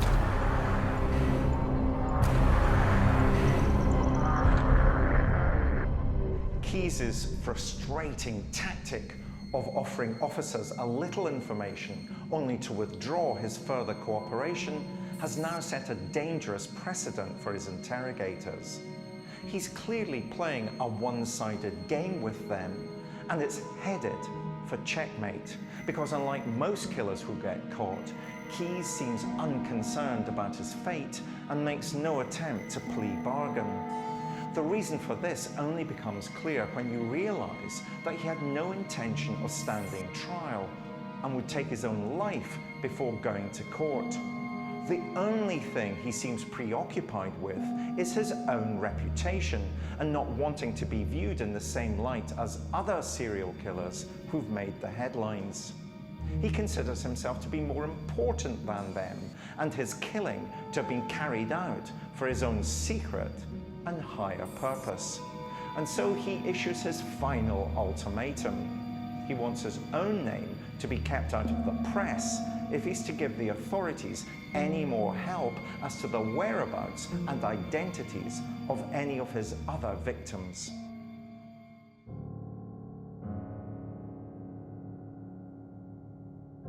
The really interesting thing with Israel Keyes is there is no real motive behind the murders. These weren't people he knew, they weren't people that had wronged him. He just wanted to target people, and he just wanted to kill them because he wanted to get away with it. Through the first several hours of his interviews with detectives and the FBI, Keyes was proving to be impenetrable. And despite those present being convinced the murder of Samantha Koenig was not an isolated incident, they remained puzzled. The pattern of Keyes' murders didn't fit the profile of any serial killer they'd ever met before. Yet after hours of grandstanding with his interrogators, Keyes finally reached an impasse and laid out the terms on which he would cooperate and provide information. Astonishingly, he was concerned about his reputation and demanded his name be kept out of the newspapers in return for information about the identity of other victims. Keyes proceeded to talk about the murders of Bill and Lorraine Courier, a couple who had disappeared without trace thousands of miles away in Vermont. I'll give you the location of this house, but I don't want the locals involved. The power and control that he yielded over this entire investigation by informing the police where the Courier family, where they were to be found, that was bizarre, because what he was doing there, he was relishing the whole investigation and the fact that what was happening was all to do with his work. Although Keyes didn't want that publicity, he enjoyed the notoriety, and he really did toy with his interviewers. He turned it into his own show. I told you from the get-go, before I told you where the freaking bodies were left, I told you that I didn't want the locals involved. The first thing you do is make a big scene, do a big freaking archaeological dig right alongside the main road. I didn't see any reason to bring anyone back there in that area into the fold, that, so to speak, as to what was going on, because they didn't have any clue anyway. You know, next thing I know, there's like articles in the paper, like this big dig site going on. You know, there was a lot more discreet ways to handle it. You know. Despite Keyes' claims that the authorities had betrayed his confidence, investigators were able to piece together the final movements of the couriers. Several years previously, Keyes had travelled to Essex County in Vermont. Whilst there, he buried one of his kill kits in a remote wooded area. Then, in 2011, he returned and unearthed the kit. Under the canopy of the trees, he sat patiently in wait until anyone, crossed his path so he could murder them. And on that day, it was Mr. and Mrs. Courier.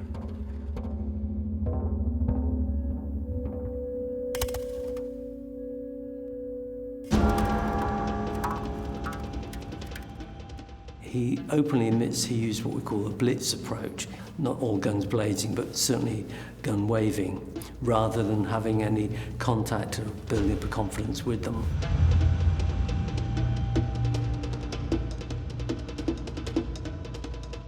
From there, he took them to a farmhouse. Armed with a gun and zip ties, he broke into the home of the couriers and cut the phone lines. During this event, Bill has come off the stool where he left him and tries to run. At about 50 years old, Bill is no match for Israel Keyes, who is young, who is fit, who has been in the army. And so he shoots Bill, and Lorraine has to watch.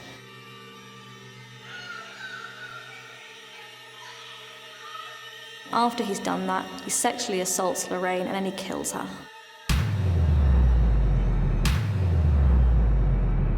When he's finished, he bundles the bodies up and he dumps them.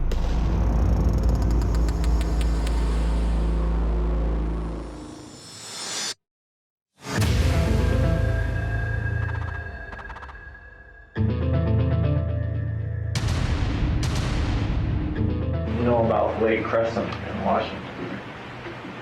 How deep is it? I think that lake is 500 to 700 feet deep. They've never been to the bottom of it. There's people who have gone off that lake, and they still haven't found their cars or anything. And that's the lake. That's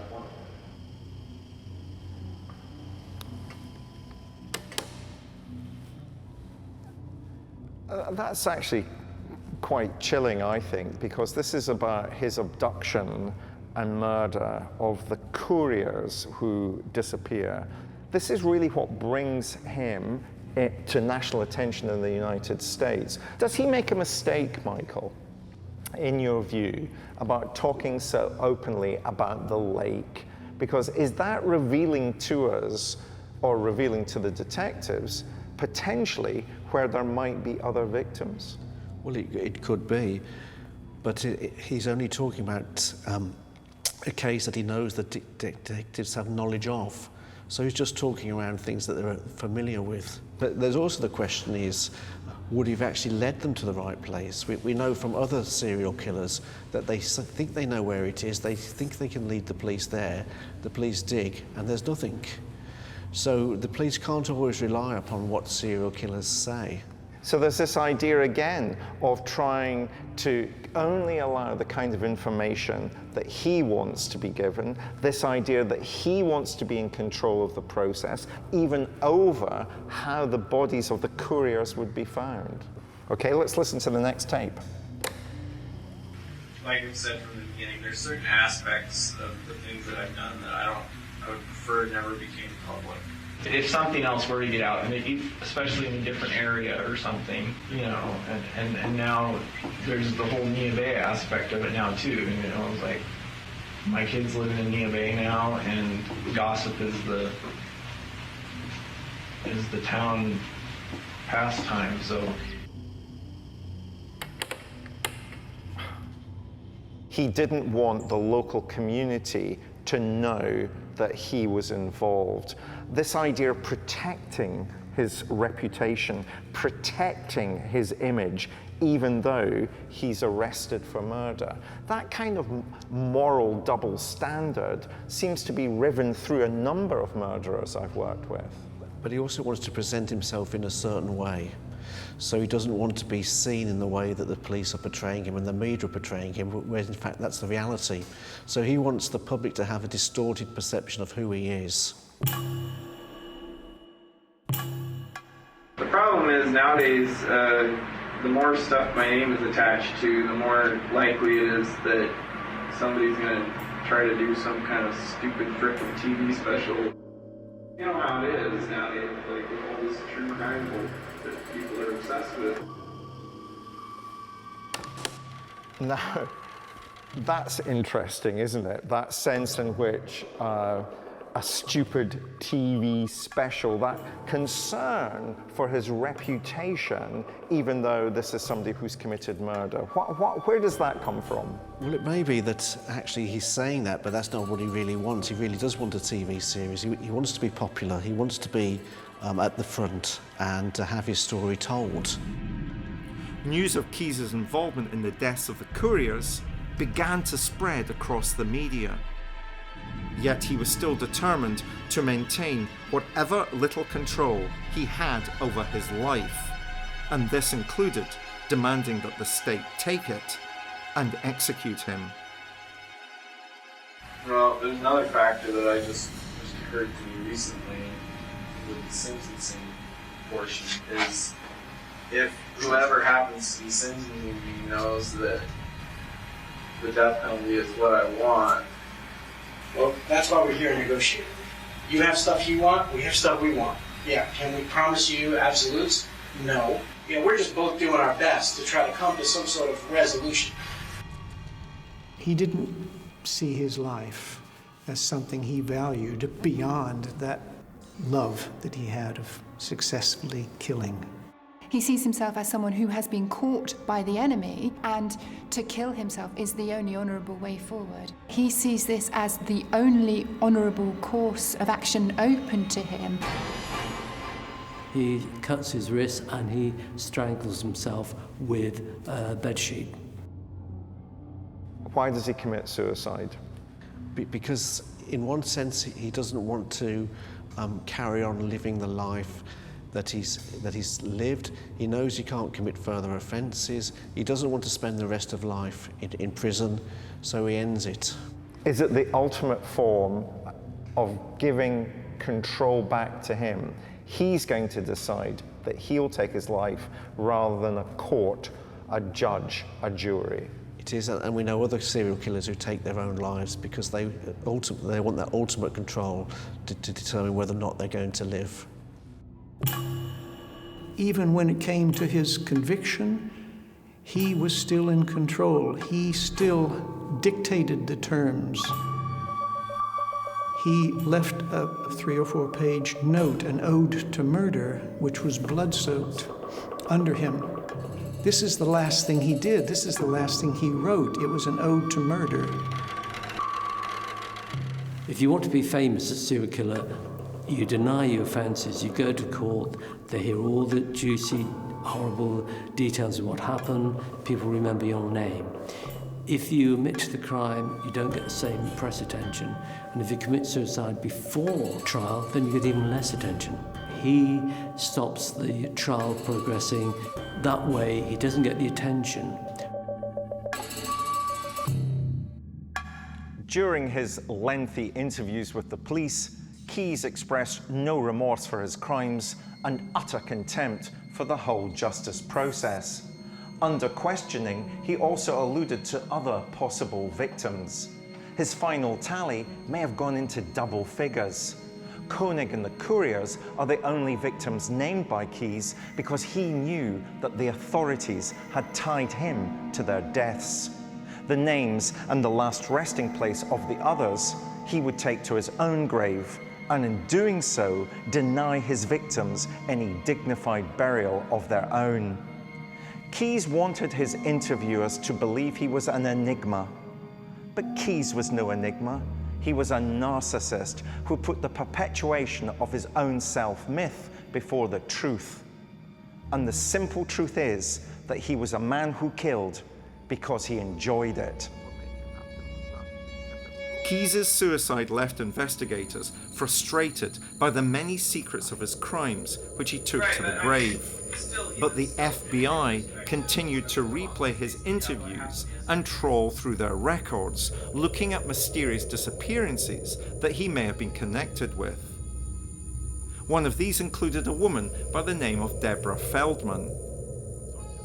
She'd been a sex worker in New Jersey who had last been seen near her home in Hackensack. The authorities began to suspect that she'd been abducted and drugged by Keyes, who had then driven hundreds of miles to a place called Tupper Lake. With her defenseless in the trunk of his car, he had stepped out and robbed a bank. The crime caught on CCTV.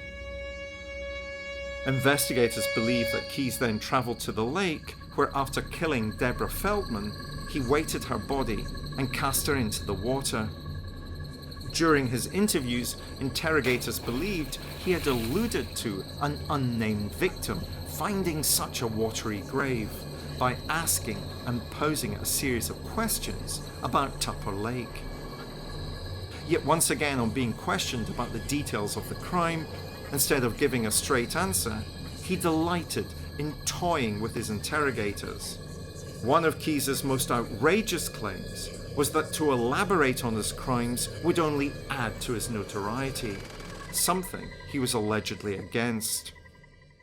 I don't know how deep it was. I know the general area. I had a fish finder, but it didn't register how deep it was. I just know it was over. Maxed out at 100 feet. If you've been to the lake, you were talking about it. Dropped down like a baby. No, he's laying out and covering up at exactly the same time, which is something that we're both familiar that lots of murderers will do. Yes. And why is that? Why do they want to lay out and cover up at the same time? To try and prevent detection, because they want to carry on doing what they're doing. You know that there's more offences. I know that there's more offences that I've committed, but you haven't really got a clue about that information, and I'm not going to tell you. And that's about power, and that's about control. How long does a body last in a freshwater lake? I mean, because there's no critters that eat It depends how. bodies in It depends how freshwater lakes, right? deep. I learned a lot. It depends how deep the Depends how deep it temperature of is, the water. and if the body's contained in something. And it's not critters, it can be like bacteria, organisms.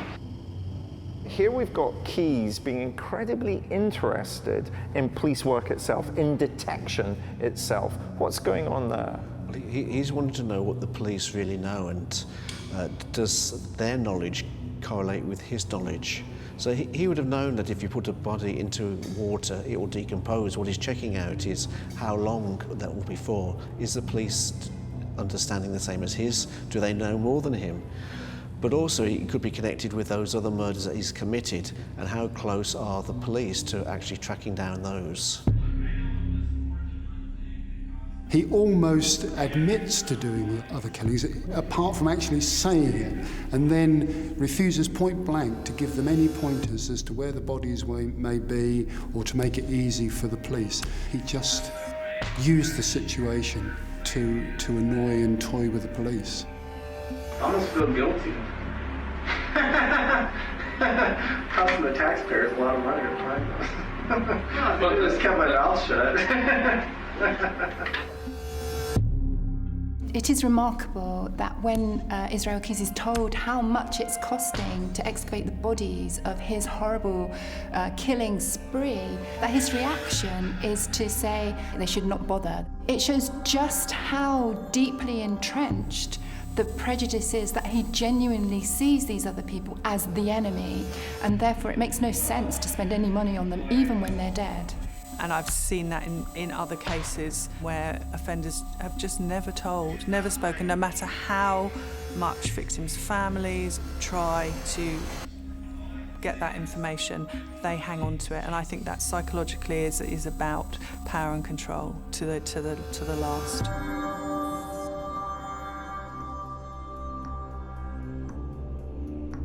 The true extent of Keys's crimes may never be known. By taking his own life, he denied many families across America the right to know exactly what had happened to a loved one who had disappeared. A loved one who may have lost their life at the hands of Israel Keys. I would never say you could ever have a grudging admiration, because it is too contemptible and malign. But you have to acknowledge that this man was exceptionally good at what he did. He's been convicted of 3 individual murders, but it's thought that he could have killed up to 11 people, possibly more. Because of the way he toyed with investigators and the fact that he's now dead, it's highly unlikely we will ever know the true total of his victims. He's probably one of the lesser-known serial killers globally, and that's mainly because there was no trial. He killed himself pre-trial, so you didn't get the media hype, you didn't get the media sensation, the monster tag, if you like. So his cunning and his ingenuity in committing these crimes was never really put into print and put out into the world. It's the final cruelty from them is that they leave everyone in abeyance, their lives stuck, never knowing what happened, never knowing the full story. There's no closure ever, and it's their one last gesture of cruelty, really. The investigation can go on, and people will be asking questions as to why you're doing it. The answer, of course, is for the families of the deceased. So that is not something that they have control of.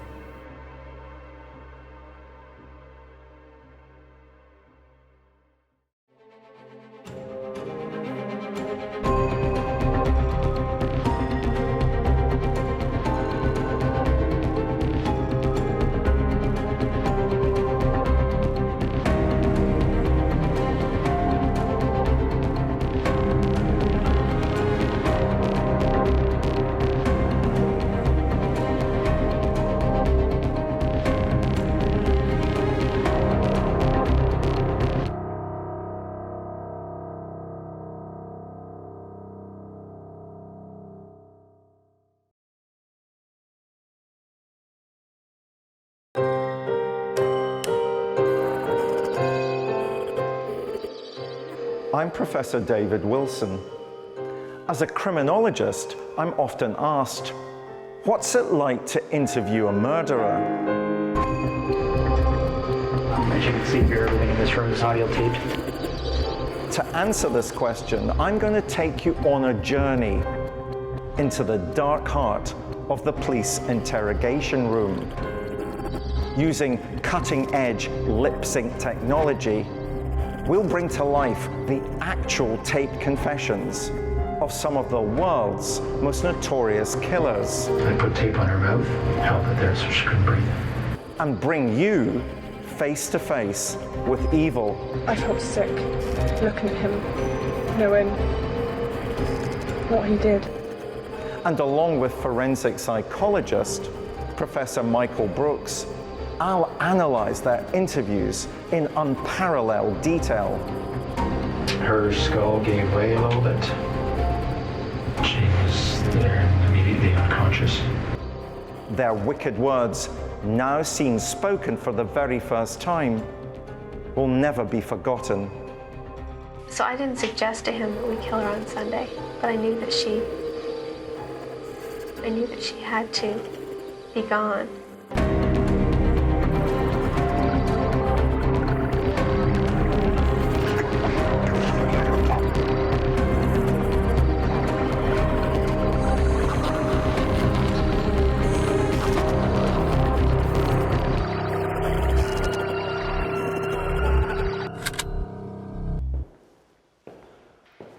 The interview in today's episode is a masterclass in the use of the Reid technique model of police interviewing adopted in the United States and Canada.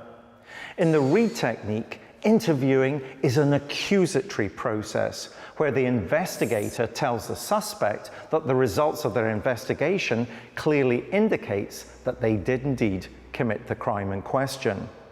The interviewee is a young woman, the suspect in a crime that shocked Canada. A respectable middle-class family had been gunned down in their homes. The mother lay dead, the father fighting for his life, and their terrified daughter found tied to a banister upstairs. Was this a home invasion or a robbery gone wrong? Or was the truth of the crime to be found far closer to home, a home where the daughter fell under immense pressure to be a success by her overbearing parents? The police had many questions, but no answers, and the daughter's account of the night was proving to be of little help. Then they had the breakthrough they needed. Unbeknown to the girl, her father had survived the attack. When he woke up from a 3-day coma, he told investigators details of the home invasion that left his daughter under suspicion. He said that he saw her talking to one of the men like a friend, and that her arms weren't even tied behind her back while she was being led around the house. After initial questioning, the girl was turned over to Detective Bill Geets, Gator as he was known around the police force. Geets is an experienced interviewer and cold and calculating almost from the get-go. He clearly means business and identifies the girl's manipulative tendencies immediately. He plays both good cop and bad cop, a dual role with which he seems entirely at ease. His interview will contain a series of outright lies, which is part of the Reid technique. Over the many hours she sits before him, Geets relentlessly breaks his interviewee down and eventually brings about an admission from the girl that she had ordered the hit on her family. Who is this killer who felt that the pressure to be perfect by her parents was enough to warrant their murder? Jennifer Pan.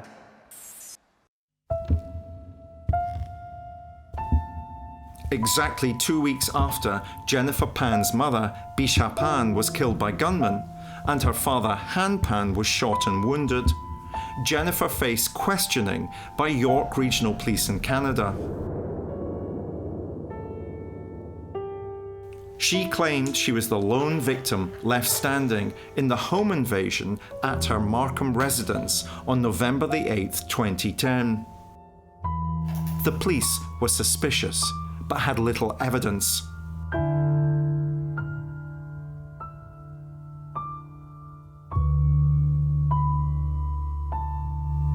So today's the 9th of November, 2010. You're in a room right now that's being audio recorded. So if you can identify yourself for me. My name is Jennifer Pan.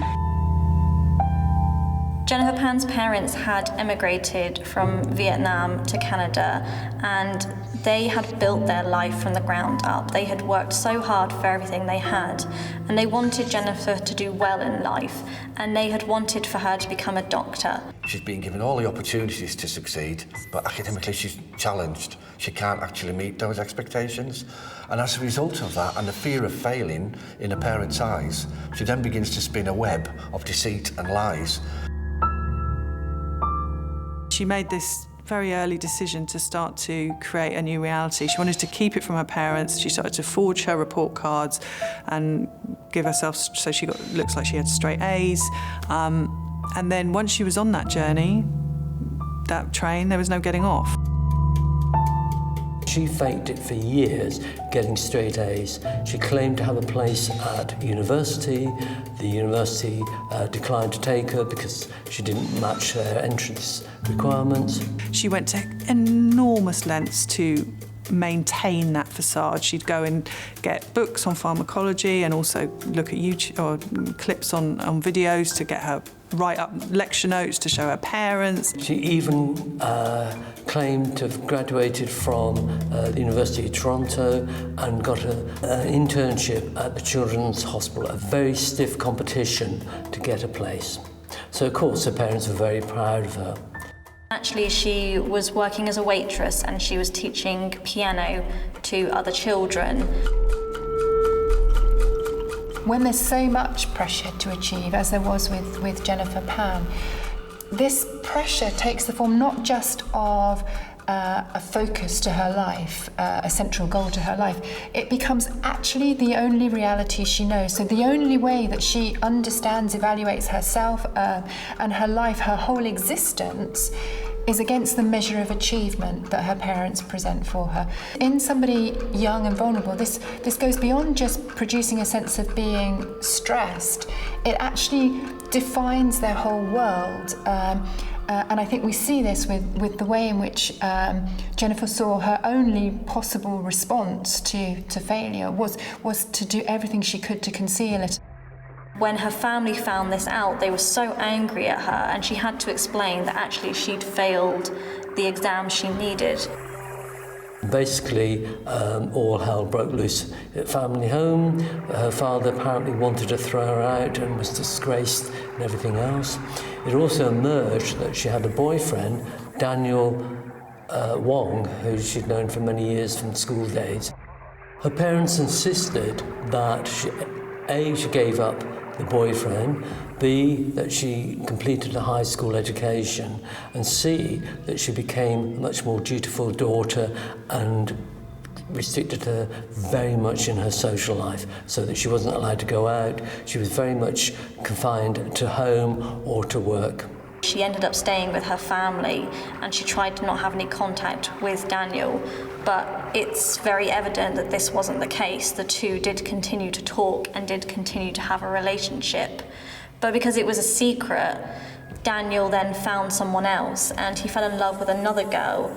And this really sent Jennifer into a bit of a depression over the kind of pressure she was getting from her parents and the kind of constraints she had on her life.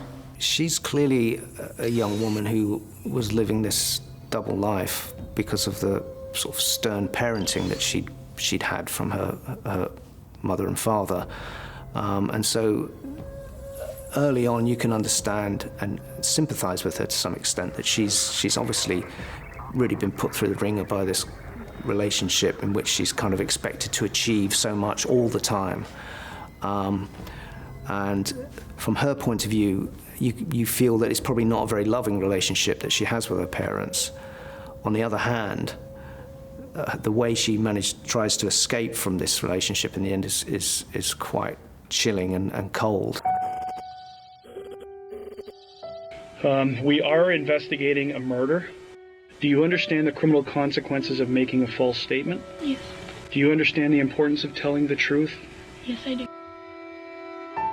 Okay, so this isn't suspecting that you're not going to tell the truth.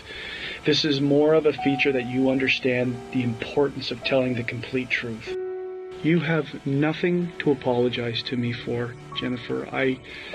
It's going to be tough. I'll get you some Kleenex in a second, okay? Now I want you to sort of take yourself back to earlier on today, yesterday. When she's first taken in, she comes across quite well, I think, and she cuts a sympathetic figure. She's tearful. She doesn't look like the sort of person that would be able to engineer this kind of crime. But when you think about it again, she's also a person who's been leading a double life for several years and been lying to her parents about her grades at school, and then lying about the fact that she was at university. She'd mounted a whole fictitious life for herself. So, to some extent, it's not that surprising that she would be fairly convincing in the initial stages of the interrogation process. My mom came home, I believe that was around 9:30 or so. She was rummaging downstairs. I didn't think anything of it.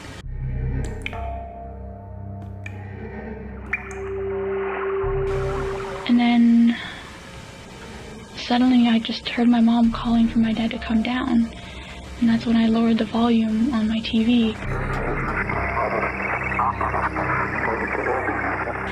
and I could hear the voices weren't any voices I was very familiar with.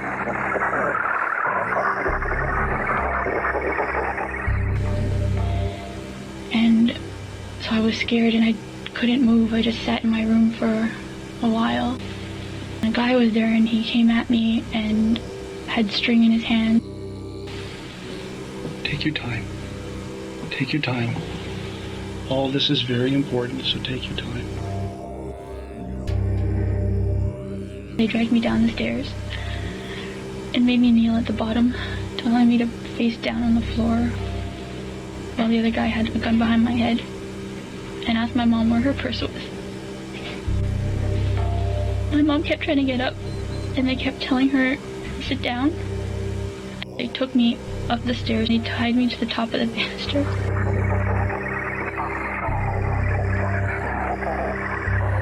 The last things I heard them say was,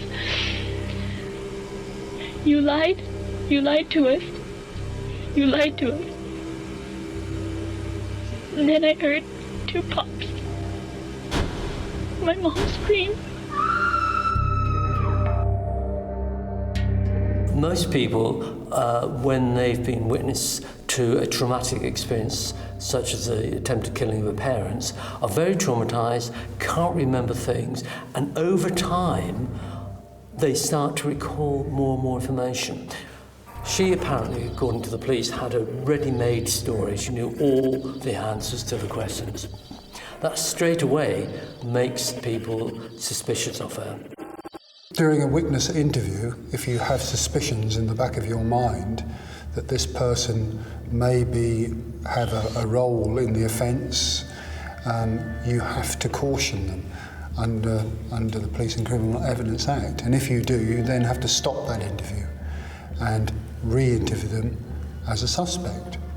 So it's a great balancing act to get as much as you can from them as a witness without tipping over into the suspect part of the investigation. What do you see of this guy? And I'm calling him a guy because you said you thought they were all males. I think they were all 3 males. Okay, so tell me about this guy. He was medium build. Okay. I don't remember any of his clothing, unfortunately. The only thing I can remember was he had dreadlocks. He had dreadlocks. So can you describe his race to me? He was black. When the police arrived, they found Jennifer upstairs in her bedroom and they released her from the bonds that were tying her up and started talking to her. The medical staff were in attendance downstairs and obviously the crime scene was sealed off. Officers attending the scene thought it was a bit strange. They thought there was something suspicious immediately. The simple fact of the matter that she had been alienated from the attack made it stand out as suspicious. Why was she not shot like her parents? Why was she taken upstairs? The second thing, of course, that come to their nature was her hands were tied behind her back, bound behind her back, and she made a 999 call or 911 call to the police, an emergency service call. And they asked her to reenact that, and she couldn't do it. It was impossible. The other thing that Jennifer was not aware of was her father surviving the attack. And when the police went to investigate or interview her father once he was recovered, he told an altogether different story from that Jennifer had told. He told how Jennifer had been acquiescing with the attackers. It wasn't a scared little girl or a scared woman who was frightened for her life. She'd been interacting and walking around the mother's dead body, and he'd seen it, his own daughter, his own flesh and blood, there, basically out to murder them. I'm here with Professor Michael Brooks. As a former prison psychologist, he's experienced firsthand the lengths of deception that murderers will go to in order to deny their crimes. And then I heard 2 pops. My mom screamed. Michael, what did you make of that part of the interview? Well, I think they'd have worked out that she's very involved in the crime, regardless of whether or not her father had lived. It's very unusual for there to be an assault on only 2 people when there's 3 in the house. So you'd have expected her to have sustained some injuries, and the fact that she didn't would lead the police to ask those questions. And it then depends upon the interviewing technique that you want to take. Do you just let the person that you're interviewing continue with that narrative, or at some point you present some alternative information? With Pan's initial interview completed, the police decide that her next one is going to be radically different. She's no longer a victim in the eyes of the law, rather, she's their lead suspect. Jennifer is about to be confronted with a dramatic shift in interview style. Enter Detective Bill Gader-Geets. Jennifer's responses are muffled by sobbing each time her mother is mentioned. But rather than console her, Geets nonchalantly but sternly tells her to speak up. Geets is not only an expert at detecting deception, he says, but is also well versed at coaxing information from those who otherwise try to deceive the police. In Jennifer's case, he spends the next 2 hours gaining her trust. Once that stage is complete, he turns the tables, using the goodwill and familiarity he's built up with her to secure a confession. Detectives were now convinced that Pan was lying, so in their bid to gain a confession, there was a shift in their approach. Police were about to use the read technique, a tactic so controversial it's been outlawed in many other countries because of the risk of false confession. The suspect knows that they are a suspect for a start, so they start off in a more guarded mode. They would have been told that they've been arrested on suspicion of this murder, so they know just how deep they are in. So then, it's a frantic effort on their part to either mitigate or deny. Enter Detective Bill Gader-Geets, one of the force's most feared and revered interrogators. Okay. Now, the reason why I'm here today, okay, is that I'm an expert in what we call truth verification. Okay, I'm not a homicide detective. Okay, although I work on a lot of homicides. Basically, all my studies come into interviewing and detecting deception, determine if somebody's telling the police the truth. I talk to thousands of people, okay? And I basically know when somebody's not being straightforward with me.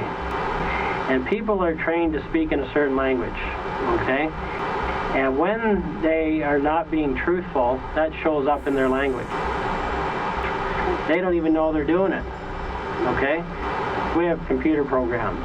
And based on what they say, it will tell us where the areas of deception are. It has data from thousands of cases, right? And people follow patterns, okay? And when things go outside of a normal pattern, that's a red flag. And at this point, Jennifer, I know that you've not been truthful with the police. The officer comes in with a great deal of kidology and pretends to tell her that he knows when she's lying and that he's an expert in lie detection.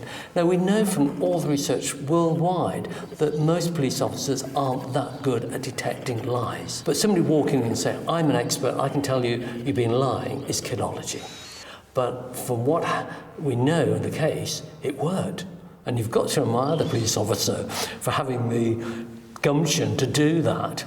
I'm an expert in what we call truth verification. Well, wow. We've got every major read technique exaggeration going in here. Within the read technique, detectives are allowed to lie to the person that's suspected of having committed a crime. But ethically, Michael, he may be lying, but if that gets a result, why should we be concerned by that? Well, because it depends upon what moral stance you want to take in your interviewing style. And as an interviewer, it's not a style that I would adopt. I think in many ways, if the person wants to tell you their story and confess, then they will do that. And the role is to be able to create the setting in which somebody feels comfortable enough to be able to disclose that information. I will meet people all the time that will tell me they're a great judge of whether or not somebody's telling the truth or whether they're lying. And often, how they'll base their understanding of that is whether the person's looking up and to the right or down and to the left, or if they're perhaps self-grooming, or if they refuse to make eye contact. You know, you're a great behaviorist. Do those behaviors necessarily tell you anything at all in relation to understanding if the person is lying or telling the truth? Well, that they may or may not, but what you're interested in is the behavioural inconsistencies in the record and what they're saying. Are they saying perpetually the same thing?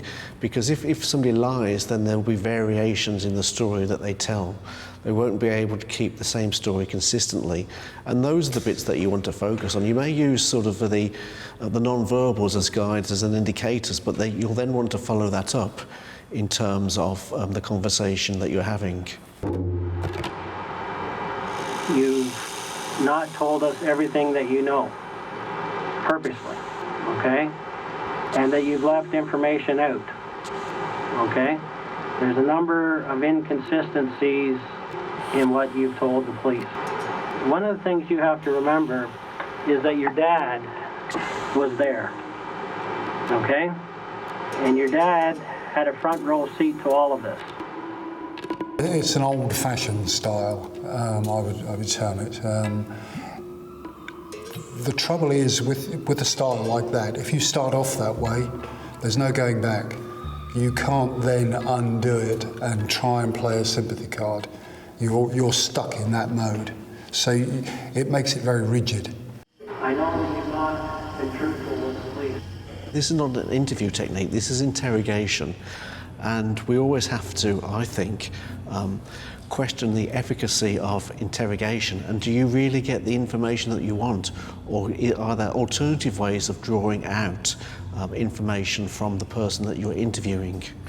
And in relation to where we are at the moment, though, Detective Geets is just looking at the rubbing points, the parts that don't quite add up for him in terms of the story that Jennifer Pan wants to tell. And in particular, how would she be able to make a telephone call given that she was supposedly tied up? And I think that's perfectly legitimate. In any interview, you want to try and ascertain whether or not the story that the person that you're interviewing is telling matches up to the facts. And Michael, when you've interviewed offenders in the past, how do you approach that interview? In a much more exploratory way, and wanting to make sense of the disconnects between what the person is saying and what's on the record. But what if, because of course people will listen to this and they'll say, well, what if the offender doesn't want to talk to you at all in terms of the kinds of information that you're seeking to extract from them? Well, if the interviewee doesn't want to tell their story, then there's not much point pushing it until they're ready to talk. But sometimes people want to understand their own behaviours. Why did I do this? They don't always fully understand their actions. Everything she had done was a failure. Everything she said was a disappointment to her, predominantly her father. She had come to the point where she could be free of them. And sadly, that is the choice that she took. There were other choices, but she didn't have in her personality and in her life experiences those choices. We have to make crucial choices, and she had not been armed with the capacity and the confidence and the self-assurance to return to a real life, a normal life. The only way she could escape that in her mind was extreme prejudice and the termination of her parents' life. Jennifer turned to someone she already knew, and this individual had boasted to her that he had intended to kill his own parents. And in Jennifer's eyes, that made him a prime candidate for someone to kill her parents. And so she gave him money and she asked that he make it look like a robbery gone wrong or a targeted incident in which her parents would be killed and she would be left alive. Once they were dead, that would allow her to inherit their fortune, and then she and her boyfriend could live a happily ever after kind of life. I mean, most people would either say, look, Mum and Dad, I can't deal with this pressure anymore. I've been lying to you for, years. And then you deal with it as a family. But obviously the family dynamics were such that she didn't see that as an option, or she chose it not to be an option. Well, I don't think she had the means. I don't think she had the maturity, the independence, the set of skills and knowledge that what it would take to. I think she had long since lost any sense of herself. She had been living this lie, this parallel life. She wanted a future without her parents. She wanted a future with her lover, however sad and too late that was. And I don't think she had the skill set necessary. It's hard enough for normal children to leave home. This was a case of terrible dependency on her parents. And I don't think there was in her a real Jennifer Pan.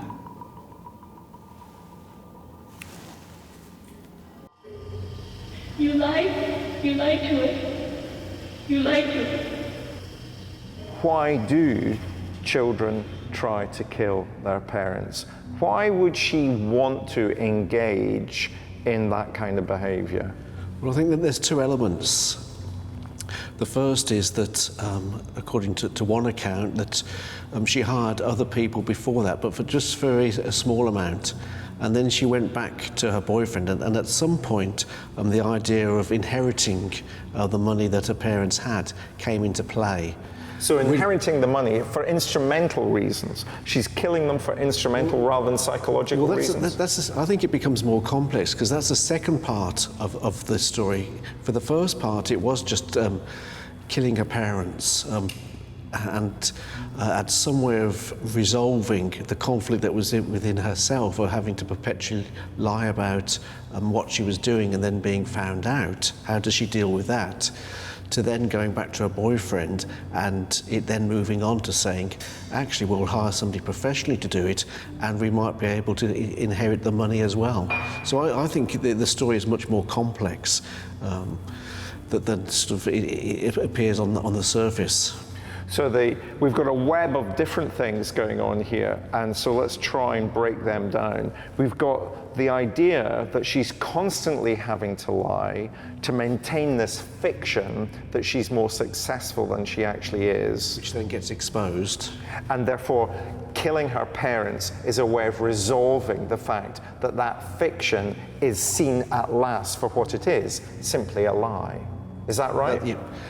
And at some point, when she has that further dialogues with her boyfriend, it then moves on to saying, well, actually, if we can't get somebody that we know to kill my parents for a relatively small amount, at some point, and we haven't got the background to this, comes out the picture of then saying, well, actually, we can inherit some money as well. So if we're going to inherit some money, then we can actually afford some professional hitmen to do the job. After his initial bluntness, Geets changes tack.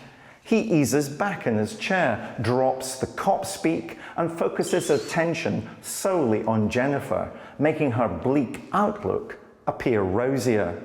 The read technique requires officers to reinforce sincerity to ensure the suspect is receptive to their overtures.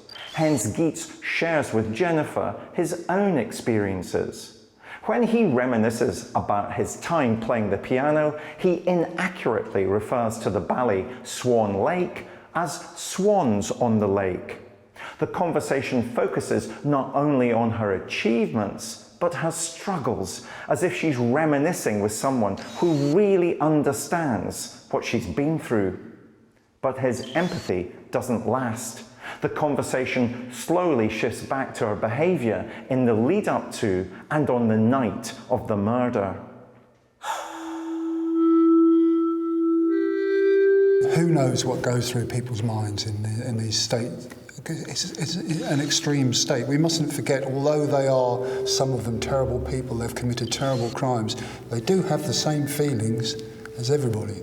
So you can appeal to their sympathetic nature, you can appeal to their honour, you can appeal to their family background, and there will be a reaction. Just because they've committed a heinous offence doesn't mean to say that they don't react that way.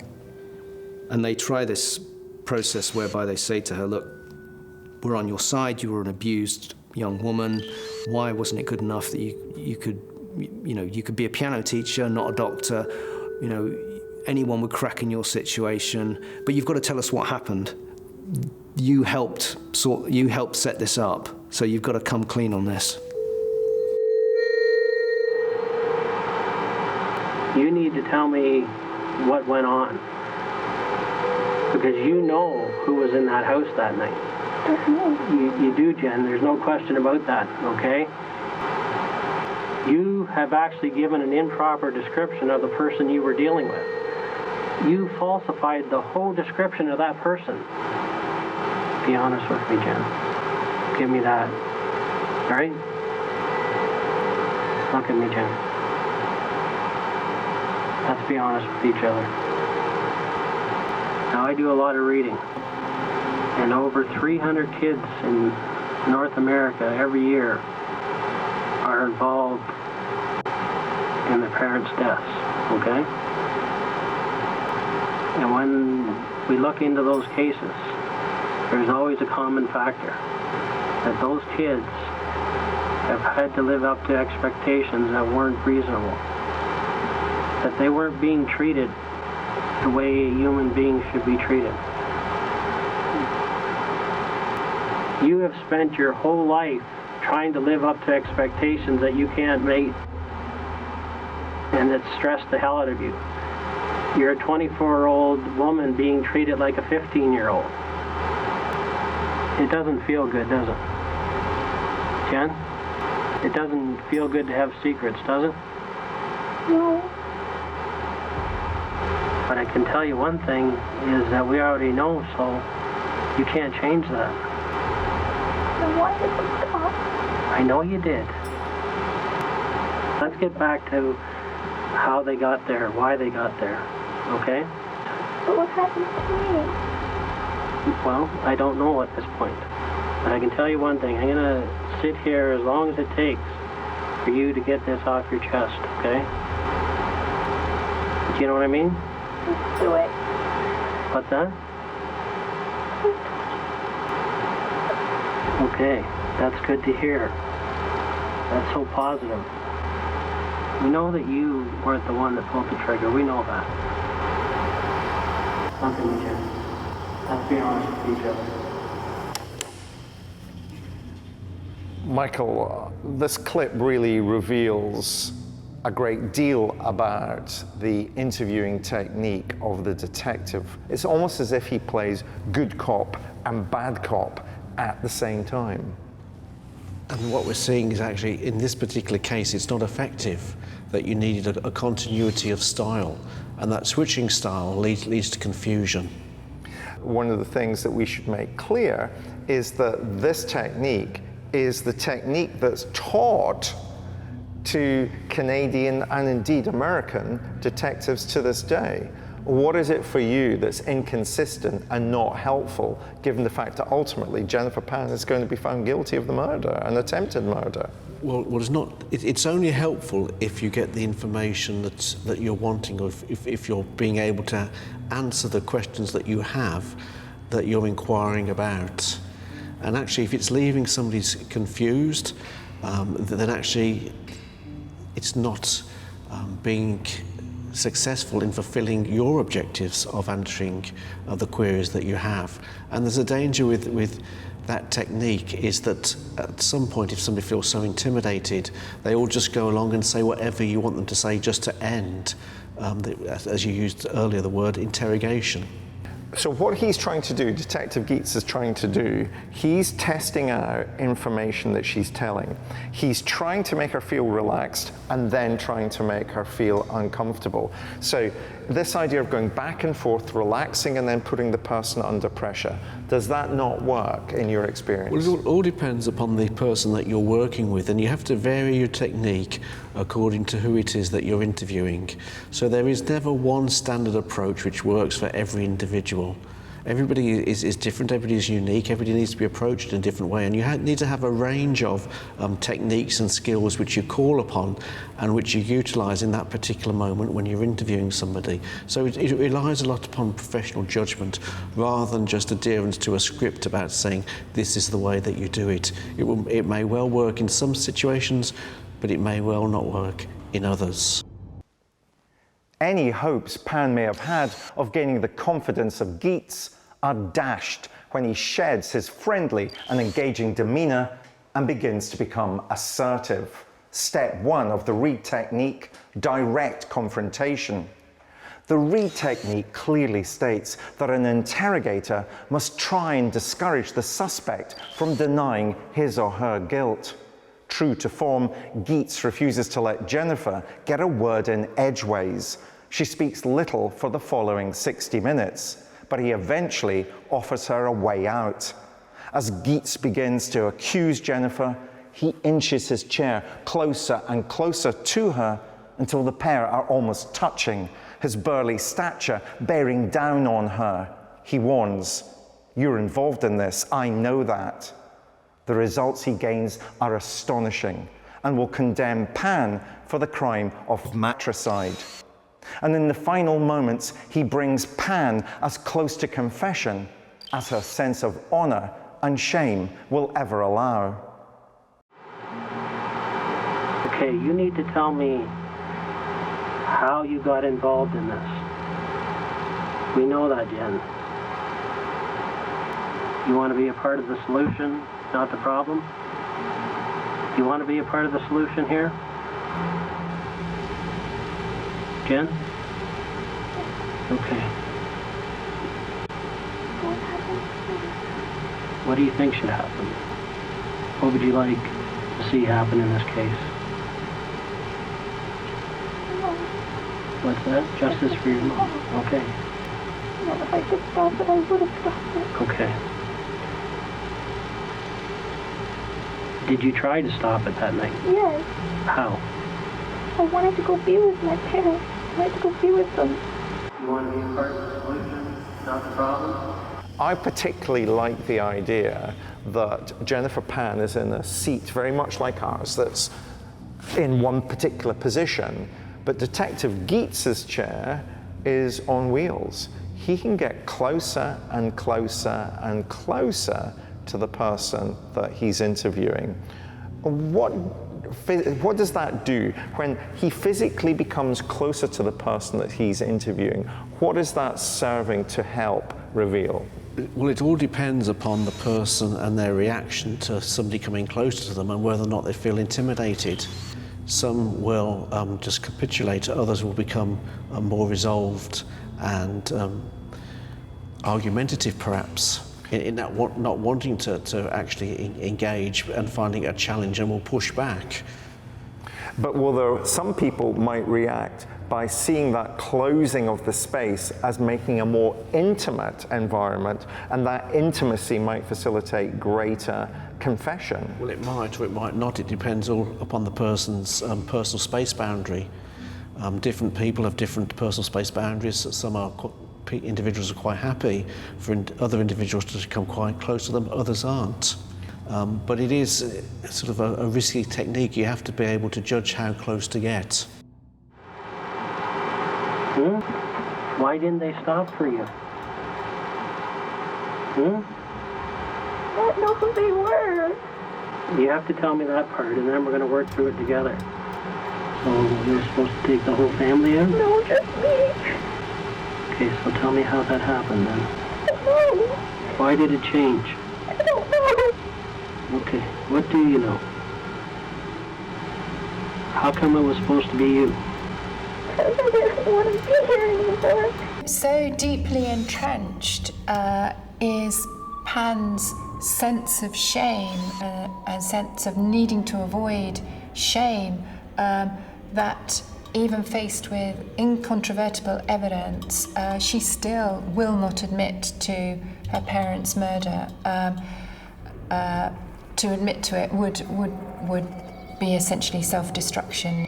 It's the same intensity of a sense of shame that we see here at the end of this story as actually was the initial motivator. The sense of shame in her lack of achievement and not being able to face up to her parents is exactly, it's that same emotion that drove the murder that we're seeing again here now.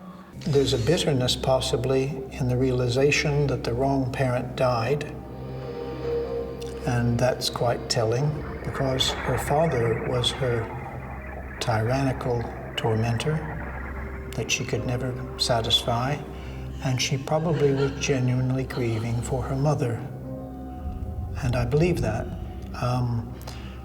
And although you can never mitigate it to any significance her culpability, you can still understand and have some compassion when you reflect on the life she lost early and never had.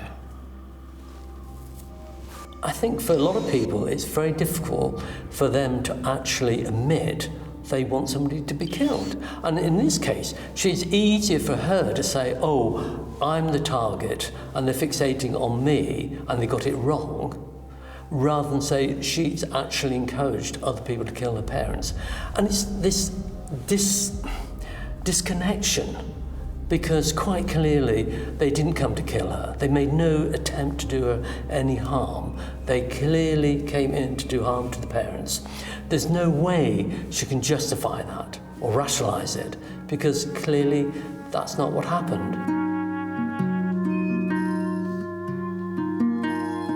This isn't the straightforward case of just a kid that's gone wrong. This is the straightforward case of murder, ultimately. But when you start looking at the antecedents of the family and looking at the family background and the cultural and diversity aspect of that family and that group, it was pressure, it was absolute stress that girl was living under. So this isn't just about something that's gone wrong and it's an act of aggression in revenge. This is about the girl feeling an absolute failure with no effort left in her life to do anything else. She knew she couldn't succeed. So the only thing she could do was get rid of the parents in order that she could at least move on or deny that shame on the family. It would be iniquitous to say that this is a product of the tyranny of a parent or parents.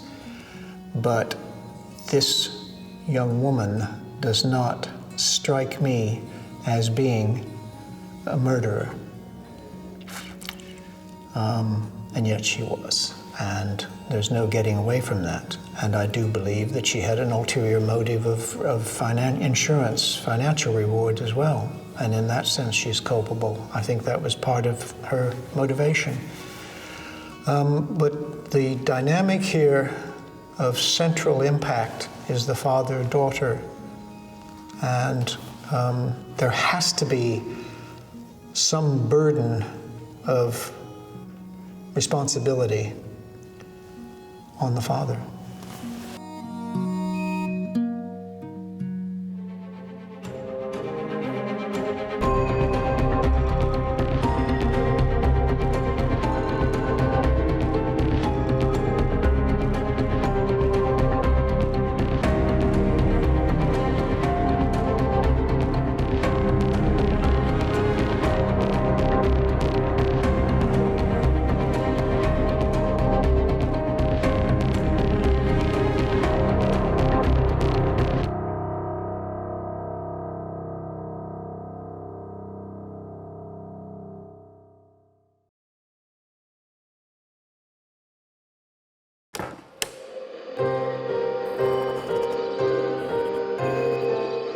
I'm Professor David Wilson.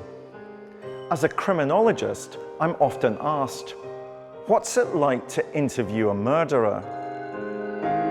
This is a tape-recorded interview. Date is 11/17 of '84. To answer this question, I'm going to take you on a journey into the dark heart of the police interrogation room. Using cutting-edge lip-sync technology, we'll bring to life the actual tape confessions of some of the world's most notorious killers. I put tape on her mouth, held it there so she couldn't breathe. And bring you face to face with evil. I felt sick looking at him, knowing what he did. And along with forensic psychologist Professor Michael Brooks, I'll analyze their interviews in unparalleled detail. Her skull gave way a little bit. She was there immediately unconscious.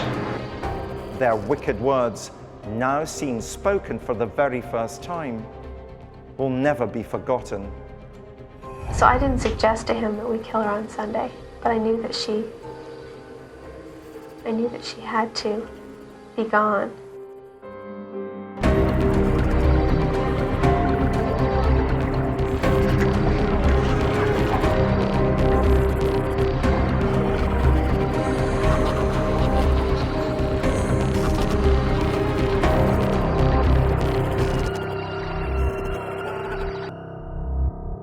The case we feature today reveals the darkest depths of the human psyche. A married couple who killed as a folie à deux, only for the wife to betray their evil vows to one another by saving her own skin with a controversial plea bargain. They were every parent's worst nightmare, abducting and murdering children in Canada. And yet the murderers were the most unlikely child killers imaginable. Outwardly, they were attractive, well-dressed professionals who lived in a high-rent neighborhood and had lots of friends. Their schoolgirl victims were abducted as they went about their daily lives in the state of Ontario, only to then be held prisoner while a variety of sexual tortures were performed on them, some of which were videotaped. The wife, on realizing the pair were going to be caught, confessed to her uncle. She obtained a lawyer and began negotiations for a plea bargain in exchange for her testimony against her husband. This would become known all over the world as the deal with the devil. Today we hear the very rare recording of this extraordinary plea bargain that condemns her husband to a life in prison. From him we hear his police interview and the rage he reserves for his duplicitous wife. Who is this married couple for whom the deaths of innocent children ultimately did part? Karla Homolka and Paul Bernardo. In May 1993, the anteroom of a Canadian courthouse in Ontario saw the stage set for one of the most extraordinary confessions to murder in criminal history. 23-year-old Karla Homolka was about to turn Queen's Counsel against her husband, Paul Bernardo, in a bid to win a more lenient sentence for herself. She was about to name him as the principal protagonist in the murder of 3 girls, one of whom was Homolka's own sister, 15-year-old Tammy. In her defense, she was to paint herself as an abused wife forced to do her husband's bidding. During her deposition, which would last some 10 hours, Homolka revealed the couple's deadly M.O. We see a girl, we're going to stop, I'm going to ask her for directions, I'm going to try and get her over to the car. So he wanted her right beside him so he could hold the knife to her. Where to begin? A truly horrific, monstrous coupling. I thought at one point of calling them the Ken and Barbie from hell, but that would be to trivialize their depravity. This case is particularly chilling because A, it involves a couple in a romantic relationship that embarked on a career of violence and killing, at the same time, the callous way in which they maintained and developed their normal life. For serial killers, if they're in a partnership, the combination must be so combustible. It's a very rare phenomenon. None of us can really understand how two people can egg each other on in such a horrible way. Paul Bernardo and Karla Homolka were a particularly horrible couple.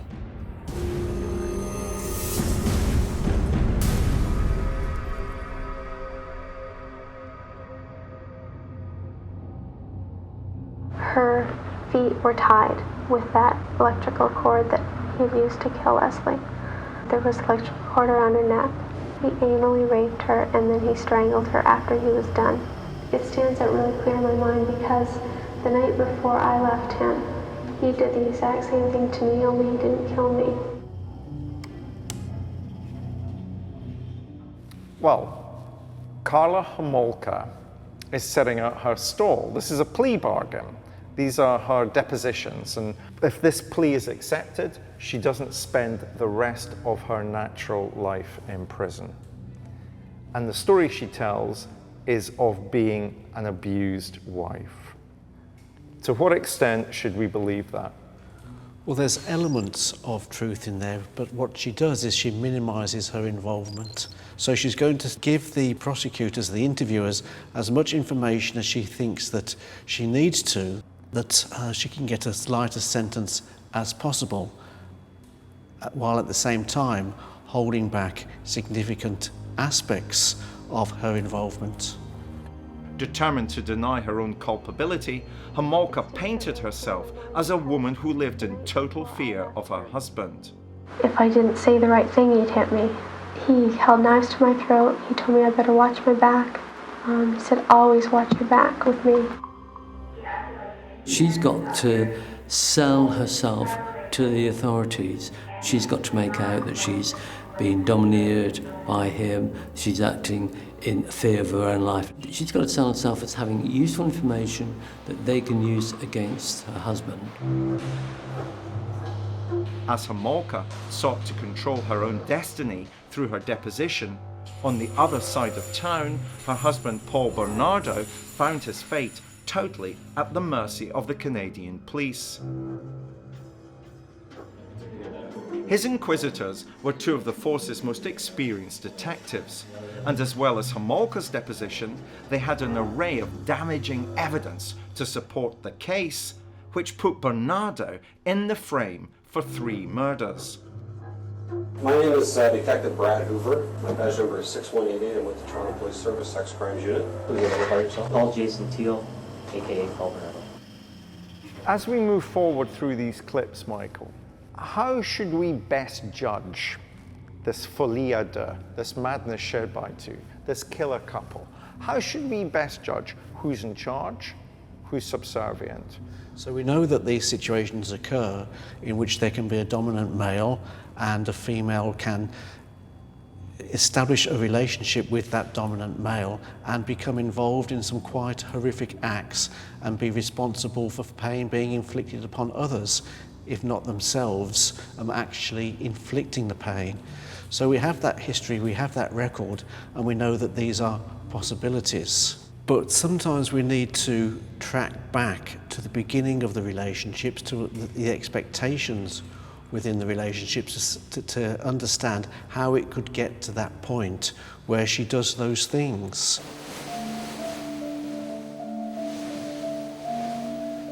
The pair of them met when Karla was attending a veterinary conference, and it was during this conference that she went for a meal with a friend.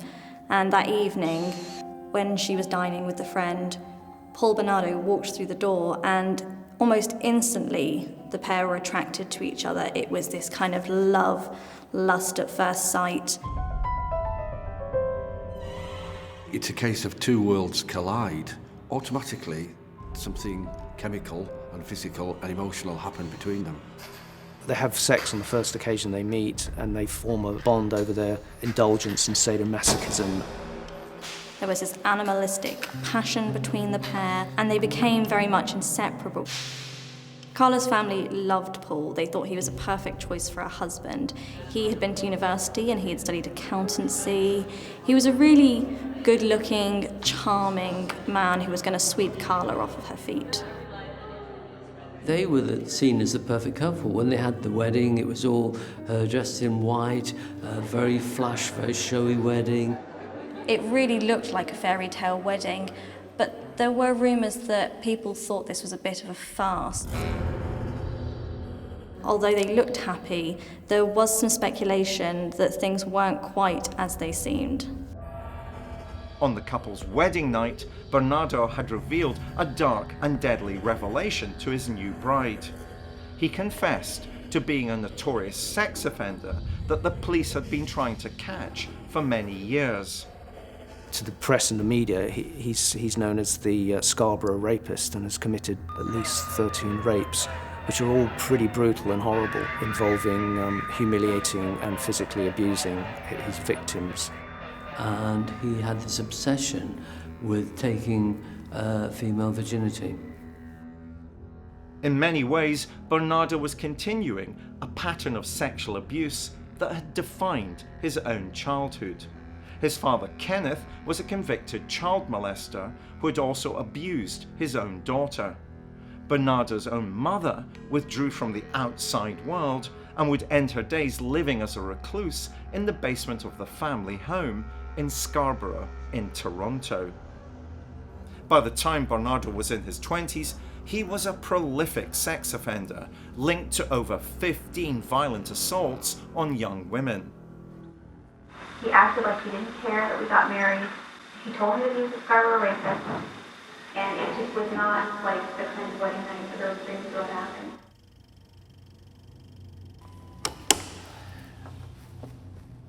I remember my own wedding night very vividly and very happily. The idea that on your wedding night, your partner could tell you that he in fact is the Scarborough rapist is extraordinary, isn't it? What would a normal, rational person do on hearing that kind of information? So right from the off, there is a different set of understandings between one another than there is in non-BDSM relationships. That's not to say that all involved in BDSM relationships actually could go on to commit acts of homicide, but there is a disturbing history when you look at their premarital behaviour. In the past, Paul had been with women who were essentially horrified by his sexual sadism, but Karla seemed to enjoy it. She seemed to even encourage it. So they've got this really intensely dark side where they're both just living this depraved fantasy life, but they carry out their depravity into real life. While her husband festers in a prison cell, refusing to help the police, Homolka is well into her lengthy deposition. As she matter-of-factly describes her role in a horrific series of crimes, she shows no emotion, the flat affect in her voice suggestive of her lack of compassion, and her air of grandiosity a lack of remorse, all classic hallmarks of psychopathy. The only time her voice quivers with emotion is when she chooses to frame herself as the wronged party, a classic ploy of killers to try and gain sympathy. As the plea bargain progresses, more and more details of their shocking MO as killers emerge. Yet nothing can prepare those present for when she describes how she abducted and drugged her own sister, Tammy. Intended as a sickening Christmas gift to her husband, her sister died. Homolka slipped an animal tranquilizer into Tammy's rum and eggnog on the evening of the 23rd of December in their parents' house. Whilst the young girl was unconscious, Bernardo had sex with her. So did Karla. Each of them videotaped the other in the act. Karla's parents were at home, in another room, unaware. Then Tammy began to vomit. Bernardo and Homolka carried her into her bedroom and laid her in her bed and then called an ambulance. They didn't tell the medical personnel about the drug she'd ingested. Tammy died the next day on Christmas Eve. Beyond any doubt, this is one of the most appalling acts of fratricide in modern criminal history. December 23rd, 1990. Paul and Karla gathered at the Homolka family home to commence their Christmas celebrations. Paul started to develop these very dark and twisted feelings towards Karla's younger sister, Tammy. Tammy was only 15 and she was a virgin. Karla became aware of this, and so because she was so in love with him, she would have done absolutely anything to keep hold of him. And knowing that the one thing he wanted was a virgin, she offered up Tammy's virginity to him. Karla decided that this would be the night that she would offer her sister Tammy to Paul as an early Christmas present. She was just 15 years old. You know, he talked about how he really liked her, how she was getting really cute. Things like that at first. And I would say, yeah, she is, because she was a beautiful girl. Tammy was part of the family. She was a readily available potential victim. There was a reason for Karla to offer her up. And of course, Tammy was seen as pure and virginal. Plan was for me to get sleeping pills. And so I picked the Halcyon. It seemed to have the least side effects, and death was not listed. I don't remember who decided that we needed the halothane. I guess it would probably be me, knowing more about anesthetics and the fact that sleeping pills might not keep her completely asleep. Karla stole drugs from the veterinary centre where she worked. The drug used to sedate Tammy was a powerful anesthetic, often used to sedate horses. Whilst it can cause dangerous side effects for humans, Tammy was given an enormous dose.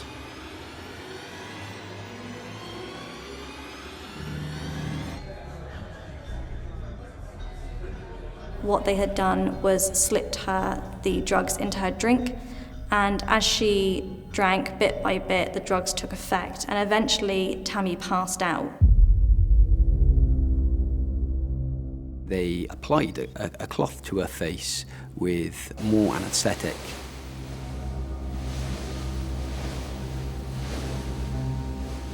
And while this happened, Paul raped Tammy, and the entire time they filmed the whole thing.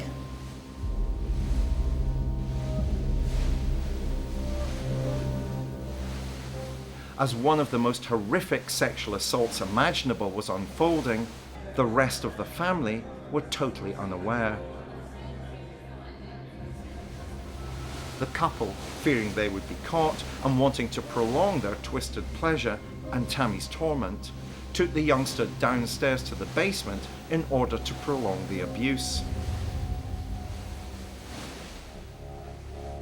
Tammy then was sick.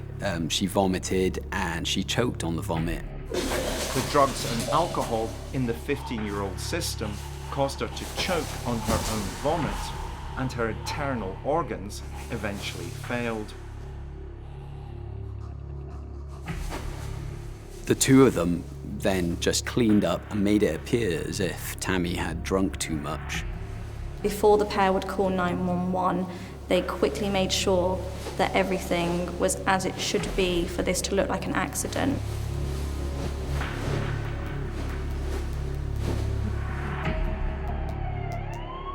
And when paramedics arrived, they insisted that they had done everything they could to help Tammy.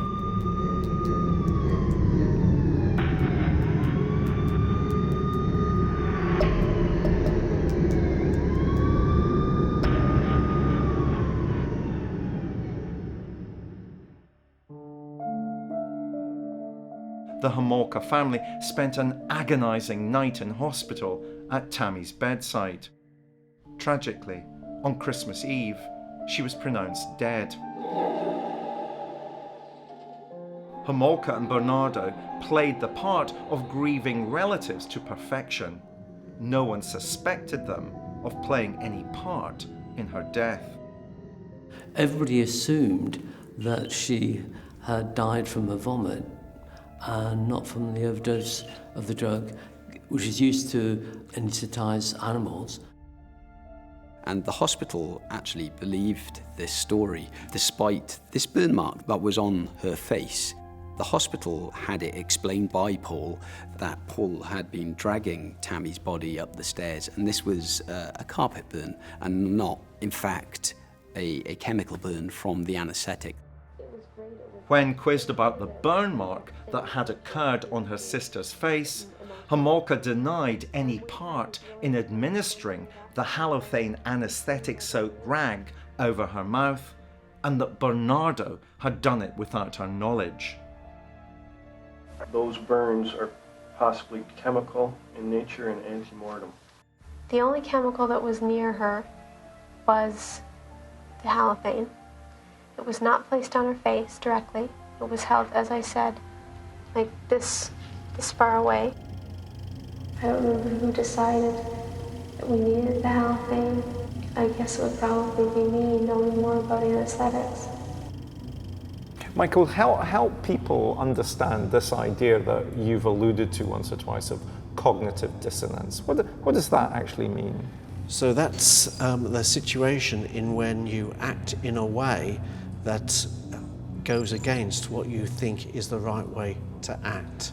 And so there's that distance that's created within you between knowing how you should act and how you actually act. And is what Homolka is describing in this particular clip we've just listened to an example of cognitive dissonance? Not necessarily, because actually she's actively involved. She's engaging in it.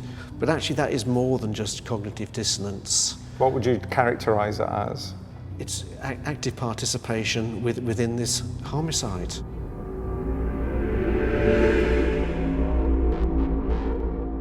When you think it's about as sick as it can get, it gets sicker. She dresses in her dead sister's clothes as a sexual attraction to Bernardo, which for me causes me to think of an expression which could enter the lexicon of depravity, and it's necrophilia by proxy. And it's extraordinary that a young woman could plumb these depths of depravity. And instead of thinking how lucky they were, all it did was to prompt them into committing even worse, more serious offences. They seemed to egg each other on. It was a double act. It will absolutely have served as a really solid foundation from which then went on much more audaciously to actually go outside of the home environment, target young women in their local communities, who they then went on to commit horrific crimes against.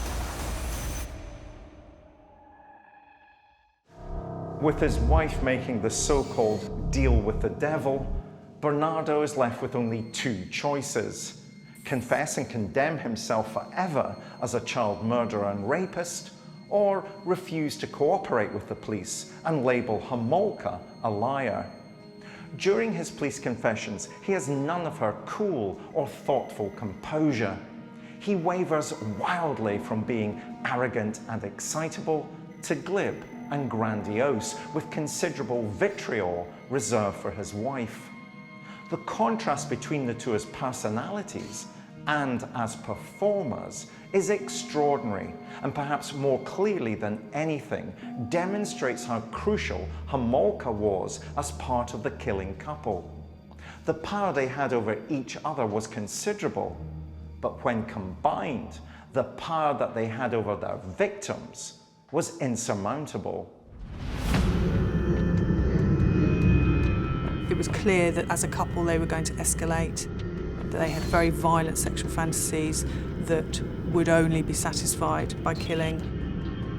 There was often a pattern in the need to heighten the abuse in order to achieve the same level of emotional gratification. It's comparable in some ways to drug abuse. It is an addictive pattern of behavior. During her deposition, Homolka claimed that Bernardo was so thrilled by having gotten away with a sexual murder, he was determined to do it again. And he was also determined that they would become a killing couple. He kept on pushing and pushing and pushing, and finally I said okay. And thinking that it would be one time, that's it, it would shut him up, and he would stop bothering me and stop hurting me. The next person to be targeted after Tammy was Leslie Mahaffey, and she was a young girl who Paul literally robbed out of her backyard as she crept home one night, and he almost boasted, "Look what I've got." He brought home another victim for them. He said that he was going to keep Leslie as a sex slave. Once in the house, he gave Leslie some champagne. Homolka was enraged by what she was seeing. She was shocked to see Leslie in the house, and even more upset to see her drinking with her husband out of their very expensive champagne glasses. Oh, and I was really mad too, because there were 2 champagne glasses on the dining room table. And we had these really expensive champagne glasses from France, which we never used. He had those out. The 2 of them had been drinking champagne from those glasses. And I was really mad. Homolka by now realized what Bernardo was intending to do with Leslie. As the women spoke to each other, he saw the opportune moment to once again reach for the cloth doused with halothane anesthetic and place it over the young girl's mouth. The pair tortured Leslie, they sexually assaulted her, they raped her, they sodomized her, they degraded her in every way possible over the last few hours of her life, and eventually they strangled her to death. The killing couple subjected the teenager to the most terrifying and sadistic ordeal imaginable, and after the assaults, they offered her a teddy bear to hold for comfort. So he went over to her and he did the same thing, he strangled her more. And I think I watched that time. What the hell, she's dead anyway. After murdering Leslie, she was disposed of in the most undignified manner. She was dismembered by Paul and encased in concrete. People started finding blocks of concrete on a nearby lake, and within these blocks of concrete were the limbs of Leslie Mahaffey. Bernardo has so far remained largely silent and uncooperative with the police. But once he gets wind of Homolka talking to the police, he finds himself both betrayed and enraged. But he was kept in the dark about the extent of her revelations, which would extend to all 3 murders the pair committed. Did you kill on June the 19th, 1990? Well, it's a loaded question. I mean, are we going to go back and go through the time sequence of what happened in my life?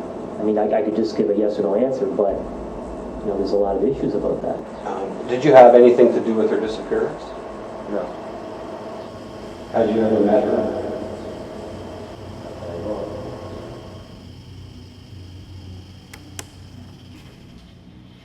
Now we're steeped in understanding the psychopath, but for me, one element of the psychopathic personality which we saw and heard in that last clip, though, was narcissism.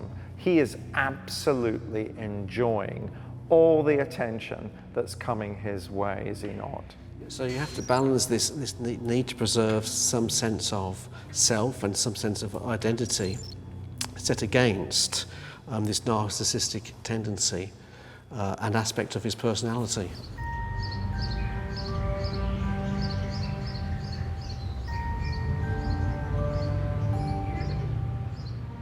Having gotten away with 2 murders, Bernardo was determined to kill again, and this time it would be Homolka who would seek out their 3rd victim. The next person they target is a young girl by the name of Kristen French. As Kristen walks home from school one day, close to Easter weekend, the pair hone in on her. They have made themselves appear as though they're a couple in distress, and they ask her if she can give them directions. And Kristen, not suspecting anything and thinking this are a friendly, young, lost couple, she tries to help them. He kept saying, go through what we're going to do. So I said, well, if we see a girl, we're going to stop. I'm going to ask her for directions. I'm going to try and get her over to the car. So he wanted her right beside him so he could hold the knife to her. And I sat in the back seat, actually more in the middle of the two of the front seats. And I held her hair like I held her head down. Homolka and Bernardo took Kristen to their basement, where she was bound and intoxicated through being forced to drink alcohol. They torture her, they inflict the most grotesque injuries on her you could possibly imagine. Astonishingly, Homolka would claim in her testimony that this was a murder that subjected her to emotional torment, all because in her own mind she had created the fantasy that the women had become friends during the short time they had spent together, as the petrified girl pleaded for her life. I never should have gotten to know Kristen, because you get emotionally involved with these people, and it really hurts. It hurts a lot more, because I felt like I was friends with both of them, especially Kristen, because we did so much stuff together. We put makeup on together, we talked, just girl talk when Paul was gone getting us food, and it just made it hurt even more. Despite Homolka's claims of friendship, in reality she wasn't just participating in the assault, but also recording it for posterity. Kristen was held captive and tortured for 3 whole days before her life was finally ended. Her dead body was driven out into the backwoods and dumped. Kristen French was found in a ditch at the side of a road nearby. Her face was completely battered and she was virtually unidentifiable from that, and her head had been shaved.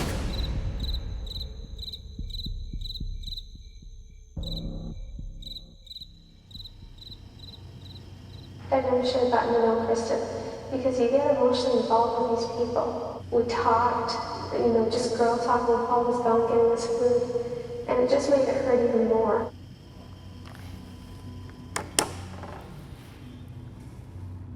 Wow. I found that clip particularly astonishing and harrowing. Effectively, Homolka's admitting holding a victim whilst Bernardo kills Kristen, the victim. And yet she claims to be emotionally involved. And the victim is her friend. So there's some active engagement in there. And so, again, though, she's building up this picture. She's constructing for the interviewers and constructing for us ever after a particular picture that she wants to paint, which minimizes her role and maximizes his. Absolutely. And so she's wanting to attract the sympathy of those who are investigating the case, to say, actually, this was coercion. I felt bad about it. Even if you take an analytical perspective and say that, well, she actually enticed the victim and she engaged within that homicide as well, actively. So there's a complete disparity there between what she actually did and what she says. She doesn't want to recognise her own involvement. It's almost that she can't put any emotion into it. She can't put it in any other way because she understands the severity of what she's done. By now, the full extent of Homolka's testimony has been delivered to Bernardo.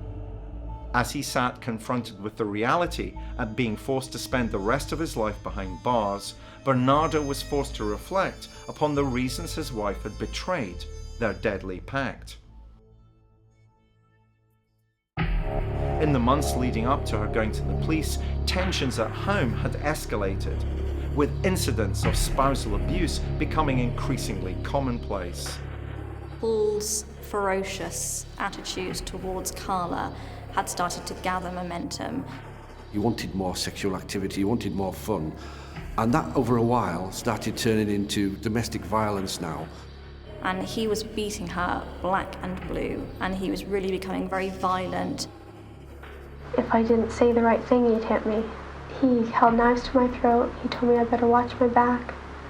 He said, always watch your back with me. During one attack upon his wife, Homolka was hospitalized with head injuries. She was visited by the police, whose interest in her husband's violence extended beyond any concern they had for her. They wanted to question Homolka about whether she had any suspicions that Bernardo was the Scarborough rapist. A DNA sample he had given in a sweep of all local men some 2 years earlier had offered a positive match to one of his victims. The net was now closing in, and Homolka anticipated rightly that the game was up. One of the last of the Scarborough rapist attacks, his victim was able to identify the rapist and draw quite a good likeness of Paul. It was then that a work colleague saw a description of the Scarborough rapist in the media and recognised it as potentially being Paul Bernardo. Karla Homolka, in her own wisdom, decided, I'm not going down for this. I need to now start telling the truth about what happened. She wants an escape.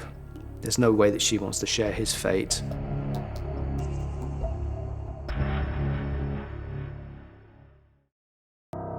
Throughout her deposition process, Homolka always portrayed herself as an abused wife forced into participating in Bernardo's criminal activity.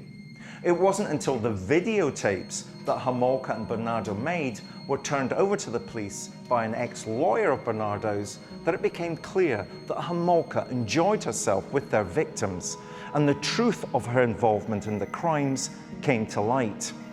Regardless of her obvious guilt, a deal was a deal, and she couldn't be retried for her crimes.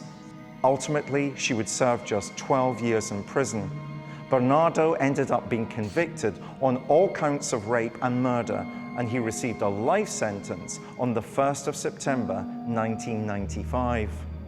At the trial, their crimes were accurately described as a catalogue of depravity and death. What we'll never know is that if they had remained at large, how many more innocent lives they would have taken. Homolka's plea bargain was both calculated and cunning. By taking the initiative, she was able to attempt to dilute her own role in the murders and act as a compelling and convincing witness that would seal Bernardo's fate and help police to put him behind bars forever. It will forever be known as the deal with the devil, and it's clear from listening to the recordings that Homolka delivers every word with the utmost conviction and impunity. He wanted to keep her for longer, and I didn't want to. Like, I was going to work. I didn't want to go to work knowing that this girl was in my house and she could escape so easily. I was afraid. There is a cynical end justifies the means thread that runs through not just the American criminal justice system, but through any. And you can understand why the authorities would wish to be complicit in this. Otherwise, you're faced with a situation where she plays stump, doesn't say anything, and the police don't get the evidence that they need. If I didn't say the right thing, he'd hit me. He held knives to my throat. He told me I better watch my back. He said, always watch your back with me. Bernardo by now realizes that he's a totally condemned man. His only option is to label Homolka a liar and desperately try to convince the police of his innocence. Throughout his interviews, he is rambling and incredulous. My file says her version, and it's a lie. You know, I'm not making frivolous points here. I mean, and now you're asking I'm lying about this, and then you're saying I'm lying about my profile, you're saying I'm lying if I'm better or not. Now you're saying, hey, did you kill this person? I mean, well, you're saying I'm lying here, here, and here. I could say, no, I didn't.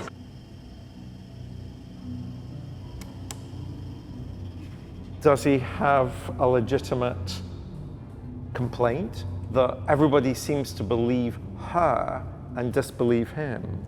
Well, certainly he has a legitimate complaint in that they accepted her plea bargain and are accepting what she said. The extent to which the interviewers believe or disbelieve what he says is a separate matter, and you need to set what he says against the evidence. Did you feel he was controlling his emotions, or did you feel, in comparison to what we heard about Homolka, he was running wild? He was certainly running wild for parts of the interview. This Tammy happened in July. It was a girl in January. I actually kidnapped and got somebody I picked up at a bar that she tried to roll over, and all these other issues, all relevant. You know, I know Karla's free now. I'm not in the business of putting her in jail. It's not my thing. There's a kind of gratification to see him struggling and failing in his kind of grandiosity. Not looking at the interviewers, looking to one side. I imagined that he was going to be more of a controller. Karla's my role. Who did what, where, when. This is why I said, did you guys, go down there to get a polygraph to see if she was telling the truth? Like, why didn't Bevan do it in the first place? Have you guys gone down there and asked her? Have you settled the matter with it? Because you could say I lied or whatever on polygraph, but have you asked her? Because it comes down to a lot of that issue. Okay. You guys love doing that. I'm this crazy psychopath or liar. You guys love doing that. I'm this crazy psychopath or liar. The idea that he's concerned about being described as a psychopathic liar when he's been convicted of rape and serial murder is absurd, isn't it? But to survive, you need to have some sense of personal integrity, some sense of personal value. So no matter what you've done, you're still wanting to hold on to that. So it makes sense in many ways for him to emphasize those points. With Homolka's deposition sealed and delivered, she was the first of the pair to stand trial. And once again, she put on a convincing performance. When she gets on the stand, she really does look, in all intents and purposes, like a vulnerable young woman. She was very plausible. She was almost a sympathetic person who again portrayed themselves as a victim, and if only she had it to do again, she would never do any of that. Because of the deal she had made with prosecutors, Homolka was given a reduced sentence. But over a year later, the police made a discovery. One, which had they done before the deal with the devil was made, would have almost certainly seen Homolka spend the rest of her life in jail along with her husband.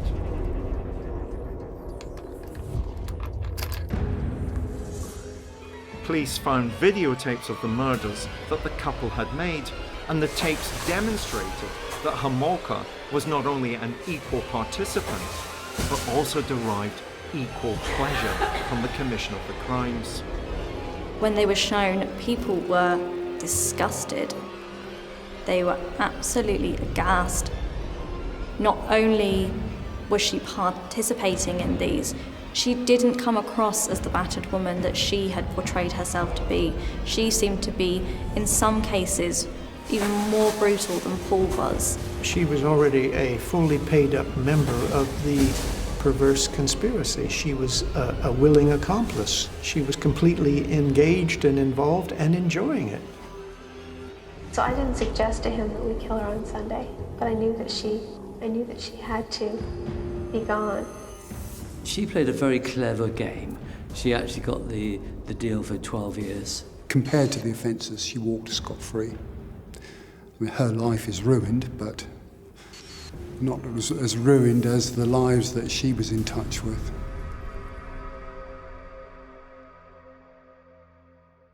Having served her sentence, Homolka was released from prison in 2005.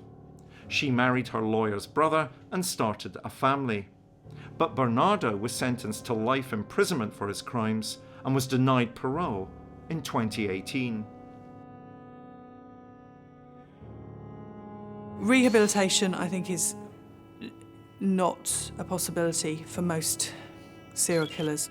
I think in this case it is possible. because of the nature of the relationship between them, the way it then unfolded towards the end, when in fact the violence was then turned onto her in many respects.